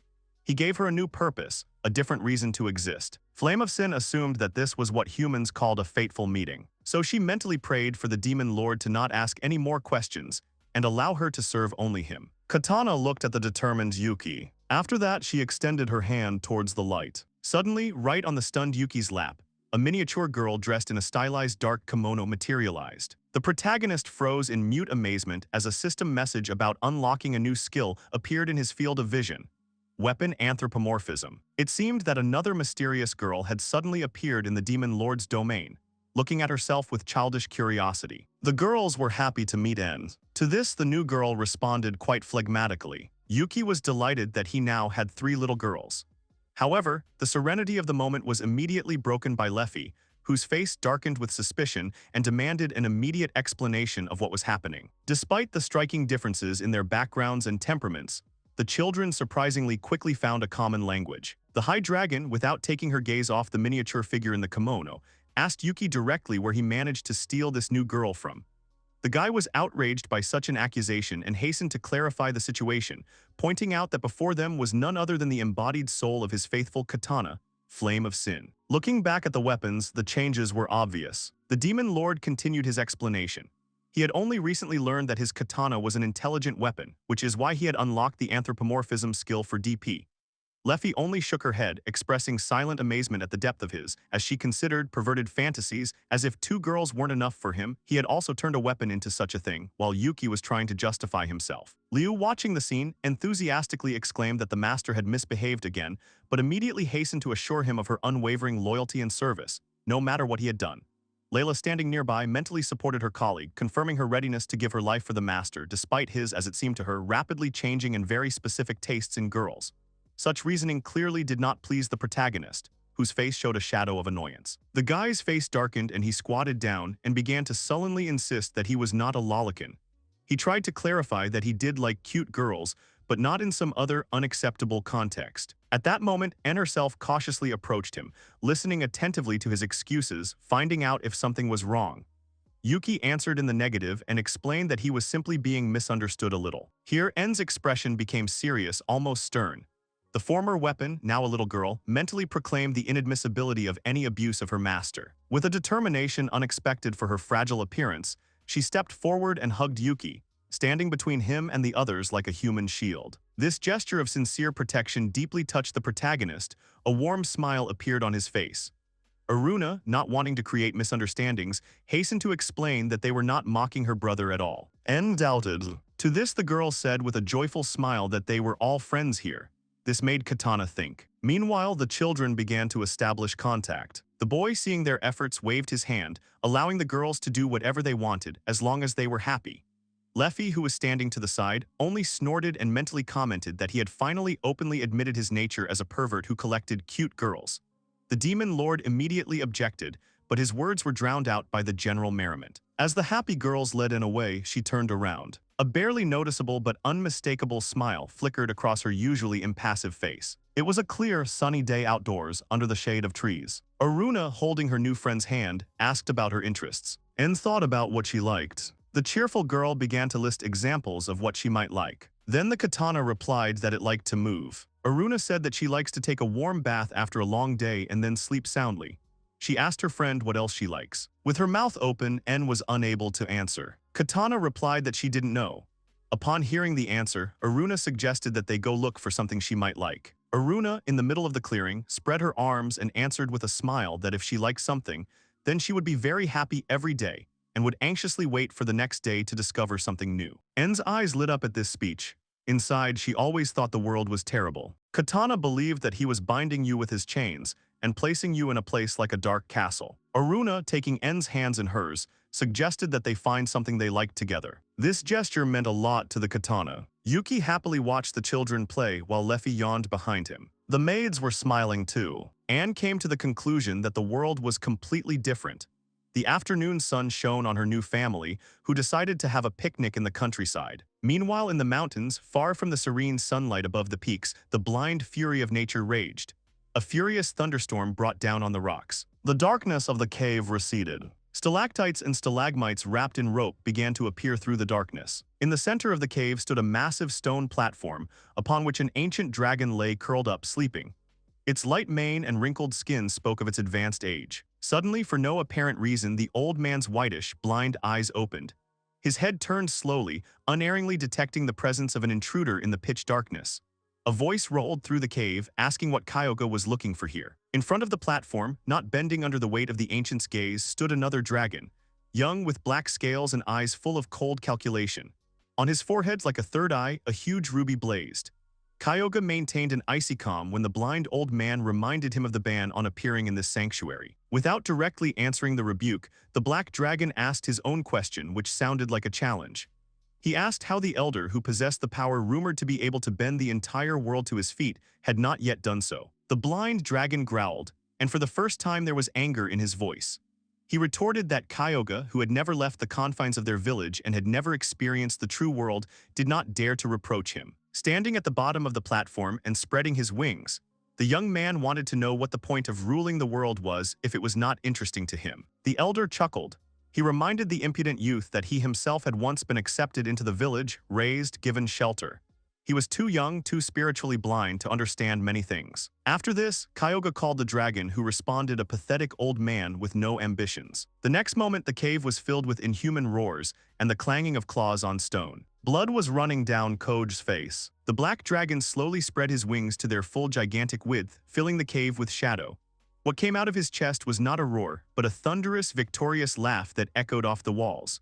He was jubilant, having finally taken the life of the pitiful old man. From now on, he proclaimed himself the king of dragons. It was a black cry that would shake the world. The girls welcomed N to the Demon Lord's research classroom. Yuki appeared before everyone in a white coat, deciding to introduce his assistant first. Xia and Aruna thought the clothes were strange. Leffy appeared in a robe that was too big for her. She set the price at 4 chocolate bars. However, the main character managed to bargain down to 3. Layla asked with interest what science was. The main character found it a bit difficult to explain in words, so he decided to show. Taking a match, the guy struck it on the box. Then he lit a candle in the jar.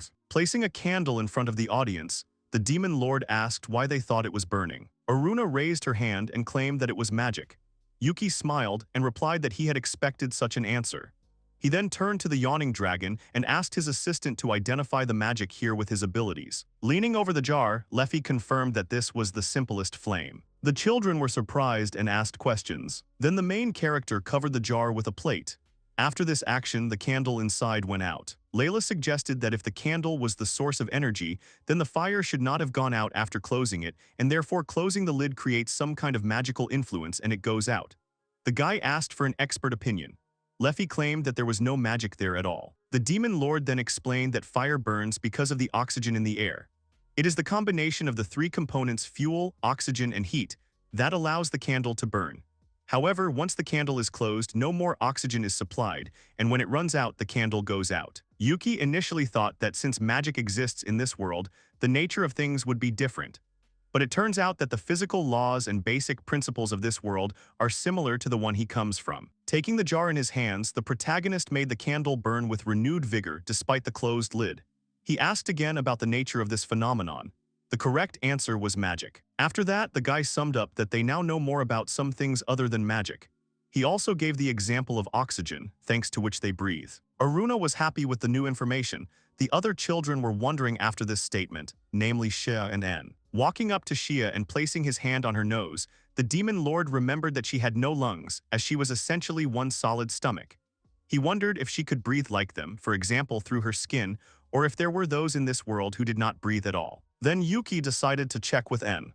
It turned out that the katana didn't need breathing either. The girl looked at him questioningly. Having confirmed his conclusion, the protagonist came to the conclusion that those little ghosts also do not breathe. Not knowing what to do with the hand in front of him, En decided to bite it. This made the boy scream to the girl's surprise. Throwing En onto his shoulders, the demon lord playfully declared that he was now under her command, and that he was an evil scientist who would show them true fear. Yuki, smiling, chased after the children, who, laughing, ran away from him with feigned screams. The katana on his shoulders phlegmatically supported the general atmosphere. Laughing evilly, the protagonist ran up to Leffy and hugged her.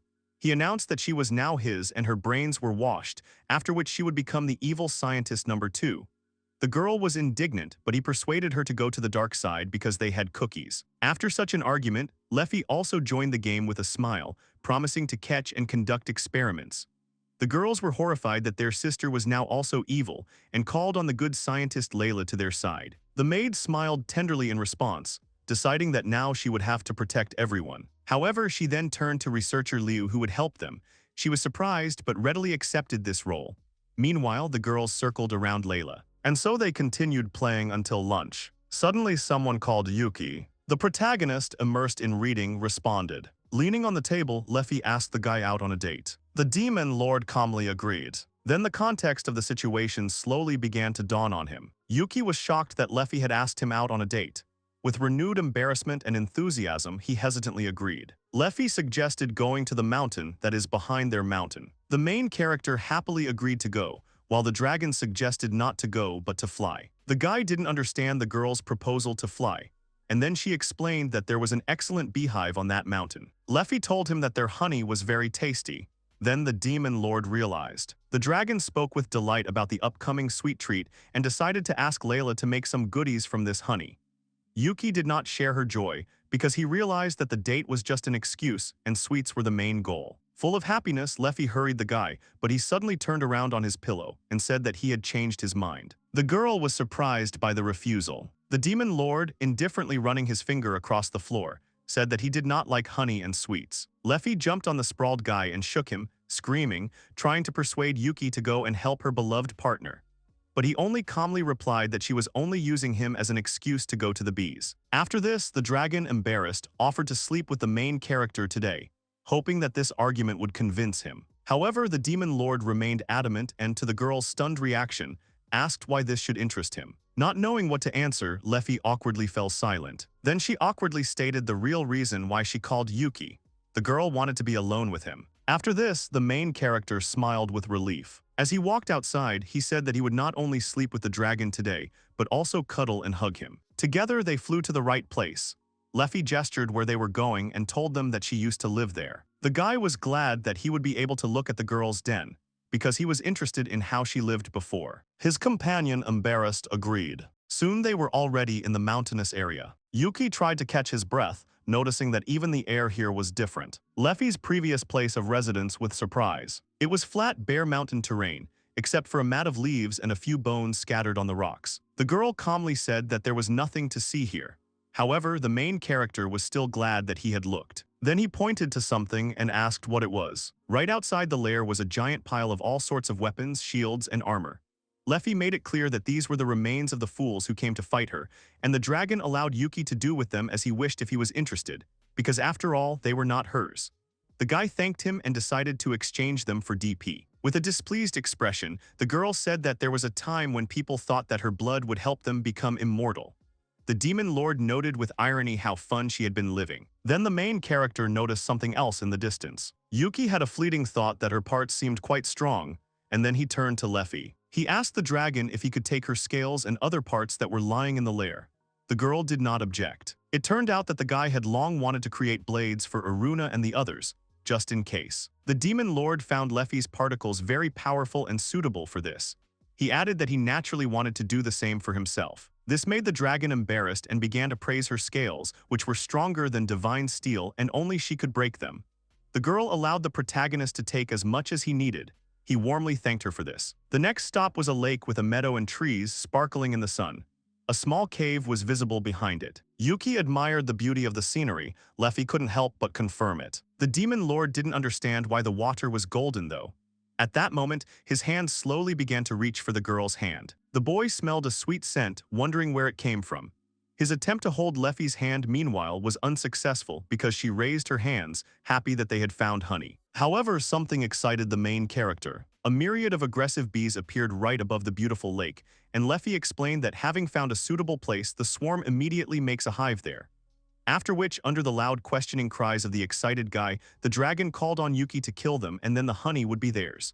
It seems that the sweetness turned out to be a trap. While the high dragon Leffy, in a state of bliss, was licking the remains of the precious honey from her fingers with obvious pleasure, a sight that could terrify even a seasoned warrior arose before the eyes of the stunned Yuki.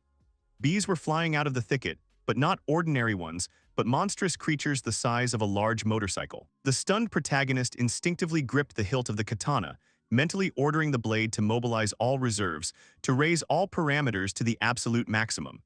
Behind him, growing like a thundercloud, a swarm of enraged insects was approaching. The flame of Sin Blade responded immediately, a wave of intensifying light running across its dark surface, the blade humming with accumulated power, ready for a furious fight. The guy attacked the numerous enemy with lightning speed. The steel screeched as it met the sting of one of the bees, and a chilling thought struck the demon lord, accompanied by a nervous, almost hysterical laugh.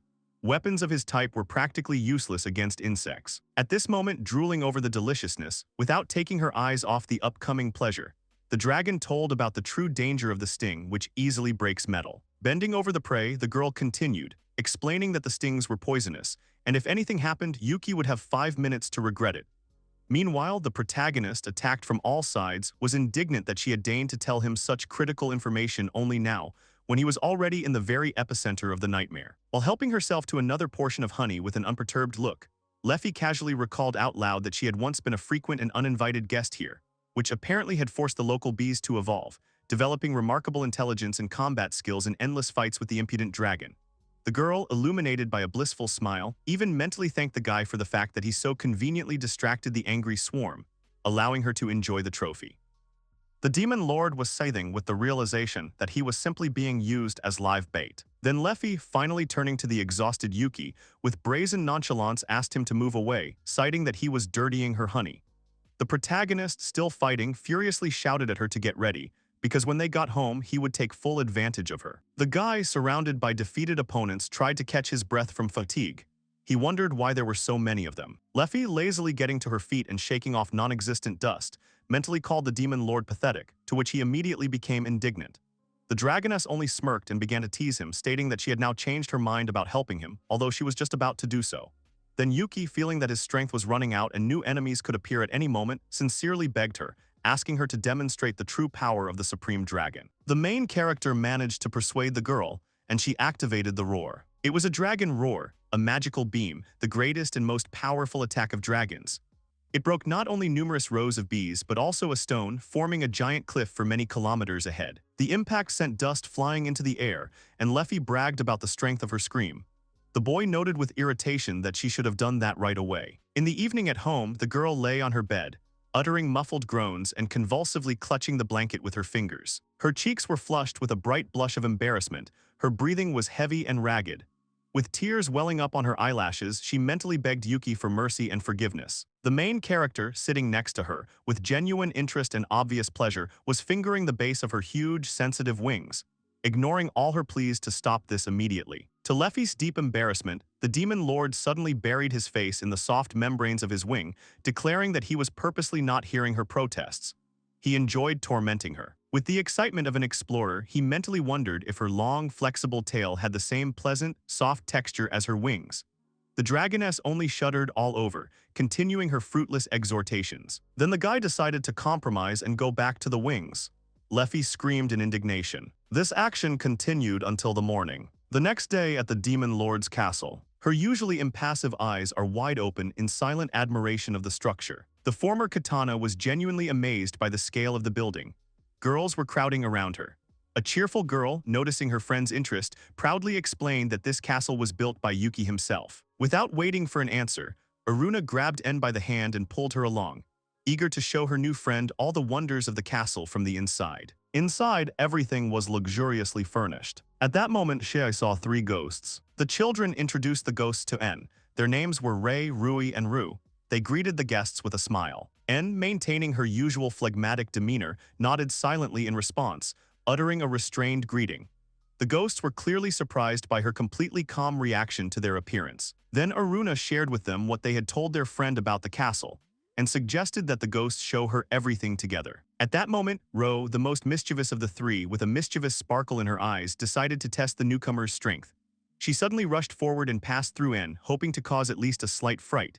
However, this trick did not make any impression on the weapon's soul, and Aruna shuddered in fear. To the children's surprise, Ro quickly flew away. At that moment, Yuki ran up to the girls and called them to eat. Coming closer, the protagonist saw only En. She made it clear that they were playing hide and seek. Bending down to the girl, the guy asked with a smile if she had made friends with everyone. Katana answered in the affirmative. The demon lord was happy about this and gently patted the embarrassed En on the head. His fingers gently touched her dark hair. The others came out of hiding, hearing that it was time to eat. Yuki also called Rei, Rui, and Ru, and then wondered if they were eating at all. He was about to remove his hand from En's head to go to the house, but then the small hand of the former katana suddenly reached out and grabbed his palm, clearly not wanting to let go. Seeing this silent but eloquent gesture, Yuki picked up the girl in his arms without further ado. En was pleased. Aruna, noticing this, said with a smile that the girl was lucky. She nodded thoughtfully. The ghosts, children, and the boy moved away from the castle. The cards were scattered on the floor. Leffy and the demon lord were playing cards. The dragon challenged him to draw a joker. Yuki then asked what the point was, and the girl boldly replied that she would make him her servant, but the guy did not agree. Suddenly, something caught Leffy's attention. She stood up abruptly, looking towards the door. Yuki looked at her questioningly, trying to understand the reason for such a sudden change in behavior. Here a map appeared in front of the main character. He was surprised by what he saw. The dragon made it clear that this seemed to be her old friend, and decided to go talk. Then the demon lord immediately stood up, insisting on walking with her. Stopping at the threshold, Leffy mentally warned Yuki that this dragon was known for its hot temper and unpredictability. But the boy interrupted her, firmly stating that this was precisely why she should not go there alone. The girl said that he shouldn't worry, because she was the supreme dragon. However, the guy was not going to give in and insisted on his own, reminding her that he was her partner. Leffy, seeing his unwavering determination, only mentally sighed with a slightly tired smile, resigned. There was a noise in the forest. Yuki and the high dragon stood at the cave ready for battle. At that moment, a large shadow appeared on the rocky ground. Blowing up the dust, a large black dragon with a diamond on its forehead landed there from above. It seemed to be Kyoga. He glared at the pair standing before him. Apparently they had a new opponent. Luffy and Yuki looked up at the sky, where a giant dragon was descending towards them. The main character and the girl looked seriously at the monster that disturbed them. It was Gyrodio Juoga is the new usurper king of the dragons. Turning to the girl, he said that he finally managed to find the supreme dragon Leficios. The dragon was confused as to why Lefi was in human form. The girl then got down to business and asked why he was there, suggesting that since he had seized power over the dragons, he had come to show off. The boy stood next to her, armed with his katana. Lefi asked the reason for his action, pointing out that the old dragons would not serve him. To this, Hyuga replied that he had solved the problem by killing them and now the dragons obeyed him. He roared with pathos, declaring himself the king of dragons. He then loudly proclaimed that his goal was to take over the world, and that was why he had come to the High Dragon. Lefi was confused and irritated by his behavior. The Dragon King wanted the girl to join him so they could rule the world together, but the idea only made her laugh. Then the Demon Lord stepped into their conversation and rudely ordered him to shut up. Yuki got tired of him talking about conquering the world and asked who this dragon even was. The protagonist irritably noted that conquering the world requires a lot of time and effort, so Lefi would never participate in it. The girl was surprised by such a reaction. However, this brought a slight smile to her face. After this, Lefi confidently confirmed the correctness of his words, advising the impudent fellow to return and brag there that it might help him find a girl. This angered Gyuogu. He menacingly declared that he understood that she was not pretending to be human, which meant that she had chosen death. This enraged the Demon Lord, and Lefi turned to her partner and prepared for battle. The High Dragon explained that he was a fool, but Yuki was an even bigger fool, so he should survive, and then they would go back to sleep. The protagonist asked with a smile why she was now taking him down to the very bottom with her words. Lefi answered that they had known each other for a long time, so she knew what she was talking about. At this time, their opponent was laughing at their squabble. It looks like Gyuogu has made a decision. He struck the Demon Lord with all his might. The Demon Lord clearly did not expect the blow, but managed to extend his katana to defend himself. This did not help him stay in place, however, and he flew far back, and his spread wings helped him to hold on. The usurper thought he would crush the boy like a pathetic insect. Yuki, with his wings spread and his sword at the ready, cursed the dragon. After that, the girl reacted with excitement, fearing for her partner.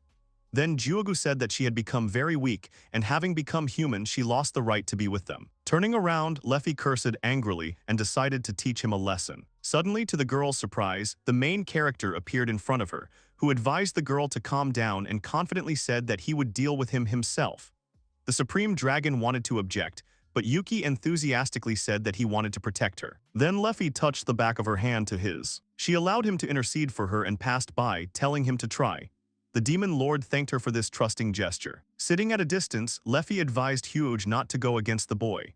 He, ready for battle, asked the girl to rely on him. The dragon confidently stepped forward, doubting that this bug would make him fall to his knees. He said defiantly that it was funny and that the man would not succeed. Yuki, with a displeased expression on his face, asked him to shut up already, as he was fed up with this. At that very moment, the opponent struck a blow that cut the nearby pine trees in half.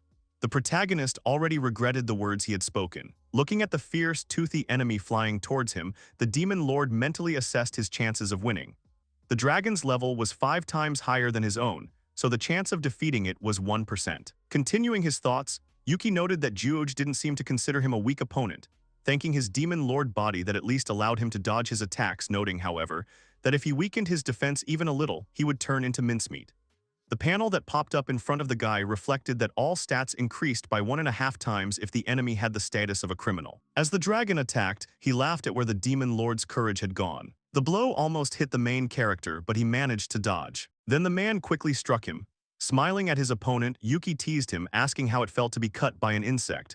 But suddenly something surprised the boy. He received a serious wound and was thrown up by the blow. Having recovered, the Demon Lord was already looking at the flying away Juoge, who was calling at the top of his voice for Lefios to look. Approaching the girl who was watching from afar, he declared that this man was just a weak loser and that he was more suitable for her. Lefi looked at the dragon with tension. Yuki, meanwhile, decided that it would be better for him to turn his attention to her for now while he recovered, since Juoge was too strong. But then the main character noticed something. He quickly dodged the sharp spear that flew towards him. What he saw excited the guy. To his surprise, dozens of copies were pointed at him. The Demon Lord's frightened cry rang out over the grove. The girl continued to sit. Leffy peered into the distance. Hyuga grinned evilly.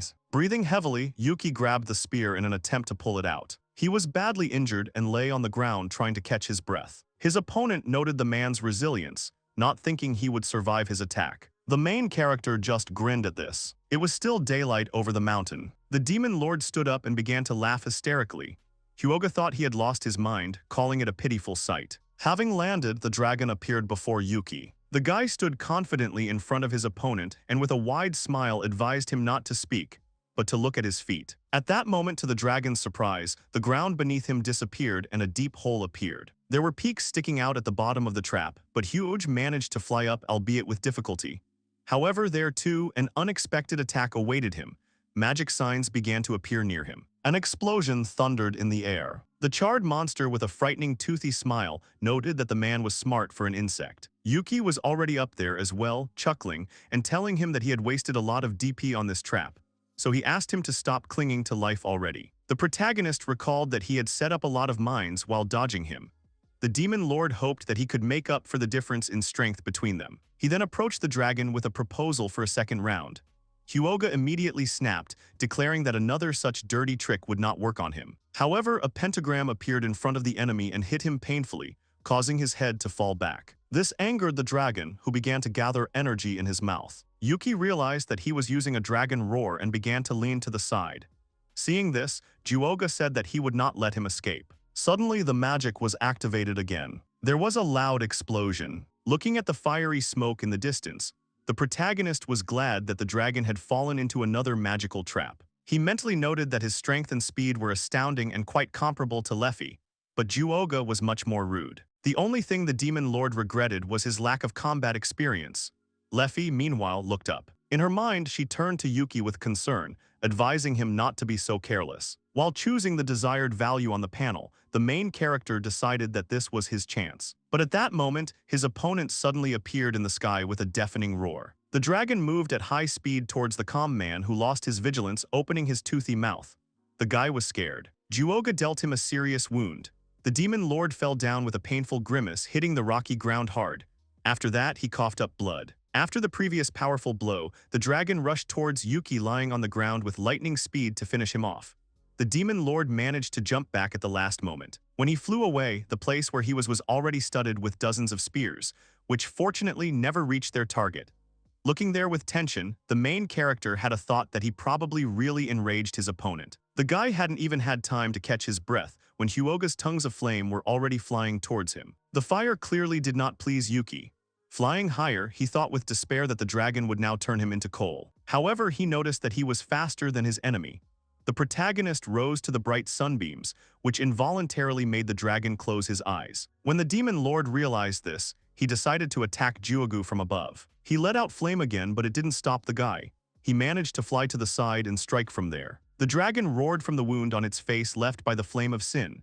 Suddenly it swung its tail, and the man noticed it with a curse, trying to dodge. Yuki realized with horror what was about to happen. His opponent's tail painfully slammed right into his back. Blood splashed in the sky as the protagonist screamed. At that time, the girls and maids in the house were putting together puzzles while sitting on the floor. Liu and Layla were worried about their master. They recalled that before leaving, the demon lord warned them not to leave here until he and Leffy returned. Layla noted with concern that there were many earthquakes outside, and Liu confirmed this grimly. The girl anxiously crumpled her dress. Shia, crying, was afraid that Yuki was hurt, but Aruna reassured her friend that En went with him, so the main character should be okay. She noticed something with a gentle smile. Shia began to slowly stop crying. Aruna said that she was sure that her brother and sister were fine. At this time, the demon lord was lying on the ground without an arm and with serious damage to his wings, and his katana had fallen from his hands. The children fell asleep hugging each other. At this time, En called her master. He moved heavily. Katana was glad that Yuki was alive. At that moment, he opened his eyes and looked at the sky with tiredness. Then the main character stood up in pain. The weapon lying nearby reminded the boy with concern that he was wounded and advised him not to move. The demon lord laughed weakly and apologized to En, saying that he couldn't. Meanwhile, blood was gushing out of Hyuga's mouth. Confidently stepping forward onto the battlefield, Yuki said that he was not finished yet. Breathing heavily, he took the flame of sin in his teeth. Without his left arm and two wings, the main one held a katana in his mouth, clenching his fists for battle. He summed up that until he won, it was too early to rest. The dragon screamed and bleeds. Then, trying to fly up to Leffy, he hit the rock with a loud noise, losing his coordination. The high dragon looked at him calmly, calling him a fool. Then Gyuoga angrily asked the girl to stop, because he had killed her man. Leffy asked with a confident smile who he killed there. The demon lord appeared behind the dragon, surprising him. A trail of blood was left behind him. Gyuoga turned around in surprise and saw the protagonist, who stood before him with determination, through pain and tears unwaveringly. His opponent roared in rage about how he was fed up with the human, then shoved Yuki away with his tail. However, the boy stood up again. The dragon angrily scolded him not to get up and not to come to him. The opponents stood opposite each other. Gyuoga said with excitement that the main character was worse than a dead man. So the dragon decided to crush him into dust with his roar, starting to collect him in his mouth. However, it didn't work. Some force knocked down the stunned opponent.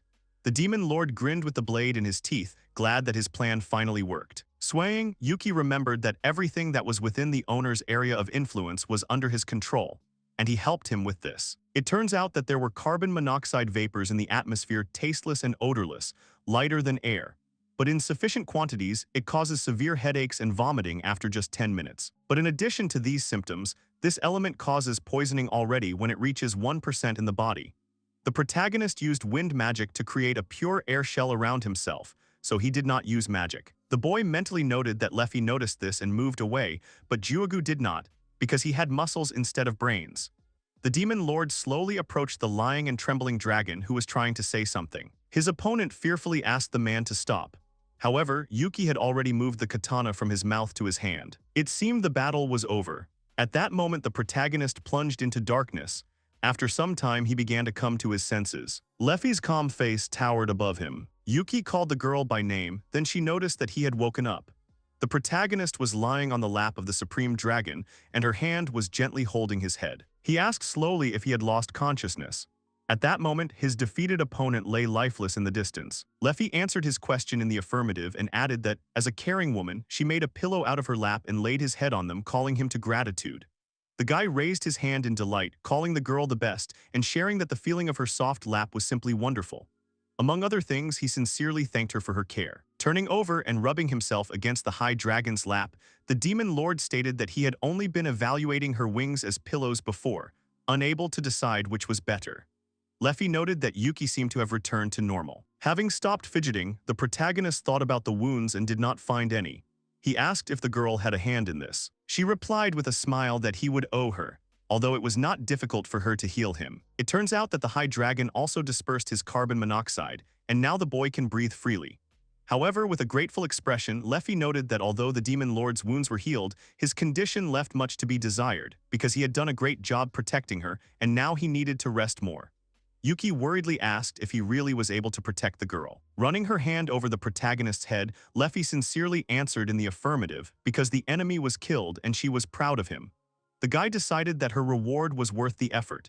The girl sadly said that she was actually worried. Then the demon lord laughed, asking if she was offering to give her to him next time. The high dragon began to be indignant. The sun was breaking through the foliage. Yuki turned to the high dragon. She responded. To her silent surprise, the main character confessed that he liked her. Leffy blushed at such unexpected words. The guy said with feeling that he knows that he is not worthy of her now, but therefore he tries to become stronger every day to be on the same level as her. Reaching out his hand to her face, the demon lord asked if the girl would be with him now and until the end. Approaching the smiling Yuki, Leffy said that since he wanted it. After that, she leaned towards his face and closed her eyes to kiss him. Leffy promised to be with him until the very end. It seemed their deal with each other had reached a new level. The girl noted with embarrassment that it was the oath of the dragon clan, so she did not know. Yuki asked her again with a smile. However, after some time, Leffy finally agreed. The protagonist enthusiastically asked if she was his wife from that day on. The high dragon awkwardly considered her new status. The guy smiled with a blissful expression at this new meaning, which caused confusion in the girl. She ordered the demon lord to stop because she was still ashamed. Approaching Leffy, Yuki declared that now they can make children. The girl, however, noted with embarrassment that he was scaring her. Now the couple will be together forever. En, frowning, remained silent. The main character of the house apologized to her. He repeated again that he was sorry. Sitting on his lap, the girl said that she was worried about him. The guy again apologized with excitement. It turned out that the katana, as soon as she saw that he was on the verge of death, came out to save you and found a loving couple kissing. Trying to make amends, the demon lord promised to spend the whole day with her, asking what she wanted to do. Then En decided that she just wanted to sit here with him. Yuki was surprised that this was all. Suddenly her friend turned to her, calming En down so she wouldn't worry. Aruna recalled her surprise when her brother was seriously injured or tired, and he would come and sleep for days on end. Then the girl said that she was also worried about him and wanted to hug him. Shai also reached out her hands to the main character, and three ghosts flew up behind her with the same intention. Leffy approached them, who was surprised by her husband's behavior with condemnation. The guy did not see the problem. However, the demon lord was pleased to be called husband. Then, opening the tablet, he saw a new skill, Fortitude, which allowed, when HP dropped below 20%, to significantly reduce the damage inflicted by enemies, and all characteristics were multiplied by 1.5, provided that the owner of the skill wanted to continue the battle.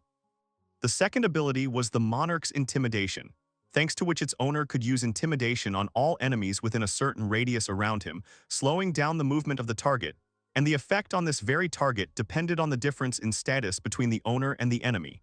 Yuki was glad that he had become very strong. It turned out that the main character received the skill of intimidating the monarch due to the title of the Lord of Demons and Dragons. This was an addition to his past due to the murder of the Dragon King. The boy was confused about his new status, not knowing what to do if he didn't want to rule the dragons. The girls nearby watched his actions closely. Among other things, the demon lord received the title of the consort of the Supreme Dragon, the description of which said that it was a strong man who took the Supreme Dragon as a wife. It seems that such a madman in this world is no longer afraid of anything. Then Yuki became curious about how titles appear, assuming that this is the desire of the local side. Meanwhile, the girls sat on his sides and the three ghosts formed a tower above his head. The main character decided to figure out the reasons after. The most important result for him was increasing the level of the dungeon and processing the dragon's corpse into DP, and also increasing the rating level to 10th. The guy was interested in what status Leffy had in that case. The level of the highest dragon was as much as 987, and in the titles it was added that she was now the spouse of the Lord of Demons. Yuki noted with pride and surprise that his wife was very strong, but he was still glad that he could now see at least a couple of numbers in her characteristics. Sitting in a yoga pose with the children sleeping on his lap, the protagonist thought that it was painful for him to watch this, and that he was saddened by the fact that he had lost all his DP accumulated with Leffy, but at the same time, seeing the result, he felt good. At that moment, Layla approached him. The maid carried away the sleeping girls, and Liu prepared a blanket. Liu looked at Yuki with a smile. The maid said that the gentleman was amazing and started talking about the ring, but he laughed and started pulling her cheeks, hinting that she was joking. She quickly apologized. It was a wedding ring made especially for the Supreme Dragon Leficios. Lying in bed, the girl asked Yuki not to force himself because he had not yet fully recovered. Suddenly, Leffy woke up. Meanwhile, Liu began to shyly catch the couple's lovemaking in the bedroom. It seemed like the demon lord had climbed into the dragon's bed. Meanwhile, the main character called Ens. Yuki held the katana and the material with a serious expression. The boy decided to try to fuse his sword and parts of Leffy, hoping that this would increase the skill of granting magic. Then the demon lord opened and looked at the characteristics of the roar of the explosive flame. He then turned to En, asking if she would mind if he gave her new magic. Katana did not mind. The Flame of Sin after the upgrade acquired new special effects, namely increasing magical and physical strength to the maximum. At the same time, it retained its previous characteristics, the race of a magic sword with incomparable quality and unique telepathy and vampirism skills.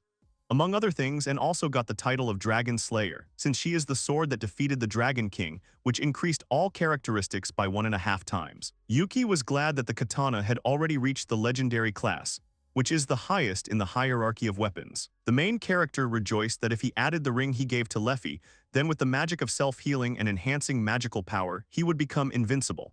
The guy's HP was already almost 20,000, which made him laugh joyfully, declaring that now nothing would destroy his health.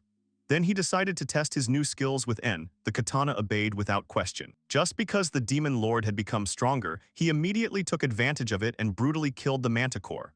Hunted with Rur, who was looking at his madness with concern, and used En's wind magic, which greatly enhanced his flight. The guy, smiling madly, was having a lot of fun with the new power in his hands. Yuki suggested that the wolf should now kill every living thing in the forest every day.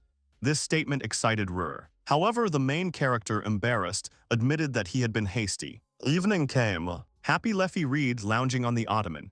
She thought about the big world full of adventures, which even after many years she could not fully explore. At that moment, the girl saw that her husband had returned home with En, who was sitting on his neck. Yuki boasted that they had won the Manticore and Alicorn today. Remembering their acquaintance, the dragon reflected that only thanks to the main character did she learn what it meant to truly live free. Without the demon lord, Leffie would just live on top of the mountain doing nothing. The boy looked at his wife with a smile. The girl smiled warmly and sincerely. She summed up that the world is beautiful by approaching her loved ones. The dawn was visible through the foliage. Yuki turned to his wolf. The protagonist asked Rur decisively if he was ready. He barked affirmatively in response. Opening the panel and walking forward, the guy proclaimed that the pets would be his. The guy ordered the general to appear. The hero said that he was their ruler and was glad to meet them. He wants them to live in that dungeon, hunt monsters and intruders. But the monsters around are too strong and there are also many traps. So he leaves Rur in charge for now. They must listen and follow all his instructions. The guy said he was counting on Rur. The girl drew attention to herself. The hero asked why they were looking for him. He assumed they had come to see his new comrades. The girl said that she was afraid that he would do something funny again, and that there would be another little girl at home. Aruna said that everyone was big and strong.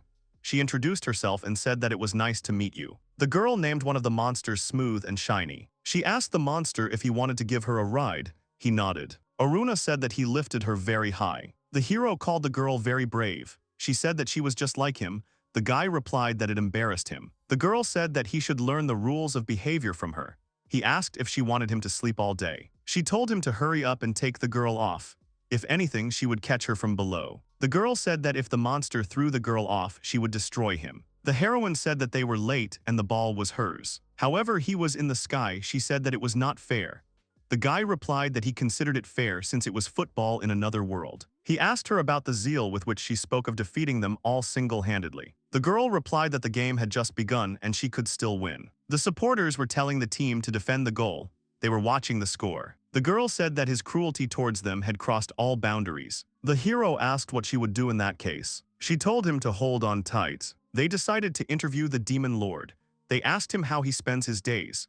He replied that he began to lie on the bed with his wife more often and use her as a pillow. Those who invade his forest are driven away by his generals and traps. Because of this, the number of attackers has now decreased. The hero asked what the royal guard from hell wanted from him. The girl noted that he immediately recognized who she was. Although she expected nothing less from the demon lord who had destroyed the plans of one devil tribe in the kingdom of Alicia. He asked what the girl wanted from him. She replied that she had come to talk. The girl said that her words would be important to him. She had information about the enemy that would soon attack them. The hero asked about the price because it can't be free, considering that she came straight from hell to him. She replied that she had come to talk to him about forming an alliance against their common enemy. The girl said that she brought their tea. The guy thanked her. The demoness recognized Layla from the Sheephorn clan. She was a demon of knowledge. Layla said it was a nickname from her youth. The girl said that she heard that she left the demon world to go look for research materials that only exist in the human world. No one has heard from her since. Layla was asked why she became a maid and how she stooped to such a low level. She replied that a lot of things had happened. The other girl kept asking her, but Layla replied that a lot of things had just happened. The girl asked to tell about the demon lord and what business he has with the main character. The woman replied that she wanted to talk to them about the regions that their king ruled. The guy said that the underworld now looks like a civil war is about to start there, and he doesn't want to interfere. The girl said that it is worth assuming that the enemies already know about him and about that dungeon. She added that given what they had done in the alliance, wouldn't it be better for him to form an alliance with them then? The guy asked Layla what she thought about it. The girl replied that it seemed like hell hadn't changed much since she left. The hero thought that he would not be very pleased if they came there to take revenge on him. Them for wanting to use the Leffy as a weapon. The girl said that they were their common enemy, that's why she came to ask for help. The guy asked what would happen to him for that. She replied that they would monitor their movements and report everything to him. The girl apologized. She added that she had nothing to offer him except information. For such questions, he would be better off going with her and talking to their king. The boy asked why he had not come there himself. She replied that the king could not leave the country while she was in such a state. The hero asked if she could wait while he discussed the matter with his wife. He did not mind if she stayed the night. The maid said that in that case she would prepare a room for her. The girl said she refused. She said that's not what she meant and that she just didn't want to go there. The hero said that he thought that only a journey alone with her could heal his aching heart. He apologized and said he thought she would appreciate the compliment. The maid asked him how long he was going to hell. The guy replied that he didn't know, but he thought it would be for about 3 weeks. Well, if he didn't like it there, he'd come back right away. The hero thought that in any case, he had an emergency way to return to the dungeon. The girl asked if he was sure, because she thought that he would quickly find a common language with the king there and agree on everything. The guy said that she didn't have to worry about protecting the dungeon, because the girl would take care of everything. He listed the people dear to him and said that he did not want them to have to fight. The hero said that he wanted to protect his wife more than anything. The guy said that the word love confuses him. The maid said that he had left. The girl said that since he had taken Layla with him, everything would be fine. She thought that the hero's power shouldn't be too dangerous, but she still worries. The girl asked why he was trying to help every girl. The maid laughed, saying that the girl didn't like that he was looking at more than just her. The heroine answered whether she thought that the job of a maid was to take care of the house and not to chat. The maid said that everything would be done, and besides, Layla's duties were now on her. The girl turned to the hero and said that if he tried to do something wrong, she would tell Leffy everything. Today they decided to stay at a hotel and tomorrow go to another city. Haloria told the protagonist to rest. The guy asked the girl if the speed of his pets made her sick. She replied that it did. The maid said that in the city they always use carts and they are pulled by different monsters. The guy asked N if she liked Layla's stories. The girl replied that Layla always tells interesting stories. The girl said that on the way she would tell many more interesting things. Hiloria apologized for keeping them waiting. Naya saw the guy and said that it was he who was staring at them all the time. The hero began to deny it. The girl called him a bad boy. She asked if the girl was her biological child, as they looked very similar. N asked if she was his child. The guy asked if she liked it. The girl said that she was very happy about it. Naya asked if they were really relatives or not. She was told that it was bad to ask such questions. The hero said that the girl had a very large staff. In her hands was a list of what needed to be reported to Leffy. The girl said that it was their tool. They witches always carry it with them when they become adults. She said it made magic easier to control. The hero asked if she was an adult. The girl asked if he meant to say that she was still little. He asked the girl how old she was now. She answered that she was 15. The hero said he thought she still had room to grow. The list of things to tell the girl included details about the guy. Louise said that witches don't grow very big, but she thinks it's cute. The hero said that it was time for them to get out, since there were robbers behind the carriage. The boy told the girl that it was not what she thought. The carriage was pushed and the girl herself fell. He couldn't help but catch her. The hero said that they were just pathetic and weak bandits. The girl asked him if she needed to transform. He replied that she had to protect Layla. The boy used magic and attacked the earth dragon. He turned to Layla and said that he had a powerful spell. She praised him. The girl was surprised that for magic of such a scale he did not even read the spell and said that he also wanted to learn it. The girl said that she would not mind dating such a strong man. The guy said that since there were bandits there, it meant that hell was unsafe. The girl replied that they had appeared only recently. The hero thought that he couldn't leave things as they were. He had a duty to make hell safer. The boy said that thanks to the bandits he was not bored. The girl said that it was fun. He asked Layla if she had ever been to the capital. She replied that she had been there several times for research. The guy asked what she studied. Layla said a lot. The girl said that it covers a wide range of research and scientific works. The hero said he didn't know she was a great scientist. Layla said she was just curious, so she tried the research. He asked if that meant that when she lost interest in them, she would leave them. Layla said she would only tell him one. She was not with them for fun. The man guessed that the guy was a demon lord. He introduced himself and said that his name was Final and he was the Lord of Hell. Final said he was glad to meet you. He assumed that the hero had already heard of their situation from Haloria.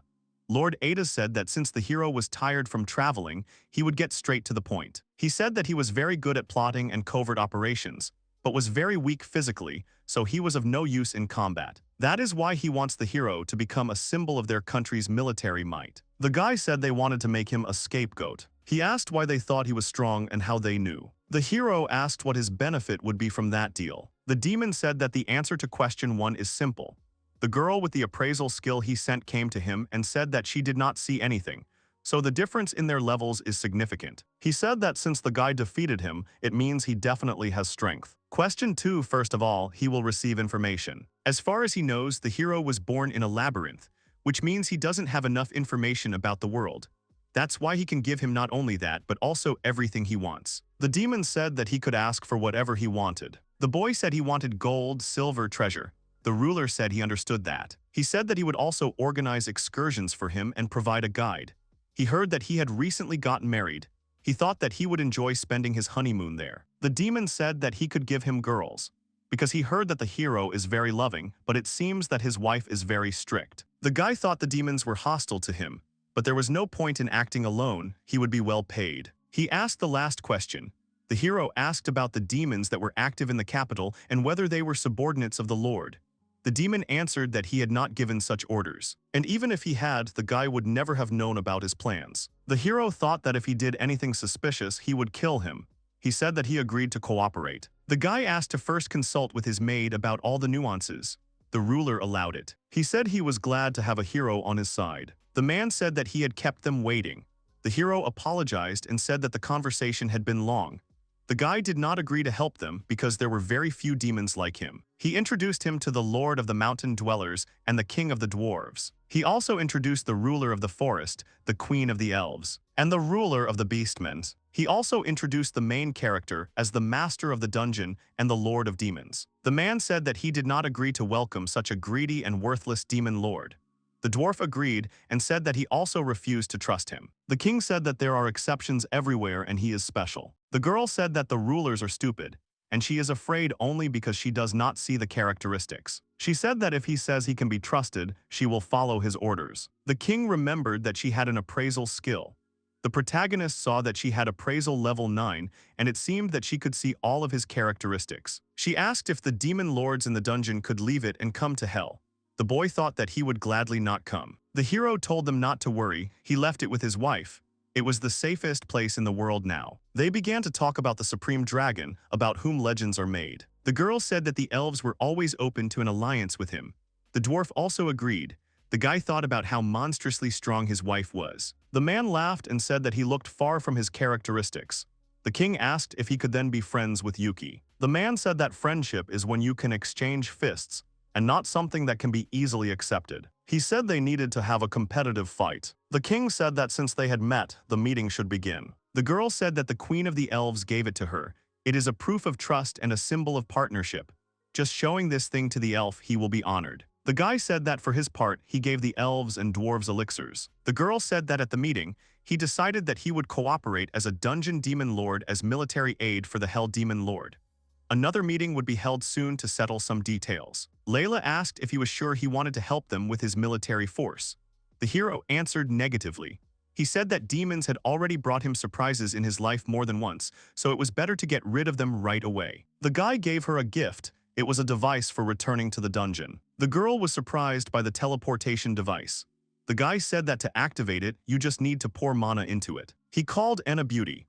The hero said that if anything happened, she needed to leave him and turn into a human, activate the necklace and teleport home. He asked Layla if she needed such an item too. She said she wouldn't refuse. The girl said to keep it a secret from Mrs. Leffy. Layla made them a lot of money in negotiations. The girl said she thought the hero should rely more on others. The guy said that he would really like Layla to be with him during the negotiations. The girl saw him and was happy. The guy asked her if she realized that her identity-revealing items were not working well for evaluation. The girl replied that the church gave them to her. The hero said that he knew her because they had a common business in the capital. Nell introduced her friend. The hero said he was glad to meet her. The girl said that Ronia speaks badly to people and asked not to be offended by her. She replied that this is not the case and that people usually do not understand what she says. Nell said it didn't mean she was talking badly to them. Ronia said it was their fault. The guy thought she was very stubborn. The girl said she was glad to see Layla again and asked who the girl was next to them. The guy introduced her and said that she was his daughter. He told her to remember her weapon and said that the girl is a spiritual reflection, a weapon. He modified it with a part of Leffy, so it can be considered that she is also indirectly her mother. The girl said she had never heard of such a weapon. The hero said she just tried something and it worked. The girl said he had stupid ideas as usual. Nell said she thought the main character was crazy sometimes. The guy asked why they always make him look bad. Anne said that no matter what they say, he is a good person. The guy was surprised because recently the girl did not like him either. Nell handed the letter to the guy. It asked how he was doing when the weather got warmer. Every day she thinks about him and not a day goes by that she doesn't think about him. The other day she slipped out of the castle to go to him and tell him about her overwhelming feelings, but she was immediately found by her father's soldiers. Someday she will get to him, but before that she would be very grateful if he would come to see her. She looks forward to the day when she can see him again. Nell said that she would stay there for a little while longer, so she asked me to write a letter back. She said that if he doesn't write, then he will write, and then the girl will definitely be sad. The guy asked her what she had forgotten there. The girl said that she thought no one would be angry if she told, but he should know that no one else should know about it. They were sent there to find the one behind the chain of dinners in the capital. There aren't many people in the capital who can move freely in hell and who can be trusted. That's why they sent her. The guy thought that the hero was sent into the heart of the enemy. He said that the demon lord invited him there. The boy also noticed demons in the capital, and the demon lord invited him there to help him get rid of them. Nell said that she heard that the two parties in hell had a strained relationship, but she didn't think that he would join their cause. The hero said that the enemies of the current ruler are their enemies, so there shouldn't be any problems. The girl asked if the guy could share some information in that case. She asked if he was sure that his information was reliable. The hero answered that he himself did not know everything, and he was not the intelligence of the Lord of Hell. And also the finale itself told him everything. The guy said that he trusts the girl, so he will tell her everything. She thanked him. He suggested that she call him handsome brother. She said she would refrain. The guy suggested that they meet there next time. He gave them a warning ball and said it might come in handy. The girl said that these were unusual technologies and did not know that he was capable of such things. The hero said that the white light is needed for communication and the red one is for danger. Nell noticed the ring on his fingers and asked if it had any effects. The guy said that Leffy gave it to him because he married her. The girl was surprised that N was actually a sword. The boy told her to get ready because something was coming. He said that he felt like he had seen something like this somewhere before, just like that time in the capital. Layla said that after using it, he continued to absorb mana.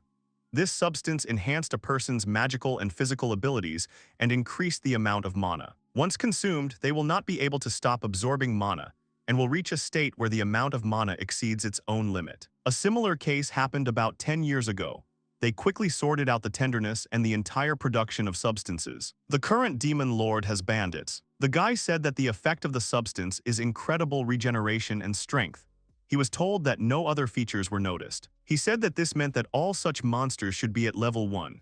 The girl said that now was not the time to chat. The hero asked how they fought such creatures 10 years ago. Layla said they cut them into pieces and burned them. Those monsters were people, so they had the same weaknesses. The guy realized that it was impossible to simply kill them. The girl used the magic of the deep dark swamp. The hero was surprised that the distance between them had decreased. Now the undead could stretch their limbs. N asked about the main character's health. He said that he was fine and thanked her. The guy was surprised that the monster had lengthened its limbs and simply broken its bones. Each time it became more and more difficult for the girl to hurt him. He saw the thing on the creature's legs that was a defense against the girl's magic. It evolved and adapted to the current battle. The guy thought that the former owner of the body couldn't do that. He was terrified that the monster could continue to adjust. The girl used magic to save those turned into undead. The guy used wind magic. He said it would be madness to fight him without Nell. The girl said that regeneration didn't seem to be going well. The hero said that they did a great job. Someone started shouting that the guy had gone crazy. The hero told Layla to run after him. The guy said he was okay, but he thought they should break up. The girl said she agreed, but remembered that they hadn't paid for the food. Layla said she had paid in advance, so they shouldn't worry. They were pleased that she had done this and said that this was what was expected of her. In that case, they suggested that they separate. Nell said that the hero is very strong and even stronger than before. Even if they fight him seriously, they will lose. The girl couldn't believe that he was stronger than her. Considering the previous conversations and the fact that he knew the girl, he must be the one who played a decisive role in the Civil War wearing a clown mask. She realized that this is what real demons look like. The girl said that the king would do his utmost to avoid that person. She said she knew she trusted him, but she didn't know what to expect from him. Nell said she shouldn't worry because he was their comrade. If she talked to him more, she would realize he wasn't their enemy. The girl gave him a report. She wrote down everything she could see. He said that as promised he would pass on false information about the Elven Forest. It would help her for a while. The man saw that the main character had many titles, and he found this interesting. The girl said that it was the title of Dragon King that bothered her. She asked if he knew everything before her. The bishop replied that he simply had no evidence. He said that she could not see all the characteristics. The girl confirmed this and said that it had been a long time since she had encountered such individuals. She said that if possible, she would like to maintain a good relationship with him for quite a long time. He may still be useful. The stranger said he had a report for the demon. He asked him to tell the story and not pay attention to the girl. The man said that Yuki had made contact with a human hero. They had met the artificial undead and defeated him. He asked if the girl who came to their land a couple of weeks ago was a human hero. They told him that she was, but it didn't seem like a special meeting, most likely an accident. The man thought that they would both be useful to him since they had successfully fought the artificial undead. He said that as for the hero's party, they are not hostile to them, but are hostile to the other faction, so he is thinking of leaving the hero to Yuki. He realized that the artificial one was not alive, was preparing to attack them, and it would be necessary to correctly place guards at least in order to delay them for a short time, and then send a special squad to different places, but the enemy should not know about it. The girl said she was surprised he had learned so much from just one report. The king said he specialized in mental work. He said it was very tiring for him to just sit on the defensive and not show it. Leffy asked how long they would be flying as she was already tired. He replied that there was still a little left. She said that he spoke as if they were lost. The guy laughed. The hero called her a goddess. She was glad he acknowledged it. He said it was just his imagination. They arrived at the place. The girl said that this is the place where they used to hang out with their friends. The guy said that it was, but he changed a few things. The hero said that they took the dragon's oath, but these were just words, so he decided on a place for the ceremony in his own style. He asked if the Lord of Demons would agree to take Lephisios as his wife and be with her in sorrow and in joy, in sickness and in health, until death do them part. The guy replied that he agreed to love her and be with her until death do them part. The girl said that he scared her. The hero replied that in his homeland he has such traditions, that's why he does it. She said that his second voice is just terrible. Leffy said that he didn't need all these formalities with her. He just had to finally say his real words. The guy said that they fool around every day, always argue about stupid things, and sometimes it is difficult for them to get along with each other. But he tries his best to keep peace and harmony in their life as a husband should. He told her that they will live, so they will continue to love each other. The girl said that although they begin to measure their strength every time they quarrel, she swears that she wants to live with him until her death. And as long as she lived, she would keep the peace in their family as a loving wife. She told him to swear to the world that it would always be so. He said that she copied half of her vow from him. The girl replied that these were sincere words and asked what to do after the vow. The hero said that since they already had rings, they needed to finish it all off with a kiss. The king said that the boy had had a hard day yesterday and asked if he was tired. However, he noticed that he looked quite well. The guy said that he slept soundly and had a very good dream. The Lord said that he heard that he refused the help of the succubi. The hero was surprised that he was called only for this reason, and he thought that they wanted to talk to him about yesterday's events. The king said he would talk about it a little later, but he wanted to start by saying that he had a request for the hero. He said that he wanted him to take part in the tournament. This is their traditional event where demons measure their strength. In addition, this year there will also be a meeting of the alliance of 4 races, so it will be more festive than usual. The demon sends a large number of his followers to the tournament to increase the number of supporters, which is why he wants him to participate and defeat everyone. The hero thought that they were making fun of him because there were strong demons there and it was unlikely that he would defeat them all. The king told him not to worry because he had already checked everything, there was no one stronger than him there. The boy said that he was abusing his power. The man said that he could tell him about his opponent's skills, fighting style, and weapons. The hero said that he was starting to feel sorry for his subordinates, and since he had such information, no one would forgive him for losing. The king said it was fun to know all this. The boy thought he should have refused. He said that the meeting is in 2 days, and the tournament is in 5 days, but there are already a lot of people. The girl said that since the capital was celebrating, the girl should have fun too. The guy said that he didn't want her to work all the time. He thought that next time he wanted to come there with everyone. The hero saw that the girl took 3 pieces of meat and said that for her alone it was too much. She said not one, the meat was very tasty, and asked if she would eat. The girl answered that it was delicious, so she ate a lot. The girl said that they should become friends because she also liked meat. Nell said that she found someone who was friendly to people, and he promised cooperation and they would have a meeting soon. The guy wished her to be careful, and he said that he hoped that he would be on their side. The girl said she wanted to see him compete in the tournament. He said she shouldn't worry. He would win and his name would spread throughout hell. The guy stole meat from her. The hero said he would give him 70 points. He said that they would see each other later if something happened, then she should look for him. The girl said that as she thought it was the young lady, and she was glad that she was safe. Layla said that they hadn't seen each other for a long time. The guy was surprised that it was someone who knew her again. The girl said that she was like a little sister to her. She taught her a lot when they were together. The hero asked the girl to calm down. She said that he had stolen her sister's innocence and destroyed her honor and dignity.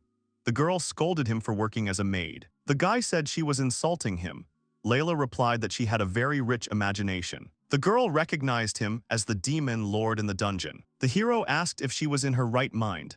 Layla replied that she was worried about her future. And said that she was not Layla's child, but just a friend.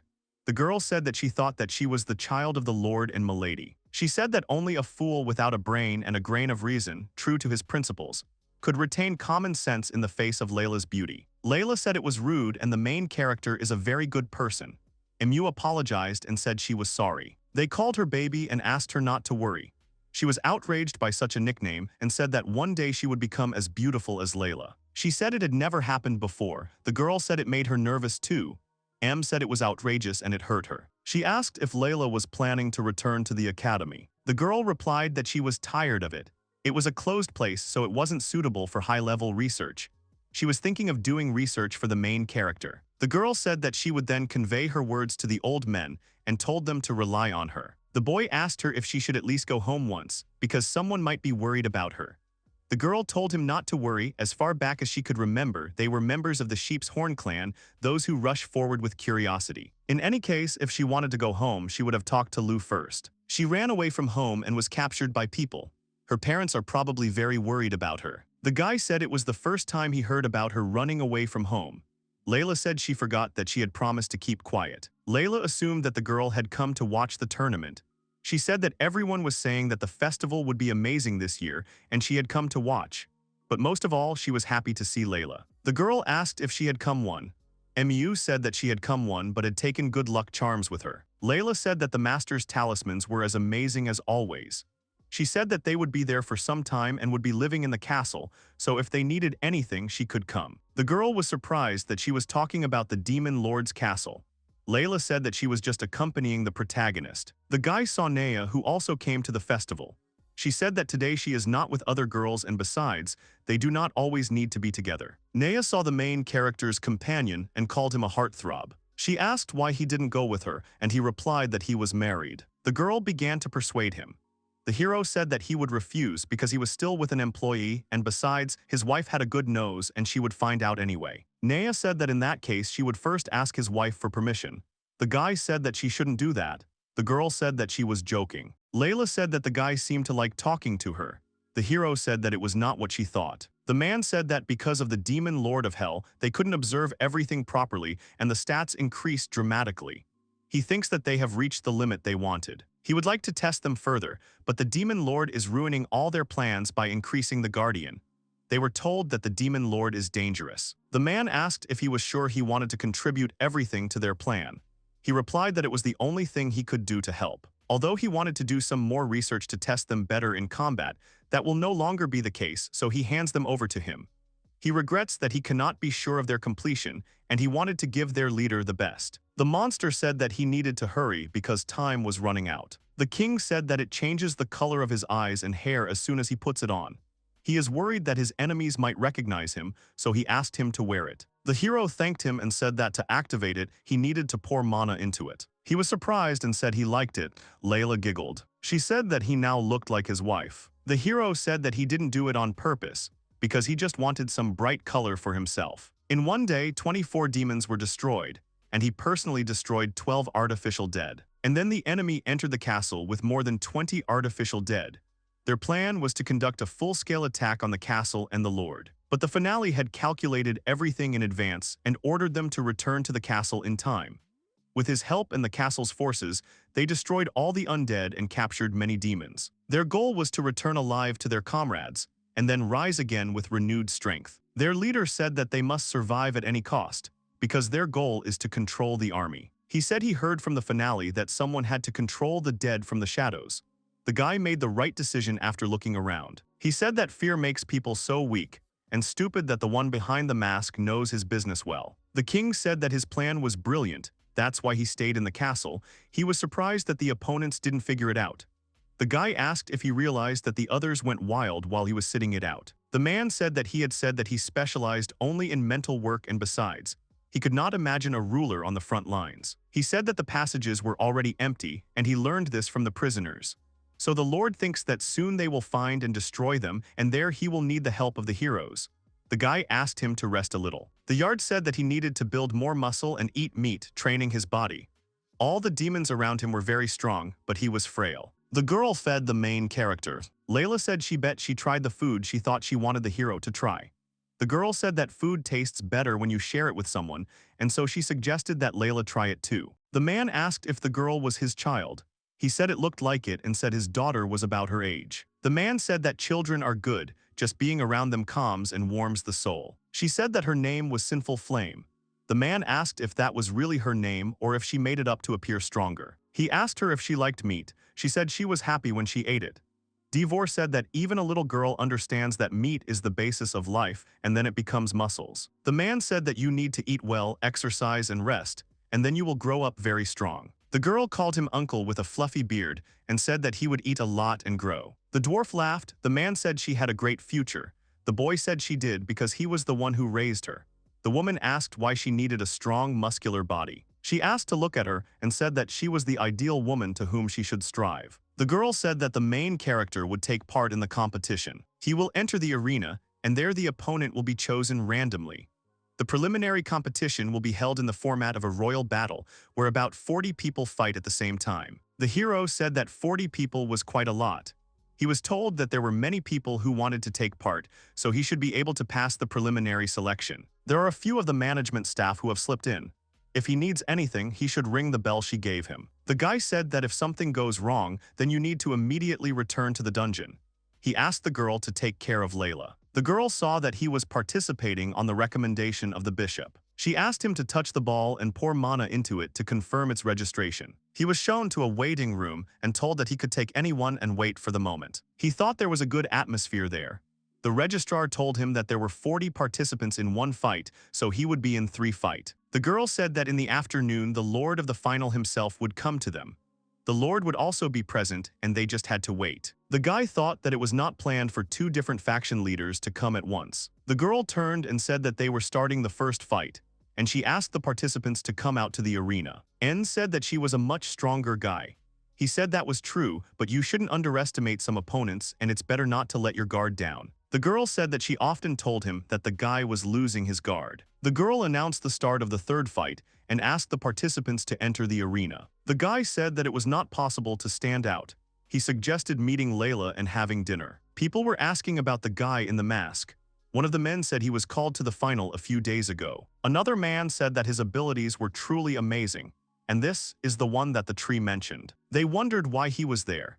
The man assumed that he had come to destroy them or that there might be some other plan. The man said that he had no ideas, but they had already puzzled all the analysts and were waiting for a report from them. Another replied that in any case, if he got in their way, they would eliminate him. The girl asked if he was crazy or pretending. The protagonist said that he was told not to stand out and asked what he did wrong.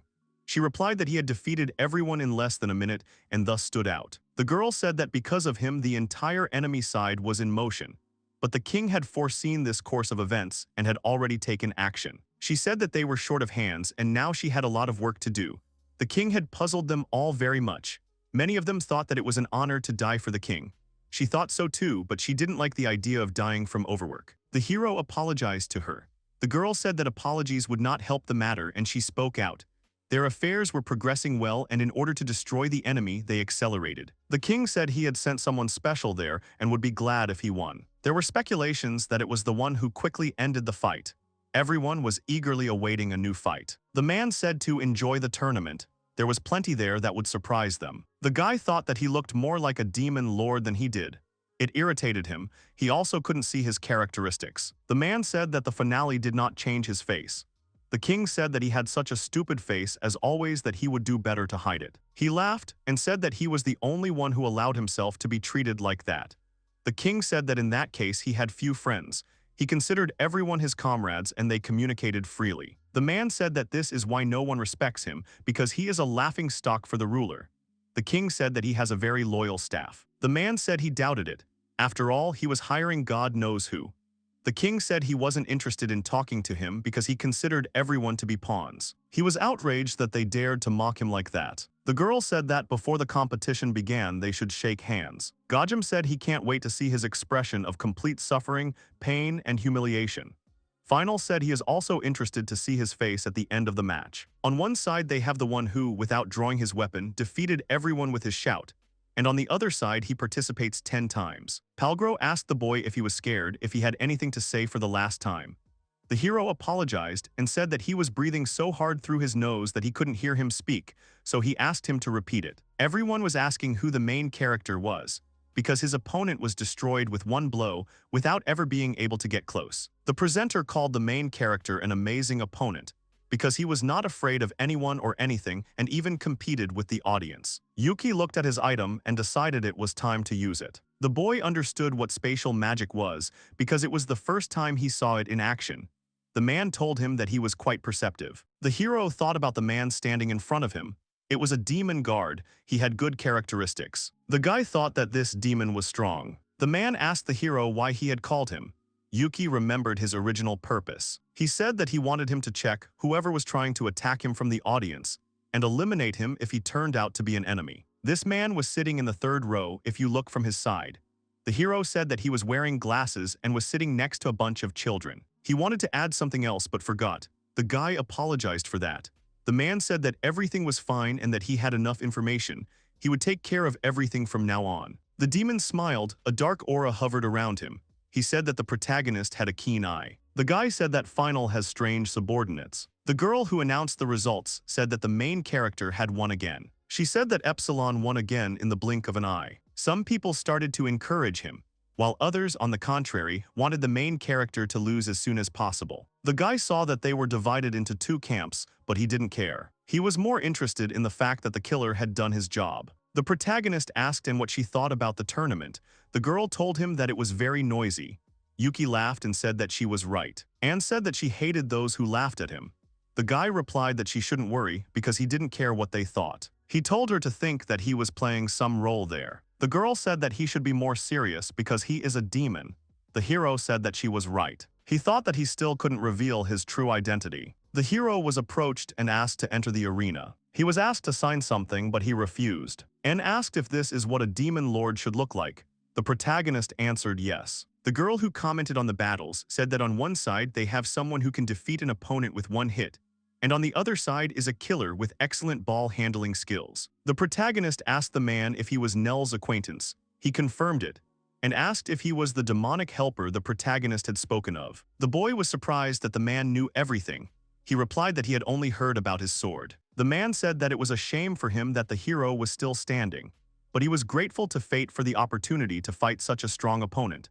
The man began to take his sword out of its sheath. Yuki said that he had no reason to fight him.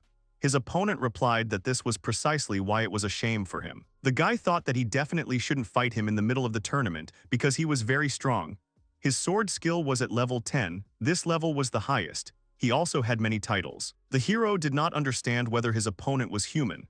He thought about his past and what he did in general. Yuki assumed that it might be some kind of distraction and his characteristics were fake, but he might actually be the strongest person. In any case, the hero had to defeat him. He turned to N. She understood him immediately. The girl commented that Epsilon had finally drawn his sword. The hero made a strong blow and the man thought he was fast. The boy attacked him, but the man skillfully cut the stone. Yuki was very surprised that he could cut magic. The man said that carelessness is his biggest enemy. The protagonist exhaled because he was able to dodge. He thought that he couldn't defeat him with just a simple swordsmanship.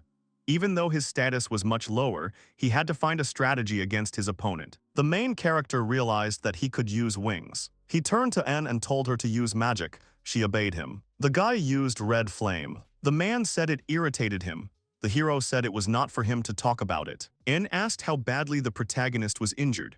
The guy replied that it was not a bad wound. He asked the girl how much mana they had left. Anne said they only had 1 minute left. The guy said that wasn't enough. The man said it was the first time he had seen such a weapon. He asked if it was intelligent. The boy said he guessed. The man said he didn't guess, he felt. He felt that he had a connection with the sword. Such a sword is a real treasure. The main character said that this was his treasure, and he will not dare to touch his wonderful daughter. The man asked if he could come down since he was saying that. The guy said the man was crazy, because then he would defeat him. The old man said that if that was the case, he would have to force him to come down. The hero thought that at the maximum level of sword mastery, it was possible to make long-range attacks.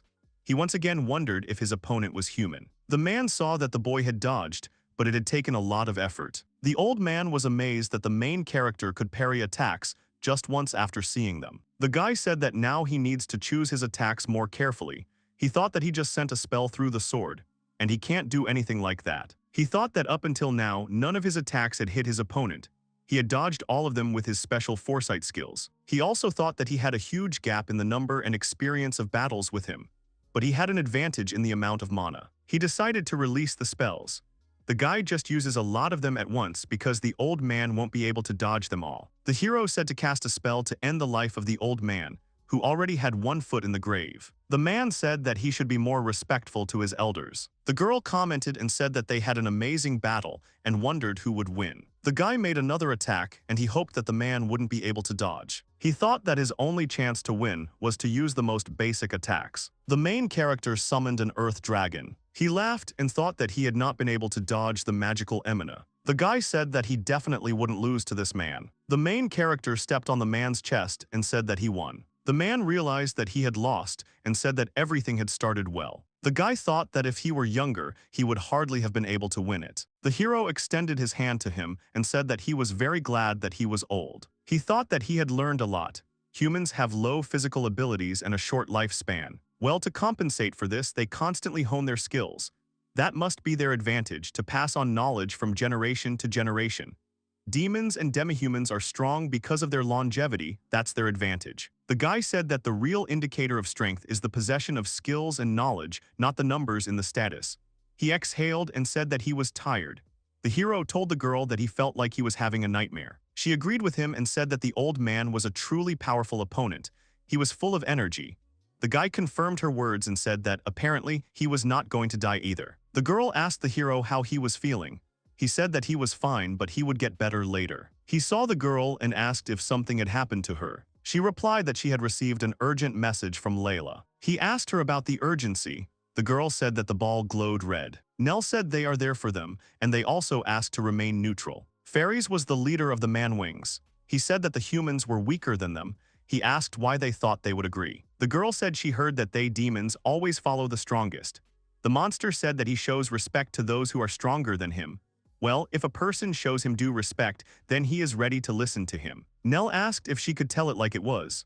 Ludicril didn't understand what she was talking about. The girl said that she was much stronger than him. One of the monsters called her little and said she was making fun of her. The man said she was too confident. He asked if she thought she could beat them all. She said she could. Nell said that if it came to a fight, she would not spare either herself or them. She said that was why they had to agree to her proposal. The girl had heard that the man-wings valued duels.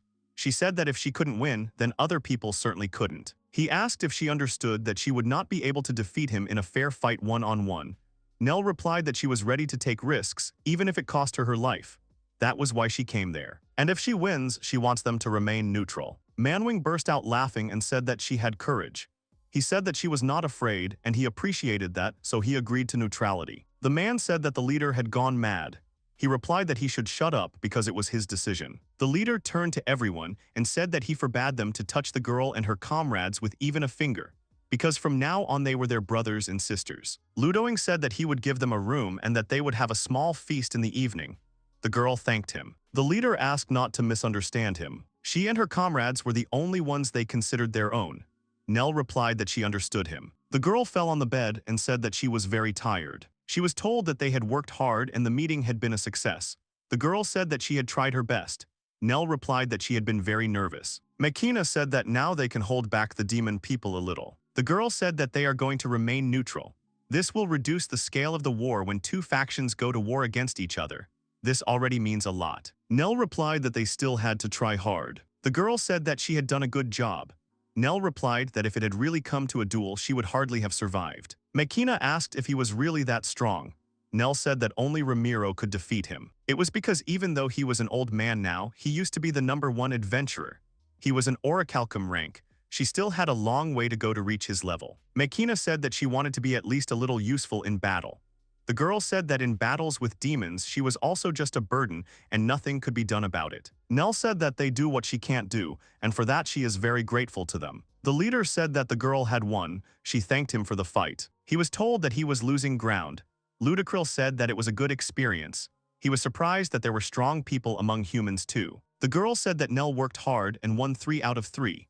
She replied that she was very glad that Ramiro trained her. The leader called her a human girl and that she showed what she was capable of. He said that this would convince the others of her words, and soon they would begin the feast, so they should rest at it to their heart's content. Nell said that since that was the case, she was not going to hold back on him and thanked him. The girl used peaceful sleep. She was glad that she had prepared in advance. Nell thanked her. Makina called her a savior. Ronia said that all this was thanks to Makina. The girl responded that she was only good at detection. Ronia said that the heroine had drunk too much and asked if she understood that they had not come to relax. The girl answered that it was delicious there. They looked at the attackers and wondered who they were, because they were not human wings. Makina said that it was clear that they were demons. Nell suggested asking the leader. The girl looked out the window and realized that something was happening there. A real massacre unfolded in the street. Makina said that they were not the only ones who were going to kill. The girl said that she had not watched the other area and apologized to the girl, saying that it was her fault. Nell jumped out the window. She said that there was no point in apologizing and that action was needed. She was offered to activate the communication ball. Nell said that first she needed to help the leader. She hoped that the leader was safe. Makina told her that he was stronger than her, so there was no need to worry. The girl told them to stay under for her, but to know that if something happened, they should leave her and run. One of the winged men asked if they had carried out the attack themselves. Nell replied that it was not so. The leader said that they had made a neutral pact with them, and it was definitely not them. He also asked to look at the attackers. They recently came to them and offered to join. Most likely, they decided to kill them because of the refusal. The leader apologized to them for dragging them into all this. Nell said that they were allies now, so they would solve that problem together. The leader agreed with hers. He said that nothing can be seen at night. She asked if they had any light sources or magic of that sort. They told her they had bird vision. The girl said that in that case, she would take the problem upon herself. She used the sacred glow. The leader was very surprised. There was a mansion in front of them. The girl turned and addressed the leader. Suddenly, he was attacked from behind.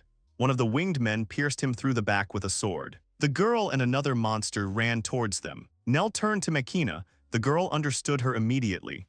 Ludicril asked the other why he did this to his father. Ronia said that if she remembers correctly, at the very first meeting he was not friendly towards them. Bigura said his father simply didn't fit into his plans. He told the girl that she was bothering him. The leader realized that the one who brought the murderers to them was his son. He said that this is exactly it. And these are not murderers, but they're brave comrades with whom they will build a real country of demons. And his father is not suitable for such a role, so he will become the ruler of the winged people. The leader called him his foolish son. He said that he was tempted by demons who spoke sweet words to him, and he believed them. The leader said that he would have to teach him one more lesson. The girl turned to him. He answered her and told her to leave. She should take her comrades and leave from there because this was not their fight. He said he was counting on her and called her a human hero. The leader turned to his subordinates and ordered them to take the rest to a safe place. They told him that they would carry out his order. The leaders asked to survive so that they could sit peacefully at the same table again. Nell said they were already at the limit and asked where their reinforcements were. The girl told Ronia to use the communication stones. The girl told the sacred arrow to pierce their enemies. People started following her and not letting the enemies pass. Ronia said that things were bad for them because the stone was broken. Nell asked which of the stones. They had a red one and a white one. The girl said that both were broken. Makina said he was strong and could handle it. She called the next one to her. Nell asked Ronia about the stones. She replied that she could fix it, but she needed a couple more hours. The girl said to let her know if you need help. Nell asked Regris about the situation of their opponents. He replied that he had set up a barrier, confusion, and that they had fallen behind them for now. He added that they would soon understand what was going on, so it was only a matter of time before they were found. And the nearest settlement was a 2-day walk from there. The girl concluded that they would not be saved without outside help.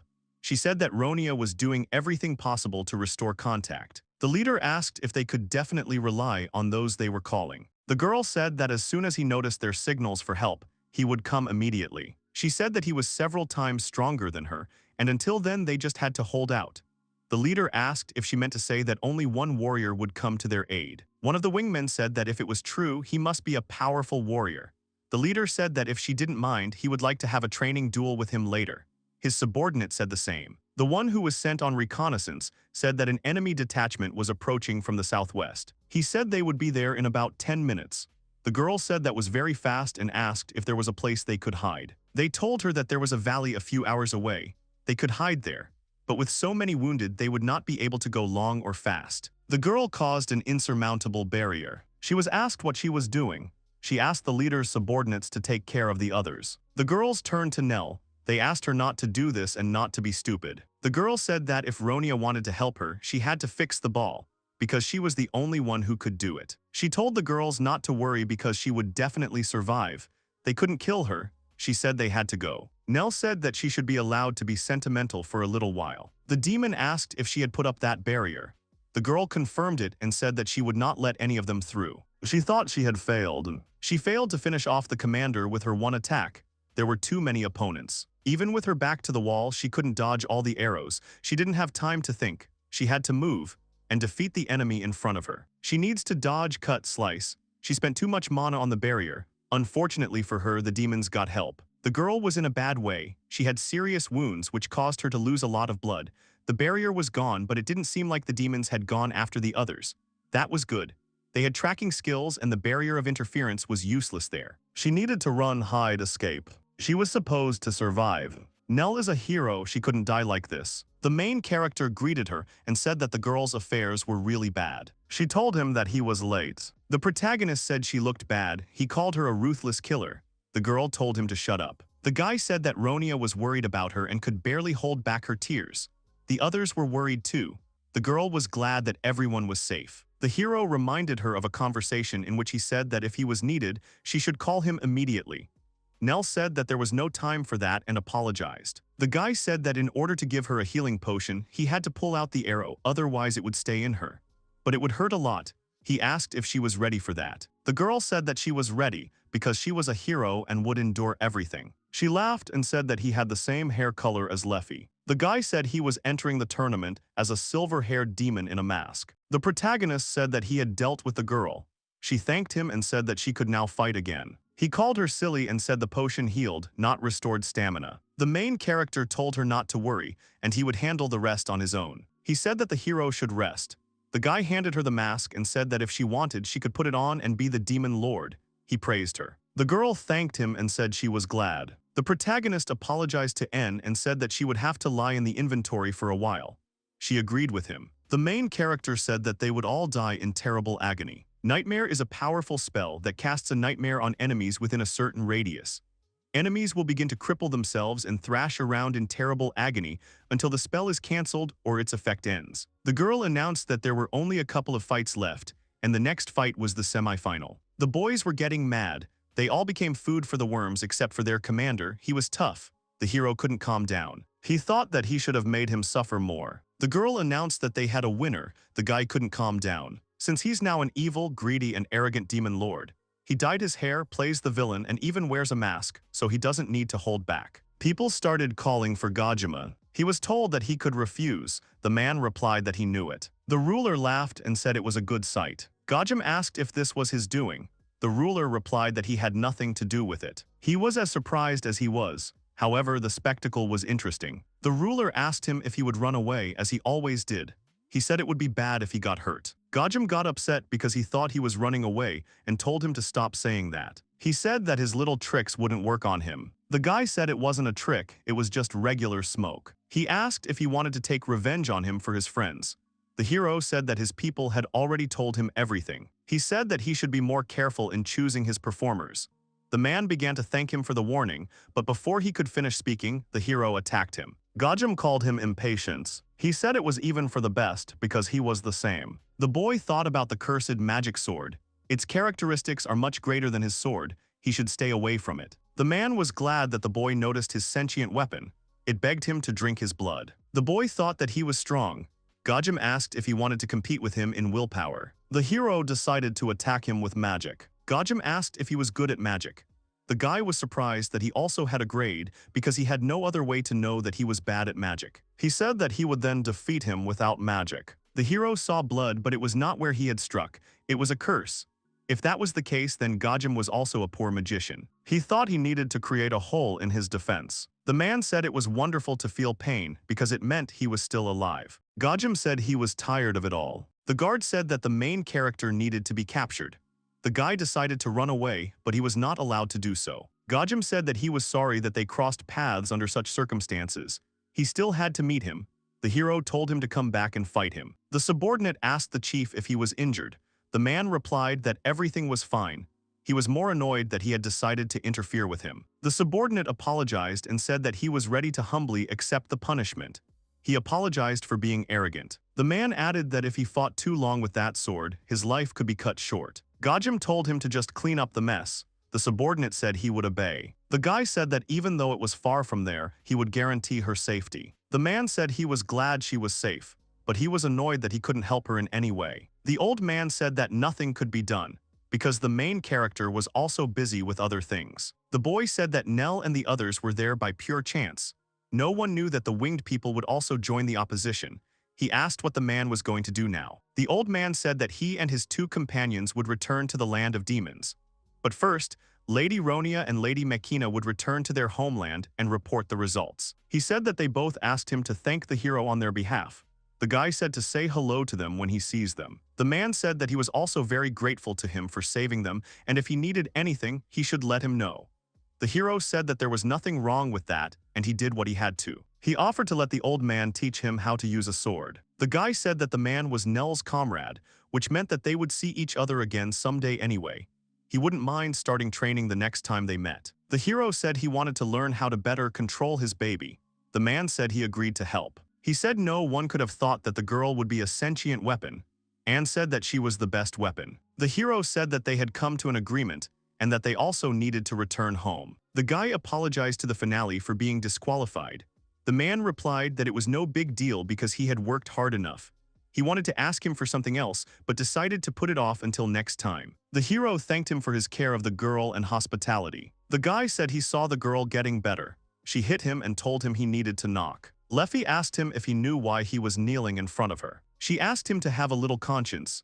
The girl was surprised that no one cared about her. Leffy was outraged that he dragged a woman into the dungeon again, and he also did not refuse when they tried to seduce him. Nell said that the hero was nice to everyone, and then she realized that he was talking about her. The guy asked what he should do in such a case and whether he should play hard to get. N said that the head of the beastmen and another girl tried to seduce him, and he did not refuse. The main character said that he still only likes those who are in the dungeon, and more than anything in the world, he loves only his wife. He said that he was simply not interested in any other woman. Leffy told him that he should be careful with women. The guy replied that he would continue to do so. The girl hoped that he understood her. She called him her precious husband. She needed him to be brave and worthy of her. He said he would listen to her and do everything he could. Leffy said that since he was so good at flattery, she would forgive him if it came to marrying Nell. The girl said it was not too late. The guy said she was talking complete nonsense. She asked if that was why he sent her to the dungeon. He was surprised that she thought everyone there was his potential wife. Leffy said that he had been confessed to, and now he had brought a girl, so she thought so. The girl said that Nell also loved the main character. Because of this, the girl ran away and shouted that she asked to keep everything a secret. The guy asked his wife why she married him. The girl answered that it was because he always had treats. He asked her what she fed Aruna in his absence. Leffy told him not to worry, they had successfully survived a week without him. The girl said that they had been working hard every day to learn how to cook together. Aruna said she would show him what she had learned next time. Leffy said she had spoken to Nell before he arrived. She said that a couple of days ago Nell teleported to them, all tired and beaten. The girl was very dirty and exhausted, but fortunately there was not a scratch on her. Leffy realized that he had cured her with a potion and immediately sent her there. Nell apologized to the girl for the sudden visit. Leffy said that she was surprised, but asked her not to worry because the main thing is that she is alive. The girl said that it was Yuki's fault because he hadn't consulted her or warned her. Nell laughed and asked why she had put salt in the porridge instead of sugar. Leffy realized that she had mixed them up again. She said she could redo it. Nell said it wasn't necessary and she would eat it all. She said the main character saved her life. Leffy said she was glad her husband had been of some use. Nell said she had heard the girl had married him. Leffy spoke of him with a smile on her face. The girl asked if she liked Yuki. She asked her not to deny it. Leffy said that Nell always acted very excited when he was mentioned, and it was evident in her behavior. The girl said that the other always had a face like she didn't care at all. Nell said that the main character really did a lot for her, and she couldn't help but fall in love. She apologized and said she was very sorry, because those were not the words one should say to a wife. She was overwhelmed with emotion and didn't know what to do. Left asked if she remembered Rise's 3 daughters. Nell answered in the negative. The girl said that there were 2 more maids about whom she knew little. Besides her, there were other girls who wanted to become the wives of the main character, and she thought that in the future this would be the case. Leffy said she didn't mind, but that didn't mean she didn't care about him or the situation. She just loved him and enjoyed her life with him. She said that if Nell wanted to marry him, she had no objection. The girl was surprised that the hero himself wanted such an outcome. Leffy thought so. She believed that he should have someone he would love in the absence of another, and she did not live in that dungeon. She told her to take her time and think it over. And tomorrow, when everyone woke up, they would talk about it. Nell thanked her and said that she liked that side of her. Leffy said that if you think about it, it's not about relationships. The instincts of living beings always made the most attracted to males. He asked Aruna if she was okay with it. The girl said that this is how they came to the conclusion, but it is still up to the protagonist to decide. And she also thought that Nell had some doubts. But to be honest, she does not think that she is one of those who can just stop loving, so she will be with him forever. As she said, they would live happily ever after. But Nell was a human being and a hero at that. Before she met him and the others, she generally didn't care what he did. But Nell was a hero and her life could end at any moment. Her life and feelings should be familiar to the main character, because he himself was once a human. Yuki said he had a crazy wife. He said he liked her. The hero said that he loved her and therefore he didn't need anyone except her. But he didn't feel hatred towards Nell either. Leffy suggested going and talking to Nell while she waited elsewhere. The boy gave her the sword and the girl said that she thought that the enemies had taken it. The hero told her not to cry because the sword was safe and sound. It was not far from the girl. Yuki asked why she had fought then. Nell replied that if it hadn't been for the dagger, she wasn't sure she would have survived at all. And since he had made it, she thanked him. The guy said she was exaggerating. The girl said she was really scared. At that moment, she was already ready to die as a hero. But Yuki saved her like a prince on a white horse. She felt relieved when she saw the guy's face. And she realized that at that moment she no longer felt like a hero and that her feelings would bother him. She thanked him and said that she liked him. Her love for him was the love for the one who saved her life, so he shouldn't worry about what Leffy said. The girl thought that everything was fine. She would just hide her feelings like always. After all, she couldn't count on anything more. The guy said he didn't understand what she was talking about. He wasn't much different from a human. He liked it when she said she liked him. Even though he didn't feel the same way about her as she did about him. He liked her so much that he was ready to kill every demon that dared to harm her. He bet she was used to keeping her feelings to herself. She was a hero after all. And he was a demon lord. The girl said that she would like to be with him forever. He asked her if she wanted to live with them a little longer. The girl agreed. The hero told her to stay as long as she wanted. The guy said that he learned to talk to people quite well from the example of that demon lord. The hero said that he was told not to come home until dinner, but he was already hungry. The girl agreed with him. Leffy said they could go back. She asked them to close their eyes and said that everything would be fine. Nell said that everything looked very tasty. The guy was surprised that Leffy had cooked it all. She said that she had done it with some help. The girl said that almost a year had passed since they met, and he could consider it a holiday. He asked if she had refused to go with him to the demons to learn how to cook. Leffy said that she was learning quickly and could now help around the house. The main character picked her up in his arms and said that his wife was the best in the world and very sweet. He said he would never let her go, so she had to get ready. She asked him to stop because they were being watched. Leffy said that they were celebrating Nell's arrival, so she shouldn't stand there but come to them. The girl said that Nell would sit next to Aruna and Shei. She thanked them. The guy said that they should drink to the anniversary of their meeting and to the next year. The girls invited Nell to play. The guy asked the girl if it was true that she had run away from home. The boy realized that her father was a chieftain and he was forcing her to marry. She decided to run away, but on the way she was caught by an evil man. However, she told the hero something completely different during their first meeting. The hero told Liu to go home. The girl said she wanted to stay there. The guy said he didn't mind but made her think about her father's feelings. The guy said that if something happened to Aruna, he would bring the whole world to its knees, but he would find her and her father would also worry about her. The girl said that she knew it. The main character said that if she wanted, he could see her off. After all, he was responsible for her staying with him. The girl asked if she could go back if she was forced to marry again. The guy said he didn't mind. The girl asked at what point she became so irreplaceable to him. The hero said that it was because she was his valuable employee.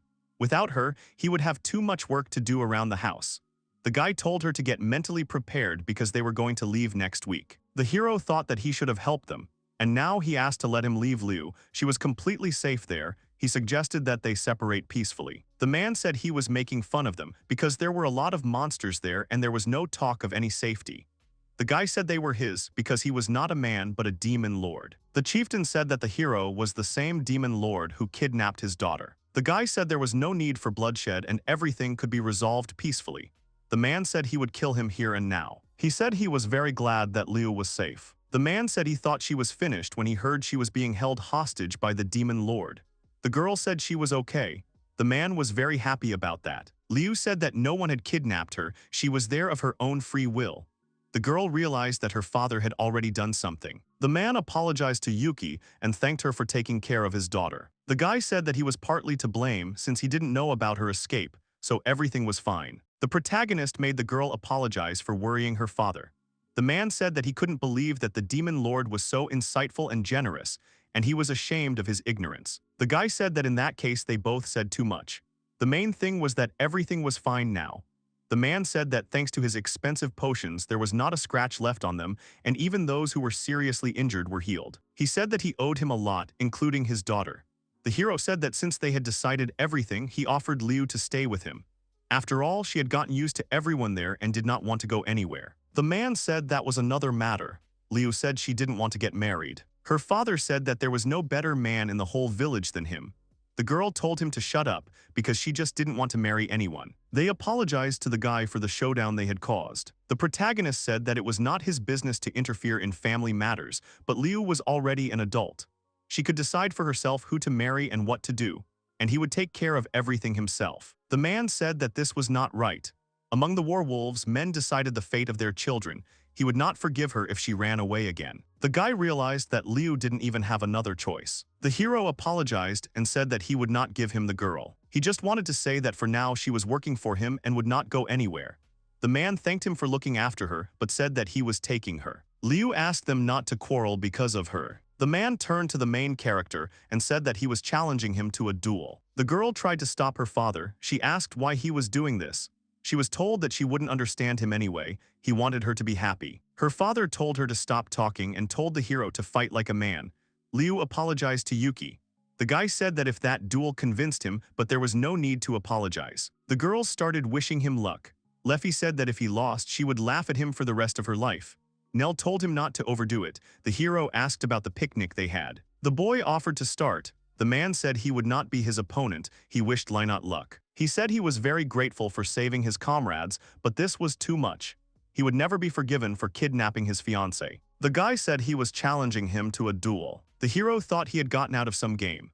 Lynott turned to the girl and told her to watch him defeat the demon lord without fear in his eyes. Leffy said that Liu was very popular. Nell said that she didn't like it. Liu screamed at him not to call her his future wife. The guy said she was shy. He said the demon lord was asking to be beaten. The girl said that this is exactly why she doesn't want to be with him, because he is stupid. Lynott said that the hero was making fun of him because he had pulled out a wooden sword. He thought he would win, but the hero had already defeated him. The guy said that Yuki was too strong. The man said that in that case, he would have to deal with it himself. The boy said that Father Liu must be well aware that he is strong. He was asked if he was suggesting surrender. The man said he couldn't do it. He wanted his daughter to be happy. As a father, he couldn't give up. The guy thought that he understood him well, but the man never learned to listen to others, but he was a good person. The protagonist asked if he understood what it meant. He had already asked Liu's permission and started to say the oath. He swore that no matter what happened, even if it cost him his life, he would protect Liu. The man asked if he was serious. The guy told him to trust him because Liu was irreplaceable to him. He swore by the blood of his mother, father, and ancestors that his oath was more precious than his life, and in case of violation he would disappear from his family. The man said that this was his will and asked her to keep her promise. He said that if he made his daughter cry, then according to their oath he would have to die. The man said he would return in a year. Yuki said he could visit Liu anytime. Liu's father said that when the time came, he would officially recognize him as her fiancé. He felt like he was being misunderstood. Leffy said it was a proposal ceremony. Nell said there was a proposal. The girls started congratulating Liu. The guy said he just wanted her to continue working for him. He didn't want to propose. Leffy said it was too late to justify herself and she should have thought of it earlier. Liu said that she was very happy because she always knew that Yuki cared about her and would never leave her. She said that she should have proposed to him first. The guy thought that he was at the peak of his popularity. He asked Leffy what she would say about it. She replied that he was her husband and quite strong, which meant that according to local rules, he could take as many wives as he wanted, and it would make no difference to her whether it was Liu or someone else. He turned to Nell. She replied that she had met him later than Liu, so she had no right to contradict him. The hero was surprised that they didn't mind. He thought that nothing had changed from having several wives. The man thanked him. Yuki said that he could no longer be afraid of the forest. Father Liu said that it was unusual to marry the owner of Fenrir. He told her to lead a healthy life and not to quarrel with anyone. The girl asked him to say hello to everyone from her. The man turned to Yuki and said that the political situation in the neighboring country was becoming very unstable.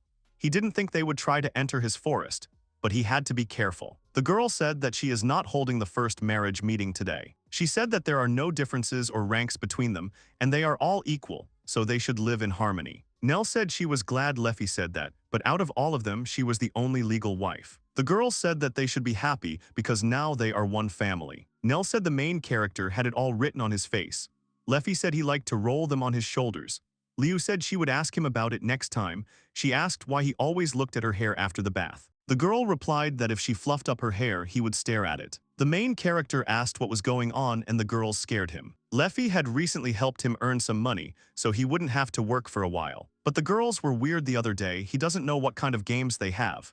His wife is acting weird too. His past life was worthless, but nevertheless it still existed, and only he knows about its existence. Leffy asked about the guy having a nightmare. His past life was meaningless. He said he wanted to tell me about the place where he was born. The girl said that it was delicious and thanked him.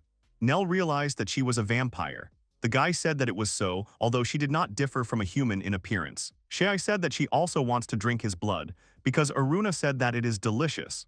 The girl said that it is tastier than juice. The hero realized that she was a vampire, because for her blood was tastier than any other drink, so he agreed to give her blood. He had no words to describe what he felt. The girl said that she put 3 stars in his blood. The guy said he was flattered by her praise. Nell asked him if she could try his blood too. She said she was just curious if she was as tasty as they said. The hero said they weren't human. He didn't think it would end up like this. He said that if she didn't like it, she shouldn't spit it out or puke. Leffy said she had no objection, but they should have chosen a more secluded place. Nell was embarrassed and could not believe that she had decided to take such a step. She is Layla, a disciple of Eldegaria, the Sheephorn clan.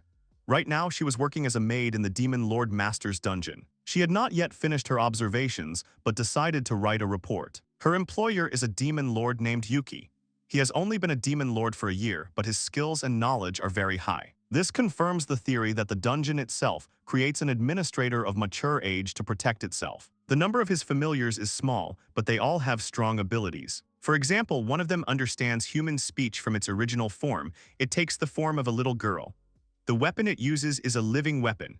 It also has the form of a little girl and can take the form of a sword at will. There were 5 more residents, including her, and 3 of them were the wives of the ruler. One of them is Lephisios, who is a legendary dragon and is better known to them as the ruler of all dragons. Layla remembered that she had forgotten to make breakfast.